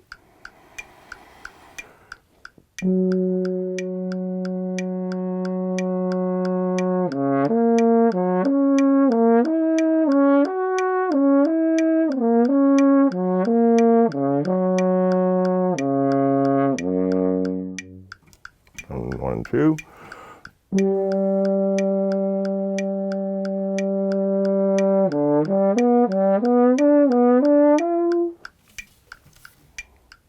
And you can keep going up and pushing your range and extending it. Keep your quality good, or pick a different priority and go up a little bit higher with a fuzzy sound, and then work on getting that one clearer. Back and forth as you get higher, then better quality, higher, better quality. Okay, enjoy it. Okay, here we are at the third of just 3 things, softs and louds.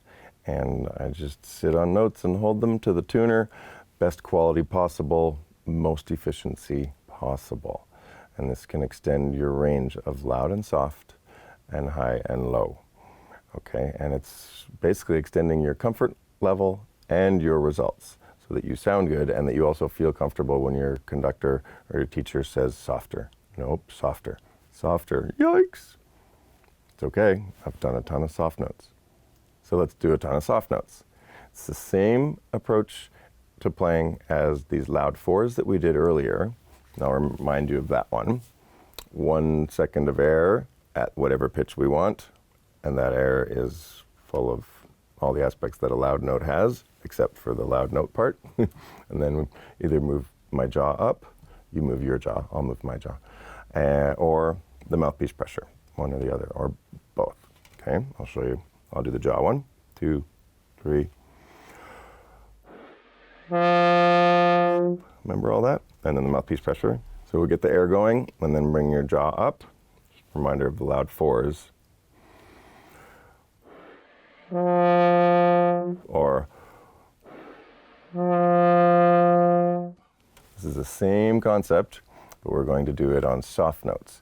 And the crazy, crazy, crazy awesome, useful aspect of these exercises are that you're moving your air first, then you start notes.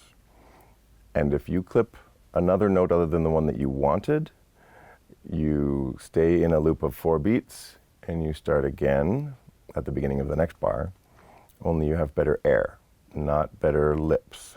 So you don't end up tightening up, improve your air. And it's really useful. I've found when doing this exercise that my accuracy just explodes in good ways because of thinking more about my air and the vocal qualities and just moving those sounds that are in the air, than tightening my lips and putting my lips where they need to be for the right note. Ugh, I'm not that accurate with my lips.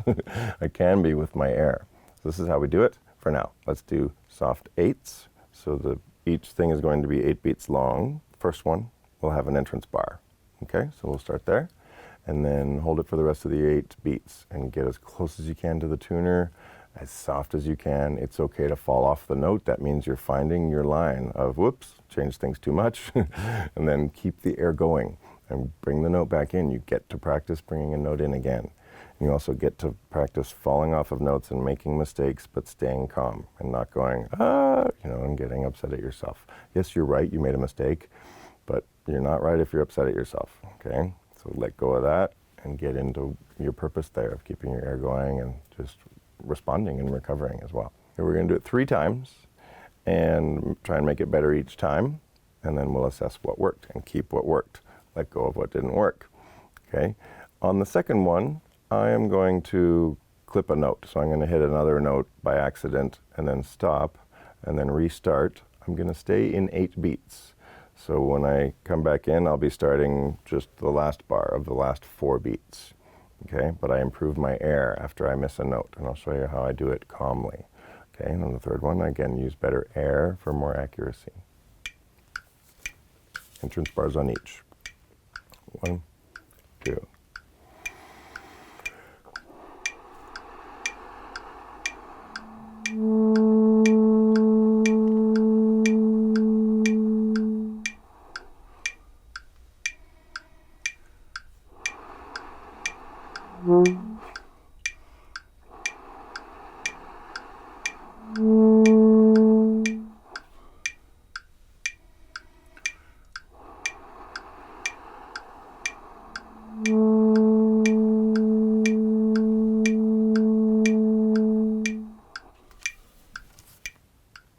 That's what I sit in and do quite a bit.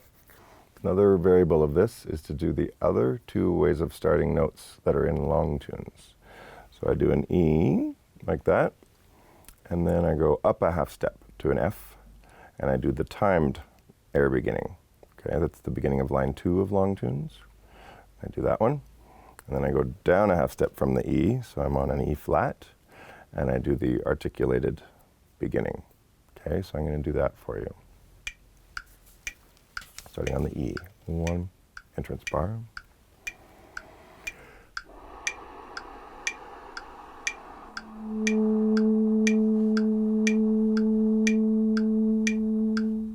A timed start, up a half step.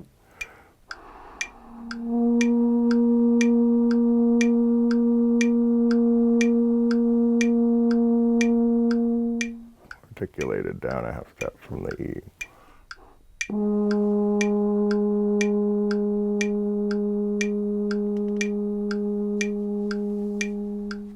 Now I have sharp back to entrance bar.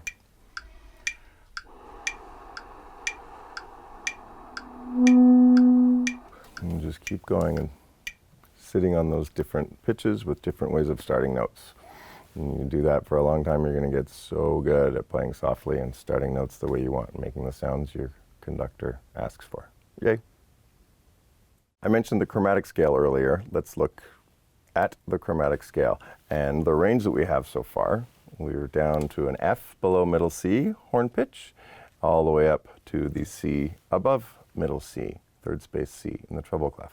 So let's play those together, okay? And these are the scales of least change between the notes, right? Half steps between them all as you go up and as you go down.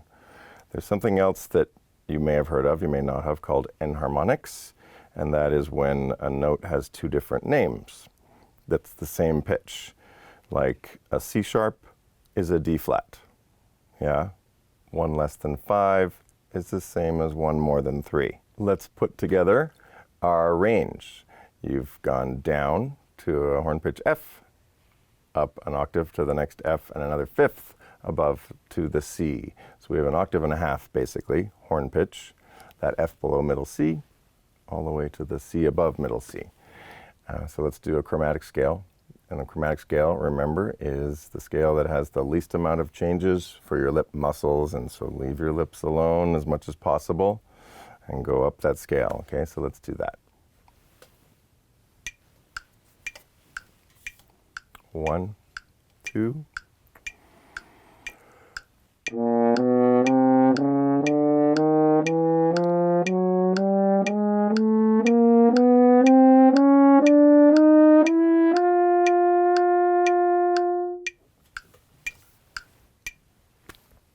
Let's do it one more time. You can look at my jaw and what it's doing. So this time maybe don't play, just watch my jaw, okay?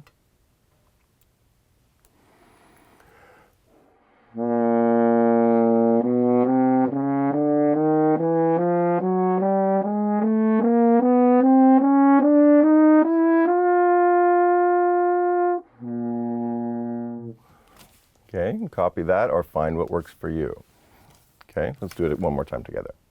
And then I'm going to leave the metronome going, and we'll do the same scale descending, starting on that, the note we end on. And I'll conduct and show you when we start that. 1, 2.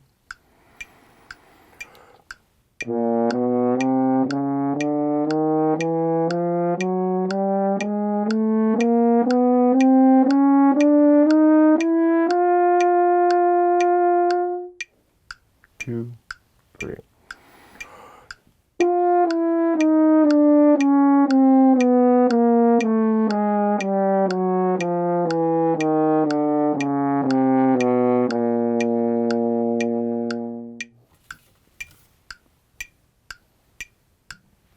Simple stuff. The more you do it, the more you learn about it, if you're learning while you do it, and the better it will get. So the simpler you make it for yourself, the better habits you make, the easier it will get. So keep doing these things. Yeah. Okay, let's talk about intonation. This is something that you're going to be working with your whole life, with both your own intonation and then getting in tune with other people. So there's lots of variables here. So we try and reduce them as much as possible. So we get to know our own intonation when we have time to do that at home alone. So you have a tuner and you play along with the tuner, and that will show you whether your note is higher or lower than that centered pitch that is a 440, basically, is what your band is going to be playing at. Here are some things to remember. The big one for us on horn is the longer the tube, the lower the pitch. So if people are saying you're sharp or you're high, or your tuner is telling you that, pull out, make it longer. The longer the tube, the longer the wavelength, and so that makes the pitch lower, kind of like a string. If the string is longer and equally tight as the shorter string, the longer string will vibrate slower and give us a lower pitch. So a good way to remember it is the first letter is L, longer. Make your horn longer to go lower. Okay? Don't make it longer when you're low. It's an active thing. Make it longer to have your pitch go lower. Okay? So if you are too low, you need to push your slide in. And you can figure out, get to know your horn, which slide corresponds to which pitch change. This big one affects the whole horn. Mouth here, sound starting here. As it goes through, you push this in or pull out, it'll affect every note your horn makes. Okay, so that's an important thing to remember. Another thing to remember is when your horn is cold, it will have a lower pitch. The warmer it is, if you're playing outside in the summer, the pitch will go higher because warm air has less density, so your sound waves can travel faster, so the pitch goes up a little bit. French horns in the French horn factory, or wherever your horn was built, are built sharp on purpose, just a little bit, so that all of these slides can be a little bit pulled out. And that's where we hit general in-tuneness with the horn. And then that way, you have room to push in. Imagine if the horn was built to be in tune with the slides all the way in, and you were a little bit flat. There's no way to push in these slides at all. So that's why they built the horn a little bit high. So we can lower it and have that room to push the slides in or out after that. Because we're going to have to change our pitches if our colleagues are playing high and low. It's not just always playing at 440 to be able to hear the sounds around us. It's always a trade-off.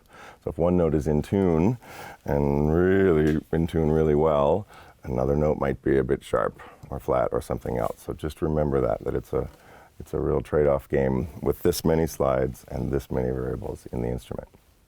Do you remember what we said about the most important, most loved thing about the horn? It's the sound, right? So you want to get that sound out to the audience. Here's the one thing, I always have these big number one things. Here's another number one thing, is that when we play horn, we get into having our missed notes just kind of dribble out the bell and safely land beside us on the floor and stay there and not get to the audience. Unfortunately, all our awesome notes end up doing the same thing. They just stay here.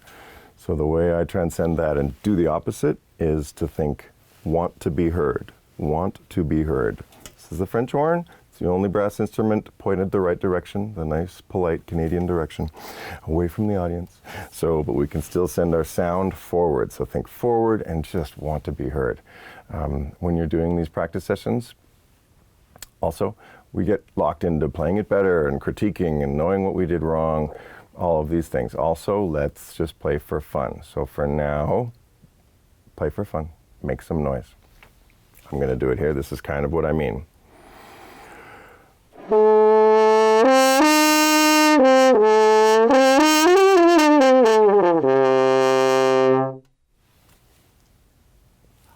take a bow. Thank you very much. Let's do it again. Now you can move the buttons around as well. Not good or bad to turn the critique off. Just want to be heard. Send your sound forward.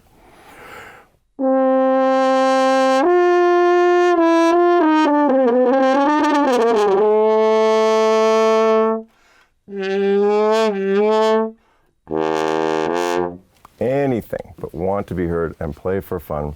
It's a great story. One of my teachers, Dale Clevenger, played principal horn in the Chicago Symphony for 48 years, and I was incredibly lucky to get to have some lessons with him and then get to play in the orchestra with him at times. It was a dream, really awesome.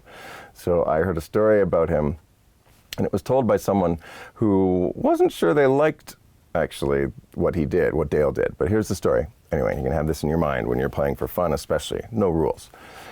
Dale was teaching, and a student played Mozart's third horn concerto, and he played it, and Dale was like, okay, that's fine. I can't really do a Dale impersonation. He says, but now, play it again. This time, play it like you're me. And the kid played again, and it was way better, way more musical and everything, and stopped playing, and Dale was like, see, just what I thought. I'm a much better horn player than you are. So the way it was told to me, I think, was that was not a great thing for Dale to say, that it was mean, but I think it's genius, because the student who played the Mozart was the player both times. The second time, they just had their intention at sounding like an awesome horn player more than before, and it worked. They ended up sounding better. Play for fun one more time, or 1,000 more times, and play like you're your favorite horn player. Oh,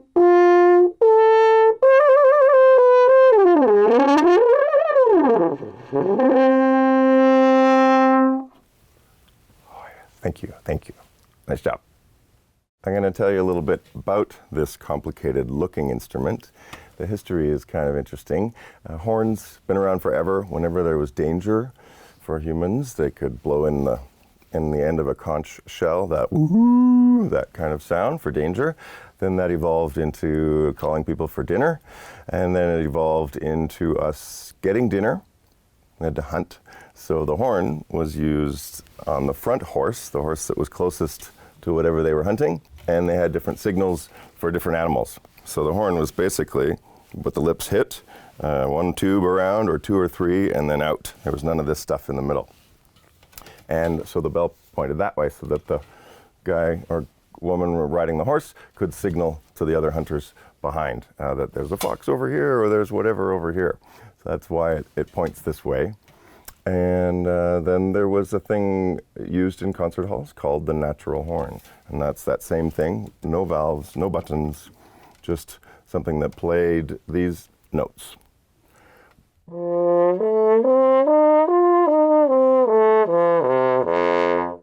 And if they had a different length horn, pushing that button makes this horn longer. We'll talk about that later.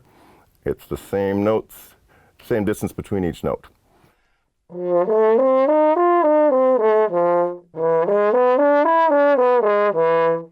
all of that is simplified into saying that different lengths of horns had a different harmonic series of a set of certain notes that it could play, and that was it.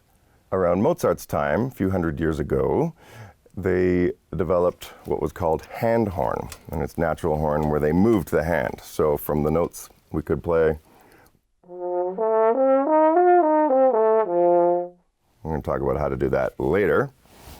Hand.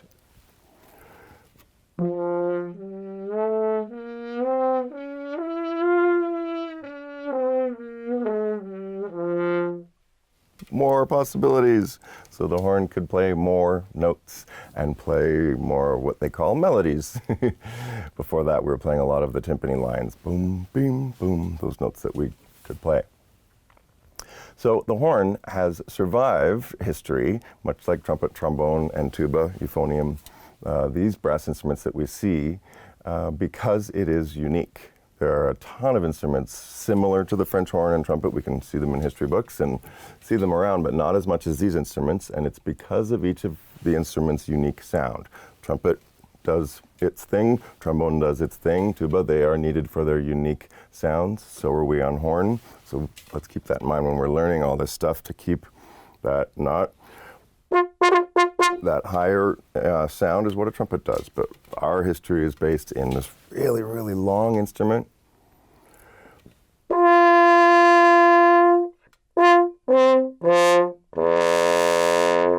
And the hand is a big part of our unique sound and its value. So keep that in mind. So that's a bit of information about some of the history of the French horn. There's a lot more online. Go look it up. Hi. Let's talk about the difference between timing, rhythm, and tempo. Timing is everything, the mother of all things timed. When I go to play a note, I time a lot of things. I count, and then I breathe through my nose, I breathe through my mouth, I move the note forward, 1, 2. All those things are timed. Rhythm we put into timing, and rhythm is what we do with timing. Da, da, da, da, da is a rhythm. And it's timed, but that rhythm can be measured way more specifically, and computers can see much more little increments of timing that happened within that rhythm. You're going to learn a lot more about this as you go. Tempo is speed, basically. It's how quickly the main beats are going, and then all the other rhythms that fit into the main beats of your bars. Okay, so those are the three things. I've had my students mix up tempo and rhythm. Let's play the same pitches 3 times with 3 different rhythms. Okay, this first one that we're going to play just has 8th notes, and so it's going to sound like that. This will also have you and me change my timing, because I'm moving my tongue at a certain speed, and when I go to a different rhythm, it's a different timing. All of these variables will be at play. So let's play this first melody together. Those recording notes, and 1 and 2 and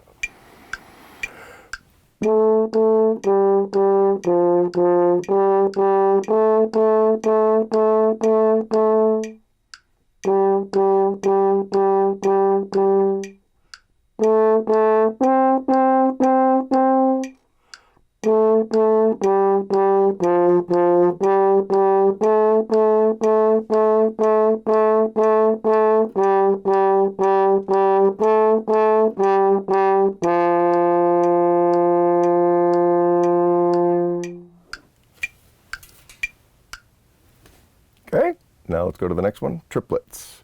Triplet 8th notes, going to be a little bit faster rhythm in the same tempo. The metronome is still set at 60 with 8 note subdivisions. 1, 2.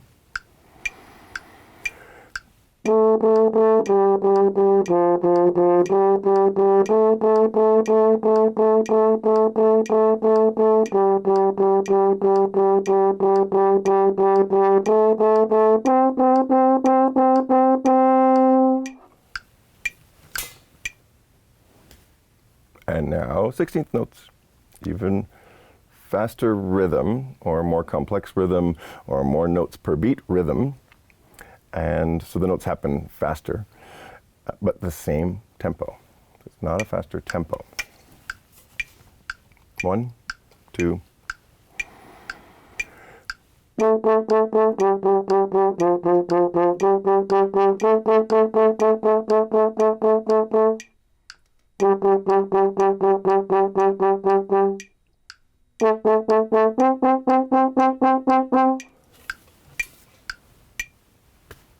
I hope that makes sense. Tempo can stay steady while the frequency with which the notes change or we articulate can get faster. Let's talk about this crazy thing that's called a double horn. Okay, it's got choices, more choices. And the big choice is, and the simplest one is whether to put that button down or not. Okay, putting this button down means you're using the back slides, these back 3 slides. It's a shorter horn. It's the B-flat horns we've talked about. And those choices used to be taught in many schools of thought in a way of strict rules, that you play open F horn up to that second line G in the treble clef, horn pitch. And then when you get to the next note, you play on the double horn. Thumb 2 and 3 for the A flat or G sharp, same note. And further up, you play everything on the B flat horn. And that was done because the shorter horn makes the notes get closer together, higher up in the range, which means if we're playing these lower notes, they're further apart on the B flat horn than on the F horn. Okay, so it's a good reason because we have higher chances of accuracy, and that's why they built the double horn in the first place. But now there's many more choices, and I have this trigger of, speaking of trigger, emotional trigger of when there's these hard and fast rules of figuring it on this horn or that horn. It depends on the horn you're playing, the intonation tendencies, and then as you get more and more advanced, it depends on even more things. What part of a chord you're playing. If you're on the third of a chord and it has to be lower, you'll learn about this soon enough, you can use a different fingering that's lower. So it'd be really good to let go of any emotions of what's an alternate fingering and all of that. I learned when I'm learning all the fingerings on the horn, I'm playing some fingerings that I'm not used to, that it was pretty emotional. I'm not supposed to play that note on this fingering, but as I played it for a few weeks in slow scales, I got over the, oh, this is a fake fingering, and my sound got better on it as I was more relaxed on it, okay? So you have a first job to do, which is learn the fingerings, just one set of fingerings, and that's gonna be on your fingering chart, okay, about how to play and get a finger that allows you to play those notes, and just learn one set of those at first, and then learn other alternate things, okay, and other alternate fingerings that you can use for those notes, okay, but there is no hard and fast rule, there's just things that are better for us as horn players.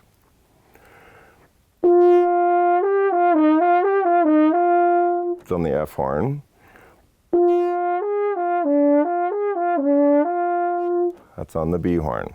Okay, and that was a horn pitch C. Which fingering are you going to use for that note? Do you want notes to be that close to it?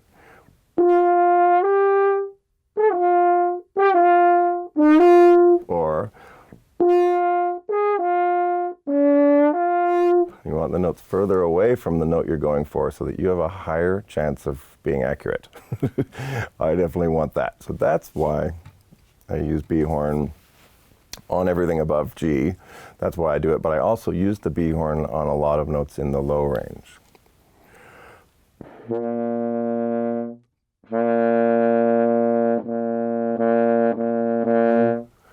Okay, the last time I played that note, every other time, but on the last one as well, that was on the B flat side of the horn. I think sometimes I might have said the B horn. That's what the horn world calls the B flat horn and the B flat side. Are you playing it on the F side or the B side? So that B flat side has a brighter sound to it because the horn is shorter. So the note starts maybe easier at times as well. For shorter notes, you can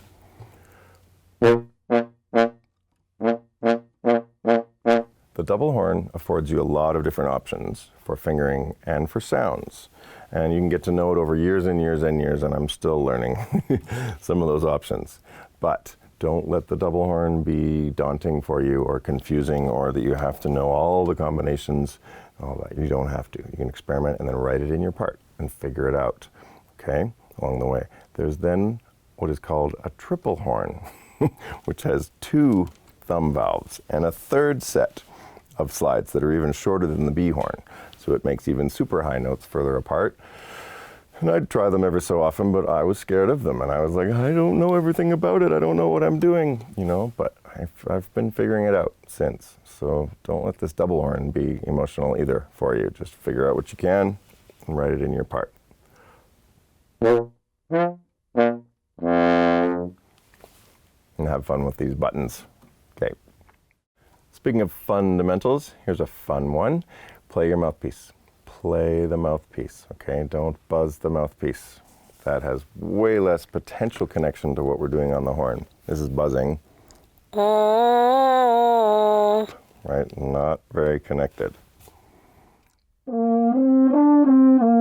That was me not changing anything, and just doing it the same way. I can buzz with very little air. There are some good uses in isolating that buzz and doing it, but it can also, there's way too many negative habits built. Instead, Instead of that lip-based thing, here's the. Okay. Best thing about the mouthpiece is it fits in your pocket. So you can play it at the bus stop or wherever, and also work on your fearlessness and to let go of worrying about what other people think about you. In the car, wherever.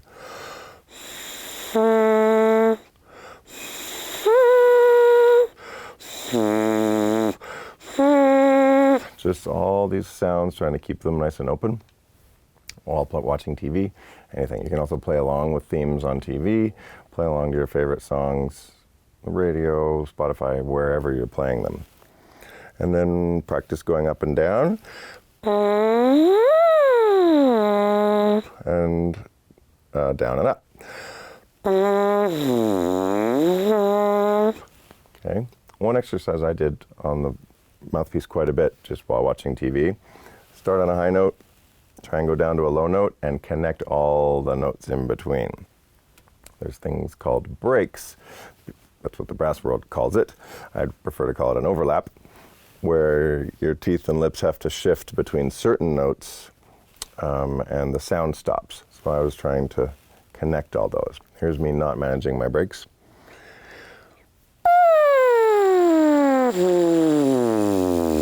There's that one break in the middle there. So this time I'm going to get close to where I feel it almost going to stop sounding, slow down, do what I call weird gymnastics of shifting around, and keep the vibration going and connecting on the way down.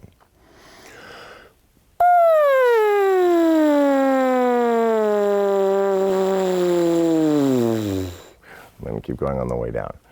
Weird thing to do, but you can do it while you're watching TV and just keep doing it. This is how I discovered a lot of things, was just doing them with learning in mind, not just repetition, but figuring it out, figuring out what I can move to keep the sound going. There again with the break. And then I'll slow down and connect them.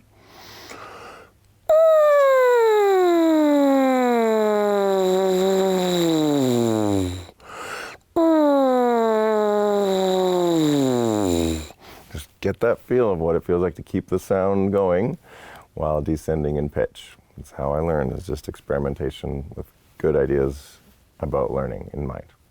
Okay, have fun with it. Let's talk about timing. We have talked about it a lot, but now this is my no timing. No, seriously.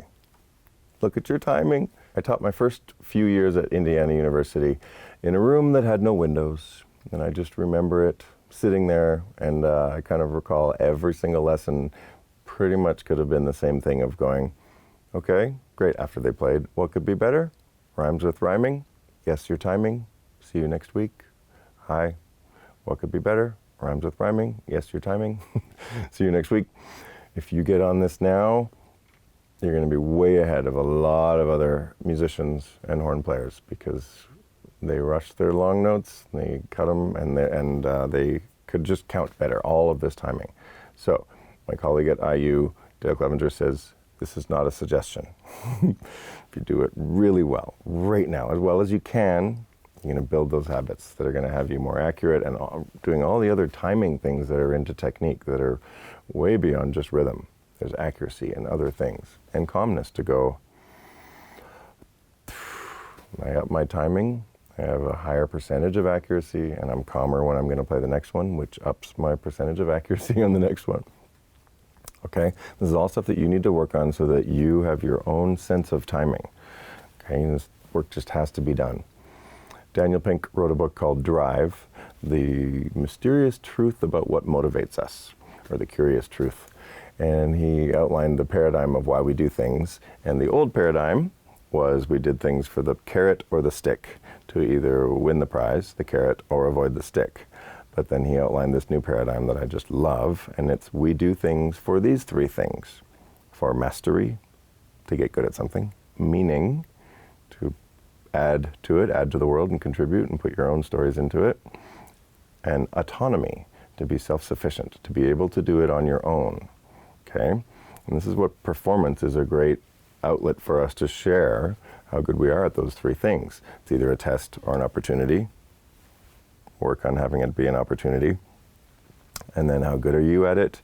What kind of meaning do you, the mastery, what kind of meaning have you put in it, in parts of yourself, being vulnerable and give of yourself and contribute? And autonomy, self-sufficiency. Can you count to 4 on your own in steady beats and then time the release of your note at once for timing? So here's how I do it. Here's how I show other people how important timing is. I ask someone to play a note with me. Okay, so play an E with me, okay? Ready? Oh, you didn't play it with me. Why didn't you play it with me? Basically because there was no timing. I didn't give you any timing, so you don't know when to play, right? Okay, now I'll give you one beat. Okay, even that one probably didn't work because even one beat does not show us when the next beat is going to happen.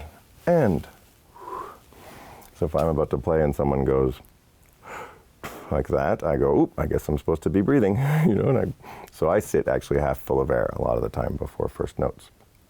Now I'll give you 2 beats and play with me.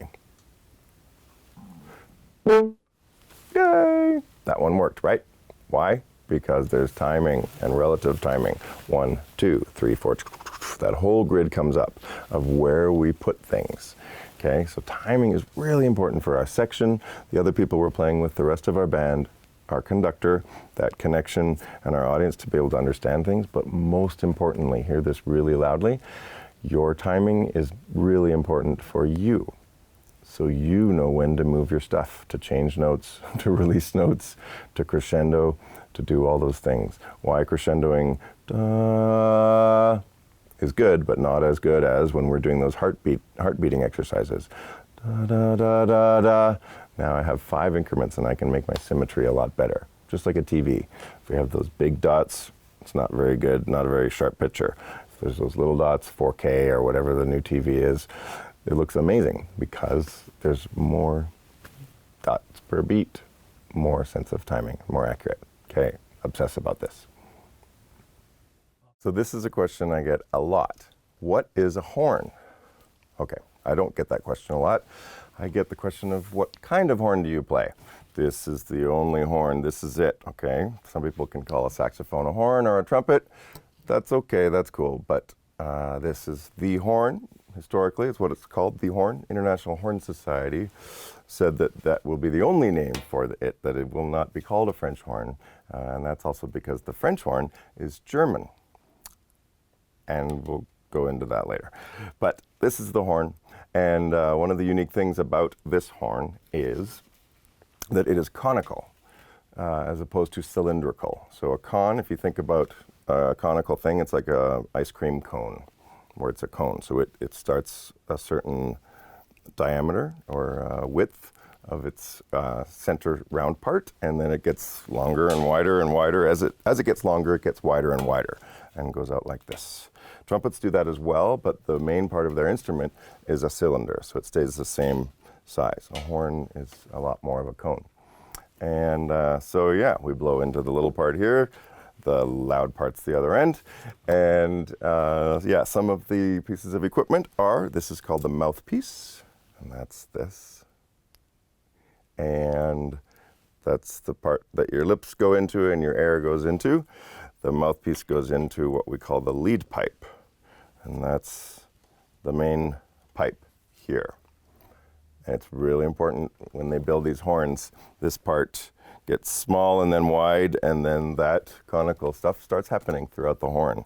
And then it goes in through all these tubes. And different horns are going to look different, okay? So you're going to maybe have what we call a single horn, which is just these top 3 pieces of tubes. And then a double horn has 2 sets.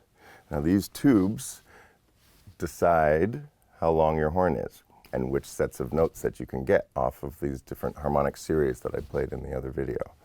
Push this button down, turns the rotor in here, it's called a rotor, and it directs the air from the main part of the horn through this slide here. It makes the horn this much longer.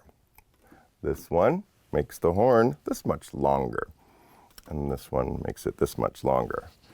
Just for your information, that note is that length, that part of the horn. This slide is exactly what we call a half step, or a semitone longer.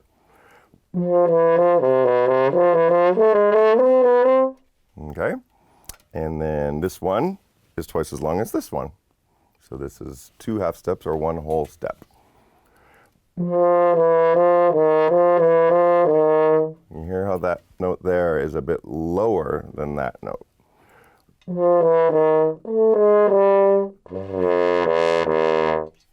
So you don't need to understand this ever. I didn't know it till 2 years ago. So you can play the horn without knowing what all the buttons do and write your fingerings in and learn them that way as well. But I think it's also interesting stuff. This one is these two put together, okay? And then the back side, if you have a double horn, back side of these 2 sets of tubes, this is the other horn. I'll tell you about each one in another video. But the way you get to those ones is pushing your thumb valve down. And now it's having the horn go through these pipes instead. And they're different lengths. If you can see, I'll show you pretty quickly. That's the F horn, and this is the B flat horn. This is F, longer, and this is the B flat horn. We'll go into that in more detail in another video. Okay, and then it comes out the bell.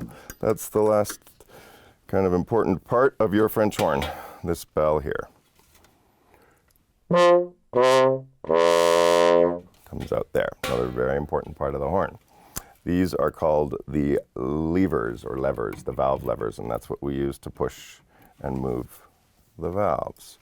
You can see how it, when you push the button, it does really cool physics stuff and turns the rotor around that way. You can see this thing going around. That's what turns the rotor on the inside, different valves. So each lever has 1 or 2 slides corresponding to it. And if you have the double, then air goes out this one. If I put the thumb valve down, it goes down the other one, the shorter one. We'll learn a lot more about that very soon. The other really cool thing on horns is what's called the water key. It's not a spit valve. You can call it a spit valve so other people know what you're talking about. I'm Canadian. And it's where all the water comes out of the horn. And yours will either have a spring lever and it opens the hole and you blow your water out. I'm going to talk about emptying the horn as well in another video because there's so much to do on this thing. So those are the names of a lot of the different parts of this complicated instrument. Not really a lot of things that go into it, but there's a lot of things that come out of it. Here's an exercise on how to have your air moving and then a sound happen and have both things really loud. The air is going to be in a state of what it takes to play loud, and then the sound will be loud. All right, so this is going to be more of a sforzando beginning. We're spinning air for 1 beat, and then wham, we're moving things in like we did on the stupid lips and lip is a reed, where we're leaving our lips passive. Same thing here. And we're going to go for an E, horn pitch E. I'll start the metronome, and first I'll do it without the metronome, and I'll show you what we're after here. So it's going to be 1, 2.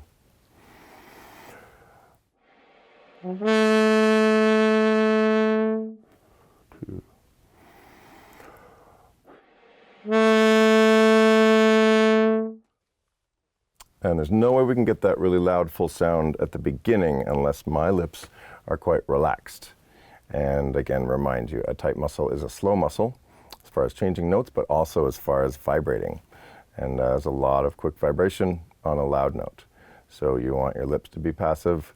I use quite a bit of mouthpiece pressure here and here, and then I bring my teeth up. Let me show you what you're experiencing with the solids and liquids of what we're doing on this exercise. This is the horn, solid.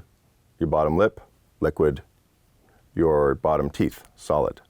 So when you bring your teeth up, the teeth have your liquid bottom lip caught between the horn and the teeth. These are two solids and the liquid. So when you bring your bottom teeth up, it brings your bottom lip with it. So that's what's happening when you hear that. You're going to hear the air being brought up into a place that all of a sudden makes sound. Okay, and the only way that is an E and accurate to that note is because I'm spinning the air for that note. Air, solids, the lips are third, the liquid lips. Just do the air. Okay, so I'll start the metronome. We're going to count off a full bar, big breath, spin loud, forte air. So what I mean by that is that not the air sounds loud, but it is air that would create a forte note. And then move things up on beat 2. It doesn't have to start on beat 2. Okay, you're going to learn how to time that as you do this exercise a lot. 1, 2.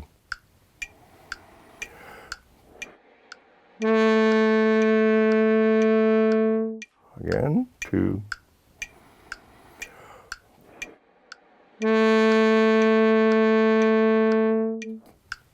And that's a loud 4. We can do it all over the range. What you're after as we go higher and higher is not overusing the lip muscles. I'm not going, which is what I see a lot, over tense and gets tired quickly.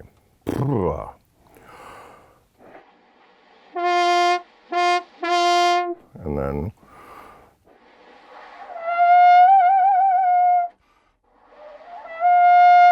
it's more muscle use up there, but not as much as I thought when I was having trouble doing it.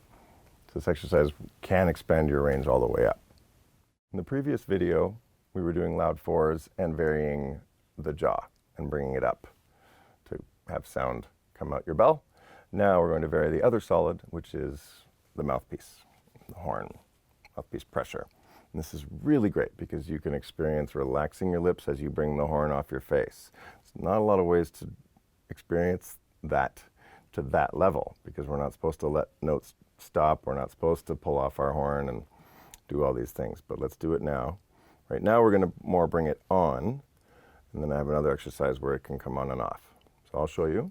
This time I am just going to have the jaw where it needs to be, but not have my mouthpiece on enough to have sound happen. So look at my lips and watch this. 2, 3.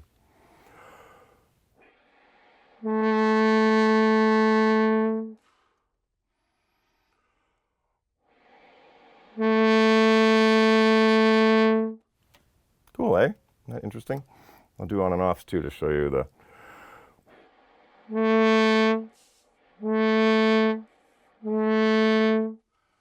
Okay, so that's where we're going now, is to be able to vary it. Be careful with pulling the mouthpiece and horn on your face too hard. I know it's just blood, but let's not do that. I've been there, doesn't help, and you have to take a few days off. Okay, and it doesn't sound good either. So let's do another loud 4, only this time we're varying the mouthpiece pressure. 1, 2.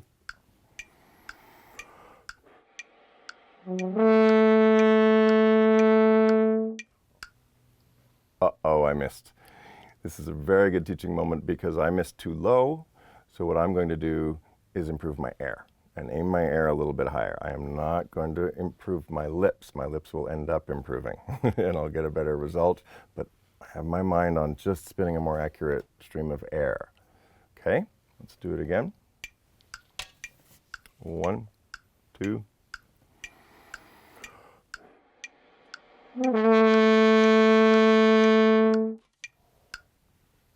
That time it was too high. I'm so used to missing notes. It's one of my biggest learning strengths, I think, was that when I played badly, I didn't feel bad about playing badly. So when I missed a note, it wasn't, oh, that was bad. It was, oh, that was bad. Or that, and then that could have been a lot better, and then focus on that. Let's do it one more time. I'm going to get my air there. The other variable is when I move my mouthpiece on my lips, like this, and pull it in, it is also rolling my lips. So it is a little bit different. But the more you do it, the more calibrated you're going to be able to know what change you need to pull it on and off. And the on and offs are even better because you'll get the note and change. You'll see it later. 1, 2.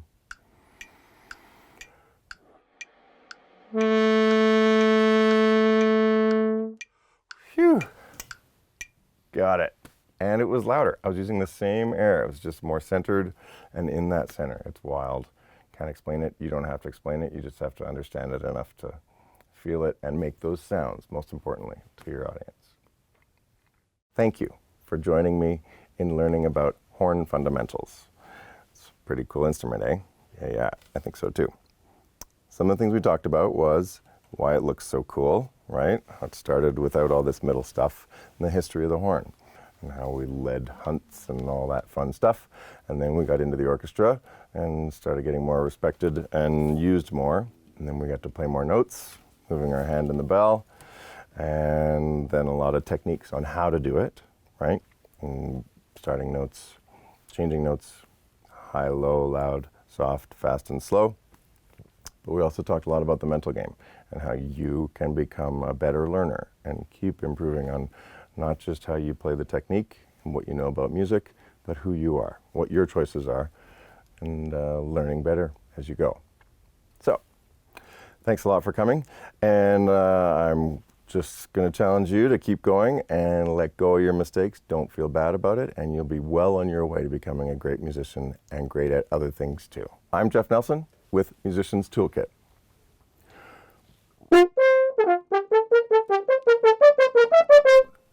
Best wishes in your musical journey.